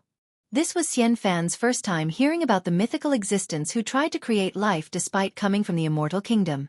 Well, that is a secret. Li Qia answered mysteriously. Xian Fan was not satisfied with this answer, but what could she do except glare at Li Qia? Lan Yunzhu brought the topic back to the ghost devourer. Then the devourer was captured later on, right? Li Qia nodded and said, yes. That existence exerted a lot of effort to capture the devourer again. However, it was no easy task to capture such a monster without the lock. Then what about killing it? Xian Fan inquired. This idea was indeed feasible since that existence could kill the devourer. However, killing it required killing himself because, as you know, the devourer came from his rib. Without killing himself, it would be virtually impossible to kill the monster. Eventually, that existence caught the devourer after many earth-shaking events. Some of these events even shaped the final direction of the ghost race itself. At this point, Li Qia stared at the distant horizon and continued. After capturing the devourer, that existence imprisoned it in this unknown island. Due to a couple of events, that existence didn't wish for the devourer to see the sun again, so he sunk the island down into the depths of the ocean for eternity. As for what happened next, you already know the story. Both the devourer and the lock disappeared and no one saw them again. Li Qia smiled and added, the devourer had always been in the depths of the sea, unknown to everyone. No one knew that there was a monster suppressed there. A monster that had swept through and bloodied the myriad realms. They didn't even have an inkling of its tale. Lan Yunzhu looked at Li Qia and now understood that he appeared back at the Thousand Islands just for the devourer. All of his plans came into fruition today. All the cultivators and sects with a bit of greed in the sacred netherworld assumed that the lost mythical island hid an amazing treasure, such as divine eggs, so both the young and the old risked their lives to reach the island only to meet their demise due to the mist. So this ends with you coincidentally picking up the ghost devourer lock right when the lost mythical island came into being. You got yourself quite a bargain from it. Xian Fan said as she leered at Li Qia. She didn't know the truth or the process, but she felt that the whole thing was not as simple as he made it out to be. Li Qia only responded with a smile. The person who picked up the lock was not Li Qia but an ancestor from the Heavenly Tao Academy. And of course, he didn't pick it up randomly from the street. This ancestor was quite knowledgeable. Although the lock appeared to be a regular chain collar, he knew that it was an extraordinary item. After picking it up, he didn't simply throw it away. However, he couldn't find the use for the lock. This was not surprising since no one had ever seen the devourer before. If Li Qie didn't have a trustworthy source, he wouldn't have been so determined to tame the ghost devourer. Since this ancestor from the academy couldn't research the lock thoroughly, he left it behind at the academy where it was forgotten. It wasn't until Li Qie demanded it from the academy that it saw the light of day again. Who is this legendary existence? In the end, Lan Yunju asked. Such an unbeatable existence shouldn't be nameless, but she had never heard of this person before. Xian Fan also couldn't contain her inquisitiveness and chimed in. Is he an immortal emperor? Which one was he? I also don't know the name of this legendary existence. Li Qie beamed and said. However, he was certainly not an immortal emperor and rather something even greater. That era was even older than immortal Emperor Gu Chun's time. There were no immortal emperors back then. Lan Yunju and Xian Fan stopped asking after this because they knew they wouldn't get an answer. Immortal Emperor Gu Chun was the first to bear the title of Immortal Emperor, and this was during the Desolate Era. This was a very long time ago to the present, and many things were not written down. They were all to be lost in history. If this existence was even older than Immortal Emperor Gu Chun, then he had to exist back in an untraceable era, so it was not strange for future generations to not know of his name. Li Qie then told the two of them. Now that this is all over, it's time to leave. The three then left the island. The monk was not at the heavenly cemetery and no one knew where he went. Li Qie was busy so he didn't wait for the monk before leaving the prime ominous grave. Very few cultivators stayed behind at the grave after such a big event. Even those who stayed behind had all began to leave. Lan Yunju finally heaved a sigh of relief after leaving the grave. She had quite an amazing harvest this time, but the most important part were her broadened horizons. The knowledge she accumulated from her entire life so far was not equal to what she had seen and heard during this short trip. These couple of days in the grave allowed her to see many magical and miraculous matters. Lan Yunju looked at the grave one last time before speaking. We can finally go back now. Xian Fan also wanted to go back to the Immortal Kingdom. Her trip was over and her results were quite fruitful as well. No, it is you guys who will be returning. Li Qie shook his head and said. I won't be going back to the Thousand Carp River. Where do you want to go? Lan Yunju felt unease after hearing Li Qie. Her intuition was normally very accurate. Li Qie narrowed his eyes towards the horizon and answered. The Ancestral Realm. It is time to destroy the Ancestral City and annihilate the Ancestral Realm. Are you joking? It wasn't just Lan Yunju. Even Xian Fan jumped after hearing this. Anyone would lose their mind after hearing this. This phrase was no longer classified as being arrogant. It was stepping into the realm of impossibility. Even an imperial lineage would not be able to do such a thing. For example, Xian Fan's immortal kingdom didn't have this capability even after mustering all of its strength. Li Qie looked at Xian Fan, in her elemental armor, and asked, You think I am kidding? Xian Fan met his gaze while being silent. Li Qie was not joking at all. However, destroying the ancestral realm was an appalling undertaking. The ancestral city is one thing, but do you know how terrifying the ancestral realm is? Not to mention the numerous members of the Divine Guard and the 9 Grand Gods. The scariest part is that the Heavenly God had reached an unfathomable level. Rumor has it that the Heavenly God had easily slain an eternal existence once. Some predicted that even if the Heavenly God was not comparable to an immortal emperor, obtaining the title of God King shouldn't be an issue for him. Xian Fan solemnly said. The God King title was not something that could be bestowed to just anyone. Even those who called themselves God Kings were not necessarily accepted as such by the masses. Only when all the worlds accepted the title bestowment would the person be considered a true God King. For example, the sacred ancestor of the Thousand Carp River who was extremely ancient and heaven-defying. Even immortal Emperor Qianli praised his cultivation, but the sacred ancestor was reluctant to call himself a God King. Others also only considered him a God Monarch. This powerful and genuine God Monarch didn't dare to take the extra step of pronouncing himself a God King. God King? So what? Li Qie nonchalantly stated. An immortal emperor might be interesting, but even an emperor wouldn't be able to stop my determination to stomp the ancestral realm. Because of the matter with the blood ceremony? Xian Fan asked. As a fellow human genius, Xian Fan didn't want Li Qie to die early. She believed that if he could continue on his path, then he would definitely become the immortal emperor. No, only a personal vendetta. Li Qie replied with a smirk. Lan Yunju noticed his firm determination, making her heart heavy. She couldn't help but advise, the ancestral realm is eternal. Even an immortal emperor wouldn't be able to eradicate the ancestral realm. Legend states that even the most heaven-defying immortal Emperor Fei Yong, who had once turned the realm upside down in his rampage, couldn't destroy it completely and could only suppress it for thousands of years. Immortal Emperor Qian Li, our patriarch, also took a trip to the ancestral realm, but nothing came of it. Li Qie noticed her worried appearance and gently stroked her hair before saying, I know. Since the start of time, among all the emperors in the sacred netherworld, it wasn't just immortal Emperor Fei Yong and immortal Emperor Qian Li who attacked the ancestral realm. However, this doesn't mean that emperors are not strong enough. Li Qie continued, emperors are indeed wondrous, but they didn't wish to risk their lives. More importantly, all of these emperors lacked a certain something, but I have this thing that they did not. But Lan Yunju still couldn't help but say, this is something easier said than done. It is simply impossible if even emperors couldn't do it. Li Qie interrupted her and added, girl, don't worry about me.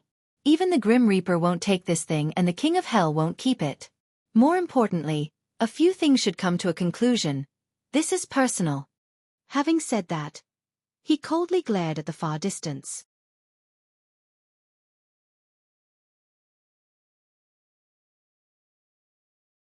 Chapter 597.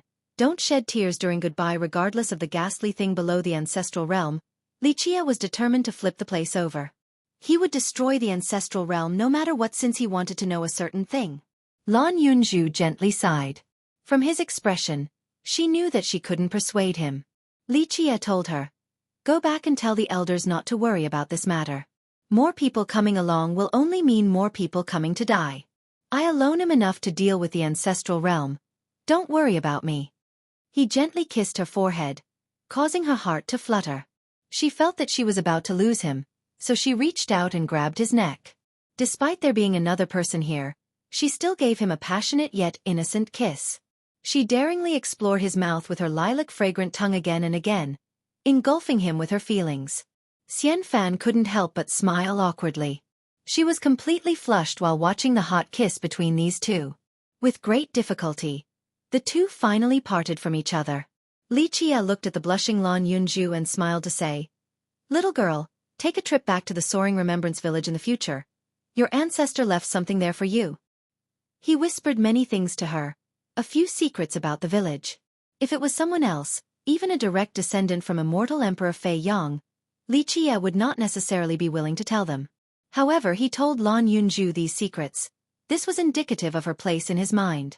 Lan Yunju couldn't help but shake after hearing all of it.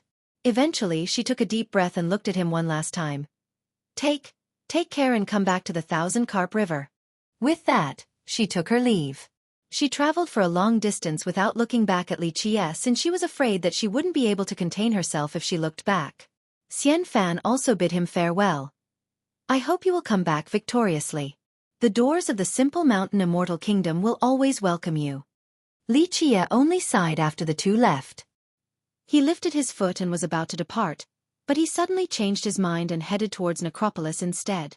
Li Qie went to the city, but he only lingered by the entrance instead of entering.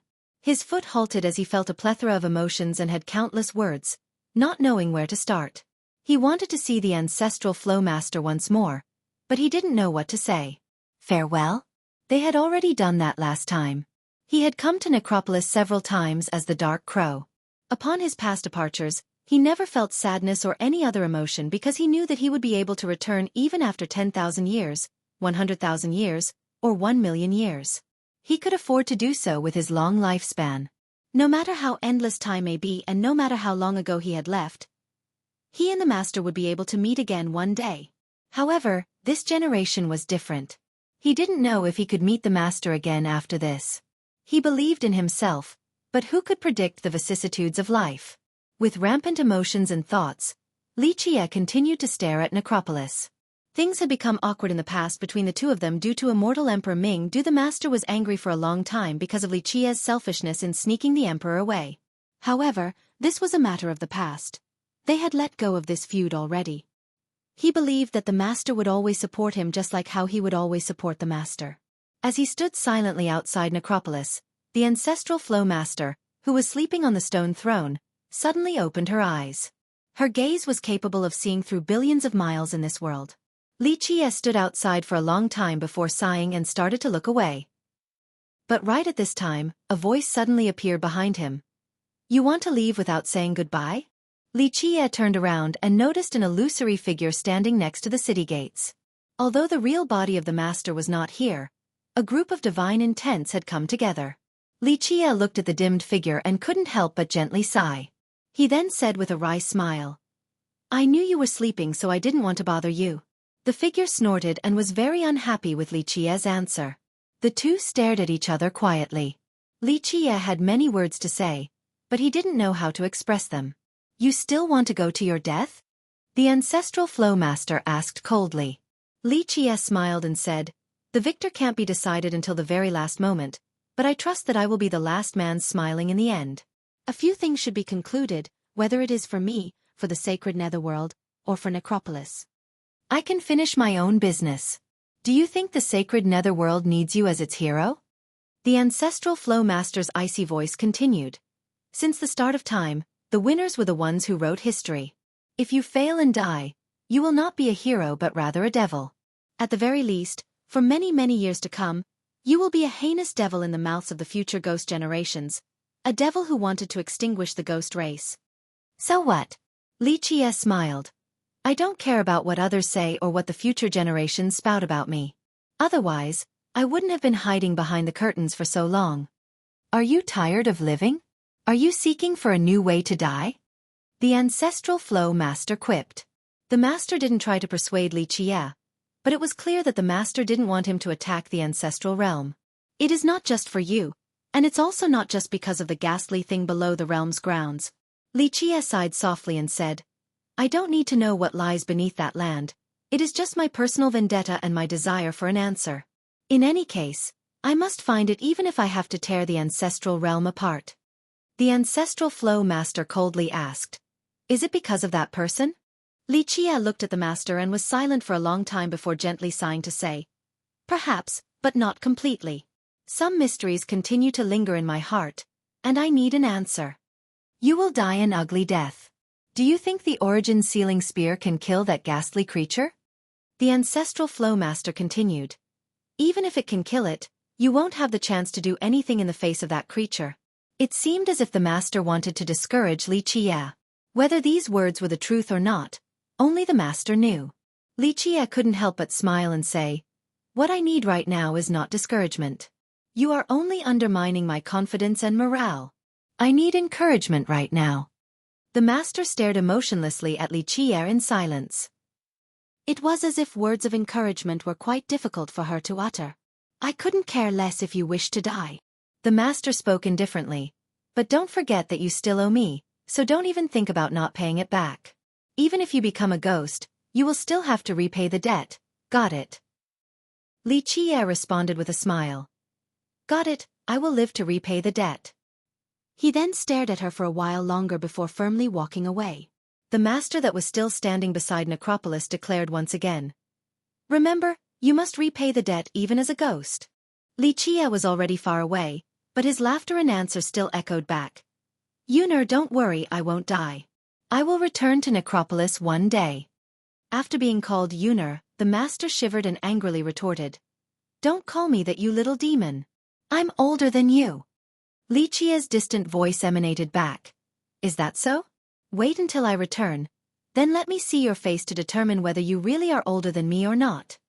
Eventually, Li Qie disappeared completely, and the figure next to the city gate also slowly dissipated. The ancestral flow master sat on her throne with inadvertent tears in her eyes as she quietly murmured, "You have to come back alive." The prime ominous grave closed several days after Li Qie's departure. No one could stay behind afterward. They were teleported out without exception. The grave had finally opened after many years. There were happy people during this trip along with those filled with despair.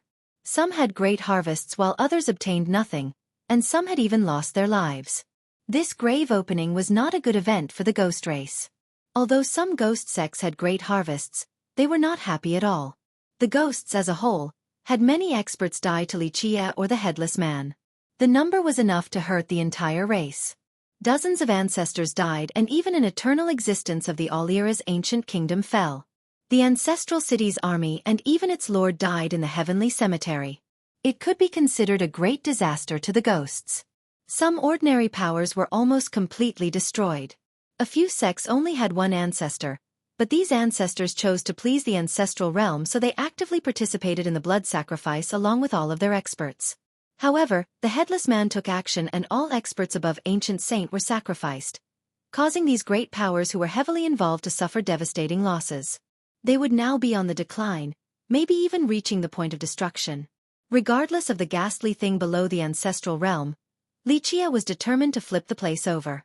He would destroy the ancestral realm no matter what, since he wanted to know one thing. Lan Yunju gently sighed.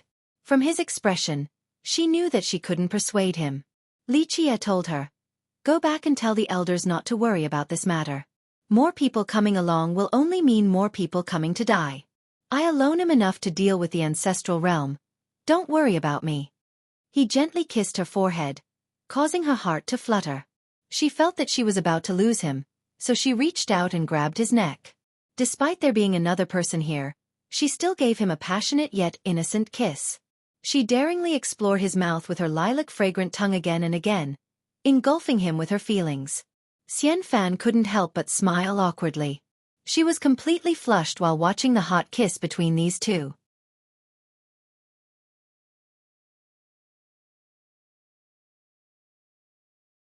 Chapter 598.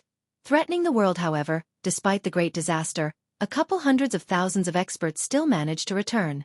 This was good fortune among all the bad events. The survivors that were swept back to their sects were very tight-lipped about the trip and were unwilling to talk to other people. For a powerful lineage like the Audiobook's ancient kingdom, the ancestors who left their seals were aghast after listening to the survivors. Even the most powerful ones had to softly gasp. An eternal existence had died to the Headless Man. These ancestors knew just how powerful that eternal existence was, but he was helpless against the Headless Man. Thus, this formidable lineage was frightened and ordered their disciples to not cause any trouble. Pass this order down. From now on, disciples are not to go outside. From today on, we will close our gates and not see any guests. In fact, the Audiobook's ancient kingdom was not the only lineage that closed its doors in the sacred netherworld. Quite a few others did the same. No lineages and countries wanted to talk about the Headless Man. Their heaven-defying ancestors all changed their expressions and became silent when it came to the Headless Man. However, the ghosts were happy to find out that the Headless Man didn't step outside of the prime ominous grave. Otherwise, countless ghost lineages would be scared out of their wits. If the Headless Man caused the ghosts' hearts to stop, then Xueqi caused them to be very alarmed. Many ancestors from these lineages were astounded to hear the stories. A 13th palace. Even legendary masters and eternal existences were dumbfounded when they heard this. This news was too shocking since no one had ever heard of such a thing since the start of time, but Xueqi had done it.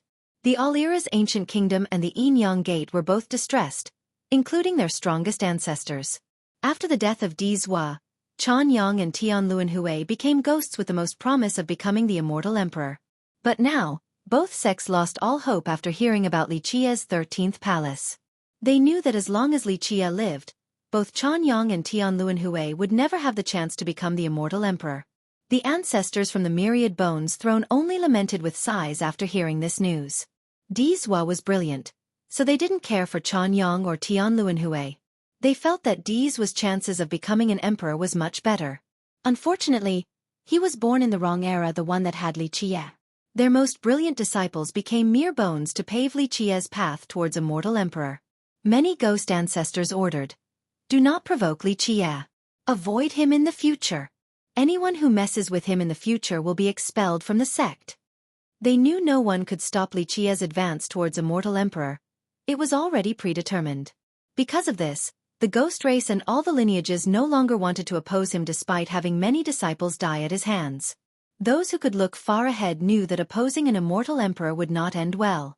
Although Li Qie was not one now, he would definitely become one in the future. If having a 13th palace was not enough to become an immortal emperor, then no one else in this generation should even dream about becoming an emperor. The trip to the grave should be a reason for excitement and conversations. But now, the entire sacred netherworld was silent. Very few ghost disciples went outside, and now the name Li Qie was like a spell that caused everyone to be breathless. Everyone thought that these quiet and calm times would last for a long time since no one was going outside anymore. However, it didn't last. On this day, boom! The divine portal outside of the ancestral city was opened. There were clear signs that it was forcefully opened as countless streaks of light exploded out like fireworks, illuminating the world.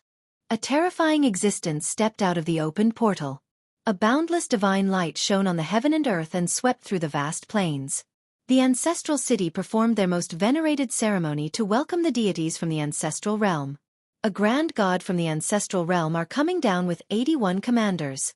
In just one day, a shocking piece of news spread across the sacred netherworld. The tranquil sacred netherworld became rowdy with waves again after hearing this news. Ghosts, humans, and all the other races took deep breaths. A great character became pale from fear after hearing this news.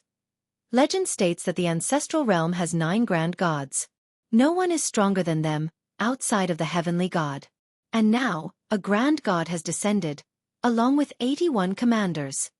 A grand god accompanied with this many commanders had enough might to destroy an emperor's lineage. On the same day, a heavenly god decree flew out of the ancestral city and crossed the realms before reaching the 1,000 Carp Rivers territory. Hand over Li Qie in 3 days or else the ancestral realm will trample any sect who dares to protect that devil. The decree passed down a supreme order. The voice of the decree echoed throughout the entire sacred netherworld. The ancestral realm wanted to set an example to establish an unquestionable prestige, so that all the races in this world would know that whoever opposes them would die, no matter how powerful their backing may be. However, the 1,000 Carp River didn't respond. Instead, on a quiet road from the nether border that led to the ancestral realm, an endless blood energy shot up. A gigantic shadow appeared in the sky. Li Qie's shadow headed for the ancestral city as his feet trampled on the Grand Dao. You want to take my life? At this time, Li Qie was no longer hiding anything. His 13 palaces blared in the sky as myriad Dao prostrated before them. Although Li Qie had yet to become an emperor, people could see the style of the future emperor from his current aura. Watch how I trample your ancestral city and slaughter your ancestral realm. With the heavens above his head and the 13 palaces behind him, Li Qie's incomparably domineering voice spread across millions of miles. He used the most aggressive of attitudes to respond to the decree. All shivered before this sight. 13 palaces. His bold declaration caused many sects and lineages to gasp. Before, anyone would sneer at him due to his declaration, but no one dared to do so now. When they saw his 13 palaces, they felt that he was an immortal emperor walking on the path towards invincibility. In the future, the 9 heavens were for him to rule alone. Activate the imperial mirror. After hearing the news, many imperial lineages didn't mind wasting many refined jades to open the mirrors left behind by their emperors. They wanted to watch how this storm would end from within their sections. Many great powers also did the same with their heavenly mirrors. However, these mirrors were not comparable to imperial mirrors. If the divine portal was opened, then the imperial mirrors could even watch the ancestral realm, but the heavenly mirrors couldn't. Li Qie's challenge to the ancestral realm quickly traveled across the world, causing a great wave. For tens of millions of years, no one had dared to challenge the ancestral realm besides immortal emperors. But now, someone as young as Li Qie was challenging it. This caused everyone's hearts to thump. They all felt that this was quite crazy. Many became dumbfounded. They knew Li Qie was heaven-defying, but it was still quite outrageous to challenge the ancestral realm at this moment. Is he crazy? A great power's ancestor's eyes widened with astonishment as he spoke. It is understandable to challenge the ancestral realm after becoming an immortal emperor, but Li Qie is still very far from being one. He is being too impatient at this moment. Many felt that Li Qie's actions were simply suicidal. An undying that had been sealed for a very long time murmured, in the past millions of years, there had been emperors who had challenged the ancestral realm, but none of them was successful in trampling it completely. It was said that immortal Emperor Fei Yong was the most heaven-defying. He nearly caused the realm to collapse, but in the end, he couldn't annihilate it and could only suppress it for 1,000 years. Recently, Li Qiye became extremely famous. He could be said to be the younger generation's number one. However, anyone who heard the recent events felt that he was being too impatient and overconfident. With 13 palaces, no one doubted his strength or ability to become an emperor, but challenging the realm with his current cultivation had virtually no chance of success. At this point, countless heavenly mirrors were directed straight at the ancestral city while the imperial mirrors were spying from the shadows. Millions of cultivators in the sacred netherworld waited with bated breaths to watch this battle along with their lineages. At the Thousand Carp River, all the elders were gathered before their imperial mirrors. It was the same for the simple mountain immortal kingdom.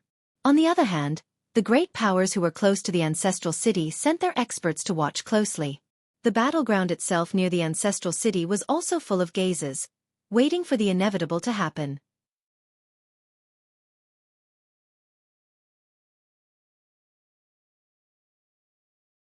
Chapter 599. Massacring the ancestral city. This news was sensational to the point where a little sect like the Snow Shadow tribe in the distant nether border had heard it as well. After hearing the news, Chorong Wanshua's heart started to beat faster. She was feeling down since she didn't have the chance to say goodbye to Li Qiye. She stood at the highest location in her ancestral ground to look towards the distant ancestral city. Unable to watch the battle, she placed her hands together and used an extremely pious posture to pray for her young noble, hoping that he would come back victorious. Before many eyes, Li Qiye arrived right outside of the ancestral city. This city was one of the most prominent locations in the sacred netherworld. It never had an emperor, but it was the voice of the ancestral realm in the mortal world, allowing it to have great prestige. For millions of years, many emperors had also come to visit as guests. It was an extremely big city with tens of thousands of experts. All of them were either the city's disciples or people who swore an oath of loyalty to the city. It was more apt to call it a venerated sect instead of a city. Although it was quite vast, only the strong were allowed to enter. Mortals were not allowed. It considered itself to be the apex existence of the sacred netherworld, a land with an unquestionable sanctity. Mortals were not allowed to stain it. It stood majestically while giving off a solemn atmosphere. Anyone who stood outside would be affected by its presence. This was a land of deities, a land that would not forgive any blasphemers. The inside of the city was full of radiant lights. A grand god was presiding in the highest temple with 81 commanders around him for protection. They emitted a bright aura that spanned for countless miles just like deities in the heavens. These sacred lights instilled the desire of worship from all spectators. At this moment, the slumbering ancestors in the ancestral city woke up and took over the important defensive points. The entire city was on full alert. Its walls were the most fortified in this world. Even if the world collapsed, it wouldn't affect this city by the tiniest bit. A divine portal hovered above the city's sky. It was the pathway to the ancestral realm. This portal was closed at this moment, and even the gods wouldn't be able to open it right now. Yes, this was the only path that connected the ancestral world with the mortal world. Legend states that this portal would open once every 100 years, but those up above could still open it if they wanted to descend. However, for those below who wanted to go up to the realm, it was virtually impossible without permission even if they destroyed the sacred netherworld. There were legends stating that when immortal Emperor Fei Yong swept over the ancestral realm, he was the only one who had ever destroyed this portal. At this time, Li Qiye was standing right outside the city while all the experts inside maintained great vigilance. The Grand God and the 81 commanders were protecting the highest temple, instilling fear into any and all experts. Countless eyes from a plethora of lineages were watching this battle. Some were praying, some maintained silence, and some were spouting cruel curses. No matter their intentions, all were holding their breaths at this moment. It could even be said that the entire sacred netherworld was drawn to this single event. The Grand God sitting up high spoke. "Insignificant animal from the human race, will you yield?" As one of the 9 grand gods of the ancestral realm, he was quite frightening. The divine light that was being emitted from his body filled the world as universal laws shifted around his figure. There were cries of dragons and phoenixes as his aura was nearly irresistible to worshippers. His words were made of gold and carried a compelling pressure that forced even heavenly kings to prostrate. Li Qiye calmly stared at the city full of terrifying rays that shot to the 9 heavens. All shivered before this grand sight where the experts and numerous awakened ancestors were ready for battle. Li Qie leisurely spoke to the city protected by the gods. For millions of years, your ancestral realm still maintains the same tone. A bunch of false gods. Do you really think you are true gods? Your realm was only able to exist till this day because of the protection of that ghastly thing underground. You're nothing special. Mere mortals shouldn't think of yourselves as true gods. Ignorant fool. Continue down this defiant path and you will not be the only one beyond redemption. You will also cause a calamity to befall your human race. The grand god replied with a boundless authoritative tone. Li Qie lacked any interest in this exchange of words and said, I don't have time to bicker with you. After today, the ancestral city and ancestral realm will be no more. Come, it is time to fight. Li Qie took out an item for summoning. A blinding brilliance appeared along with a person that stood right next to Li Qie. This was Imp from Necropolis, Qin Guangwang. Ancestral City. The moment Qin Guangwang appeared and saw the city, his eyes shot out an endless murderous glint. He deepened his tone. A group of servants still dares to call yourselves the progenitors of the ghost race? Li Qie nodded and said, Begin. I will destroy the divine portal while you sweep through everything else. Very well.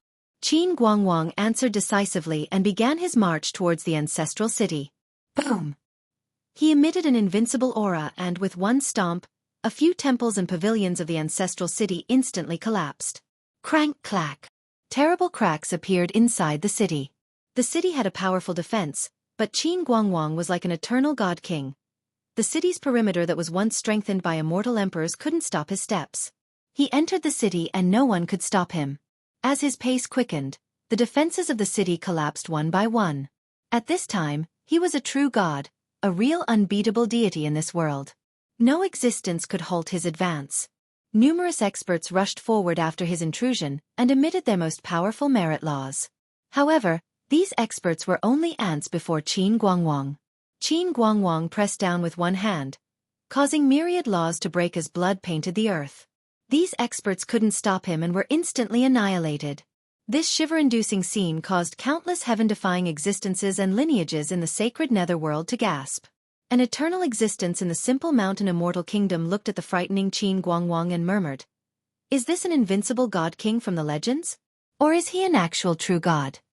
The spectacle reflected by the heavenly mirrors scared everyone. Some people recognized his identity and said, Isn't that Imp from Necropolis? Why is Imp going together with Li Qie? Inside the city, thousands of experts had died miserably at his hands.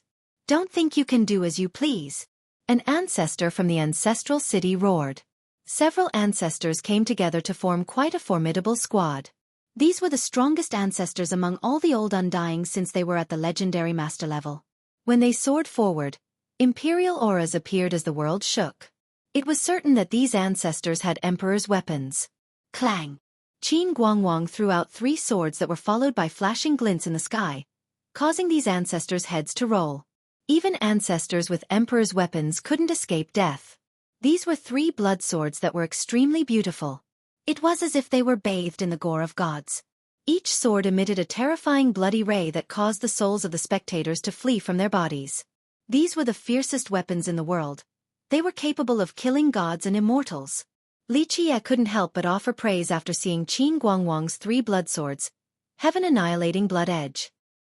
He murmured after a short pause, They're indeed worthy of being swords bestowed by that invincible existence. Countless people were dumbstruck after seeing this scene. These were ancestor-level characters that were decapitated by just one move. None of them could stop the blood edges.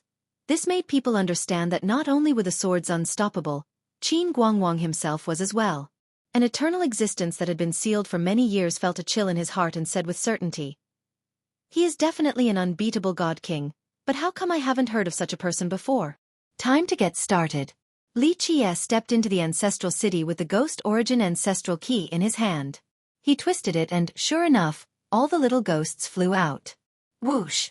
As Li Qie swung the key, the 99 little ghosts turned into black holes the size of a cup, and they all hovered around Li Qie. The 1,000 islands in the southern distant cloud was very far from the ancestral city, but at this moment, all 90 islands emitted a dazzling radiance. The inhabitants of the islands didn't know what was going on. Rumble! All 99 islands quaked as the unbelievable happened. All of them turned into gigantic cannons as black lights condensed around them. Die! As Li Qie walked into the city, many of the surviving experts rushed towards him, but he didn't even bat an eye. As the enemies approached, the black holes next to Li Qie aimed for them. Boom! With a deafening blast, one cannon from the 1,000 islands fired. At this instant, the nearest black hole aimed for the group of experts from the ancestral city and unleashed a black beam. Many more shots followed immediately afterward. Boom! Boom! Boom! The incoming experts all exploded as their blood rained down from the sky after being shot by these black cannon beams. Rumble! The black holes kept on shooting continuously. It was virtually impossible to dodge these black beams. Even the strongest would be blown into a scene of carnage. This news was sensational to the point where a little sect like the Snow Shadow tribe in the distant nether border had heard it as well. After hearing the news, Chorong Wanchua's heart started to beat faster. She was feeling down since she didn't have the chance to say goodbye to Li Qie. She stood at the highest location in her ancestral ground to look towards the distant ancestral city. Unable to watch the battle, she placed her hands together and used an extremely pious posture to pray for her young noble, hoping that he would come back victorious. Before many eyes, Li Qie arrived right outside of the ancestral city. This city was one of the most prominent locations in the sacred netherworld. It never had an emperor, but it was the voice of the ancestral realm in the mortal world, allowing it to have great prestige. For millions of years, many emperors had also come to visit as guests. It was an extremely big city with tens of thousands of experts. All of them were either the city's disciples or people who swore an oath of loyalty to the city. It was more apt to call it a venerated sect instead of a city. Although it was quite vast, only the strong were allowed to enter. Mortals were not allowed. It considered itself to be the apex existence of the sacred netherworld, a land with an unquestionable sanctity. Mortals were not allowed to stain it.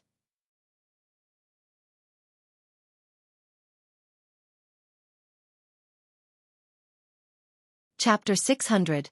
Primal Ghost Cannons. Ah! All of a sudden, screams rang everywhere and no one could stand in Li Qie's way. This scene startled those who were attentively watching the battle. What is going on? No one had ever seen such strange weaponry before. Some sects reacted extremely quickly, such as the Thousand Carp River in the southern distant cloud, who immediately received the latest news.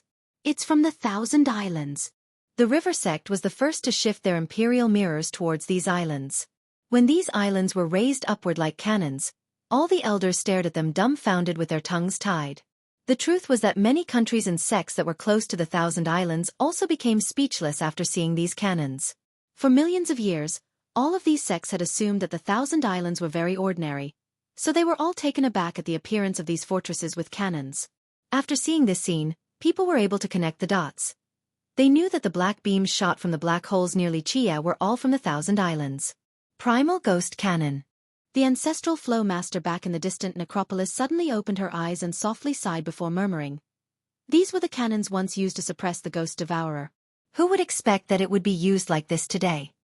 Lan Yunzhu, who was standing before a river sect's mirror, took a deep breath. Prior to this, Li Qie had spent a lot of effort back at the 1,000 Islands for a long period of time. She thought that it was over after he obtained the dried tree trunk. Never, even in her dreams, did she expect that the 1,000 Islands could be used like this. How many people could have predicted this? She now understood that upon his arrival to the 1,000 Islands, Li Qie had already formulated a plan to attack the ancestral realm. She didn't know that he already planned on doing so the moment he arrived at the sacred netherworld. Just what is going on? Many sects had this question after seeing the appearance of the 99 fortresses with cannons. While Li Qie was unleashing his barrage, the ancestral city still couldn't stop Qin Guangwang. In the blink of an eye, he was deep inside the city in close proximity to the Grand God and the 81 commanders. The Grand God's expression greatly changed after seeing how powerful Qin Guangwang was. He knew that he was facing a mighty foe as he inquired, "Who are you?" "Who I am is not important. The important thing is that today shall be the end of the reign of false gods like you. Today, we will use the blood of monkeys like you who pretend to wear humans' crowns as an offering to the ghost race." Qin Guangwang's cold and terrifying response echoed across the world. "Kill him." The moment Qin Guangwang finished his sentence, the 81 commanders all roared, then rushed out to form a frightening array that quickly trapped Qin Guangwang inside. Demon spawn, accept your death. All 81 of them shouted.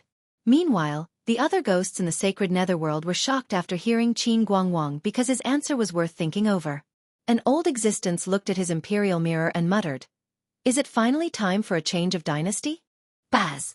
Right when the formation trapped Qin Guangwang for a second, a bloody light covered the sky. The 3 blood swords flew out with a chilling momentum. The 81 commanders were quickly massacred in a short period of time. Their great formation was still not enough to stop Qin Guangwang's advance. His blood swords pointed straight forward with bloodthirst as he declared, "Your turn." All the living beings in the sacred netherworld felt his murderous intention as they quivered. Many of them became deathly pale from this horrifying sensation. Whoosh! A divine light shot out from the grand god as a divine weapon appeared in his hand. At this moment, although this deity was not a true god, he still emitted an awe-inspiring presence. Others couldn't help but prostrate before him. At the same time, Xueqi was standing in the best possible position in the ancestral city with all of his 99 cannons pointing at the divine portal. All of them fired at the same time. Boom! The detonations of the cannons reverberated across the realms as the endless black beams assaulted the divine portal. Everyone could feel the power from the 99 primal ghost cannons. As the bombardment continued, they all felt that these 99 cannons would turn the entire sacred netherworld into ashes. The heaven and earth were on the verge of collapsing. No sects or lineages would be able to withstand such a barrage. Before, when Xueqi declared his intention to oppose all the ghosts in the world and kill all his enemies, it was not taken seriously. However, everyone understood that he was not just blustering back then. At this point, countless ghost lineages who once opposed Xueqi started to sweat profusely. Xueqi didn't need to do anything. The 99 cannons alone were enough to obliterate a lineage and turn it into ashes. The cannons were left behind by that legendary existence. It was meant for the future generations in case the Ghost Devourer came into being once again. They could use these cannons to stop it. As long as the Ghost Devourer didn't leave the sacred netherworld, the cannons would be enough to suppress it. Their power was quite immense. Even though they were not Emperor's weapons, they were actually even stronger than these weapons. Right now, the cannons that were meant to suppress the Devourer were in Xueqi's hands, and they became one of the strongest weapons in his arsenal against the ancestral realm. Clack! Eventually, the crazy onslaught from the cannons caused the divine portal to crack, causing everyone watching to gasp. Legend states that no one could open the portal from the lower realm unless it was an immortal emperor, but the constant attack from the cannons was about to break the portal apart. Boom! One last barrage came through and the portal shattered completely. After the portal was penetrated, endless divine light shone down. One could then see the ancestral realm from this hole.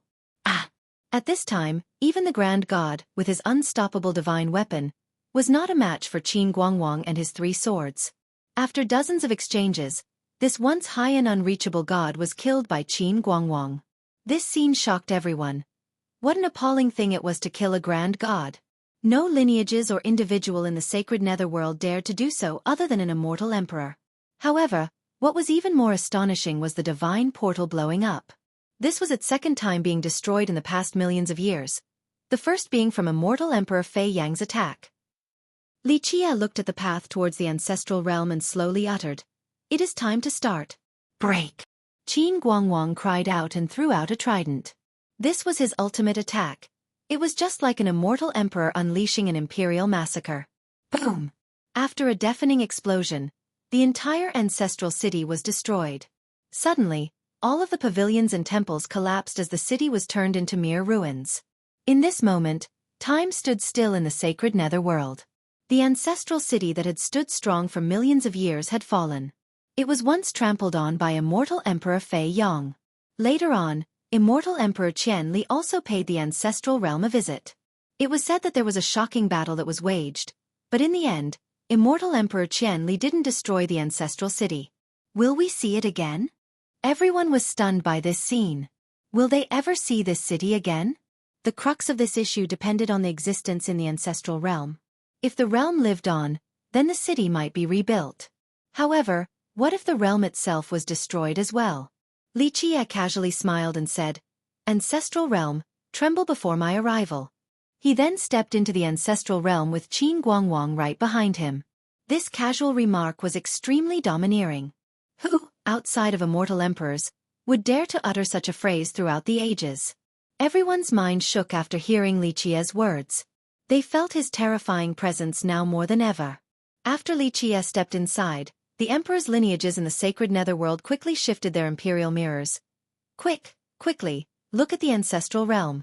These lineages didn't mind spending immortal emperor refined jades and their most powerful worldly energy to fuel these mirrors to directly observe the ancestral realm.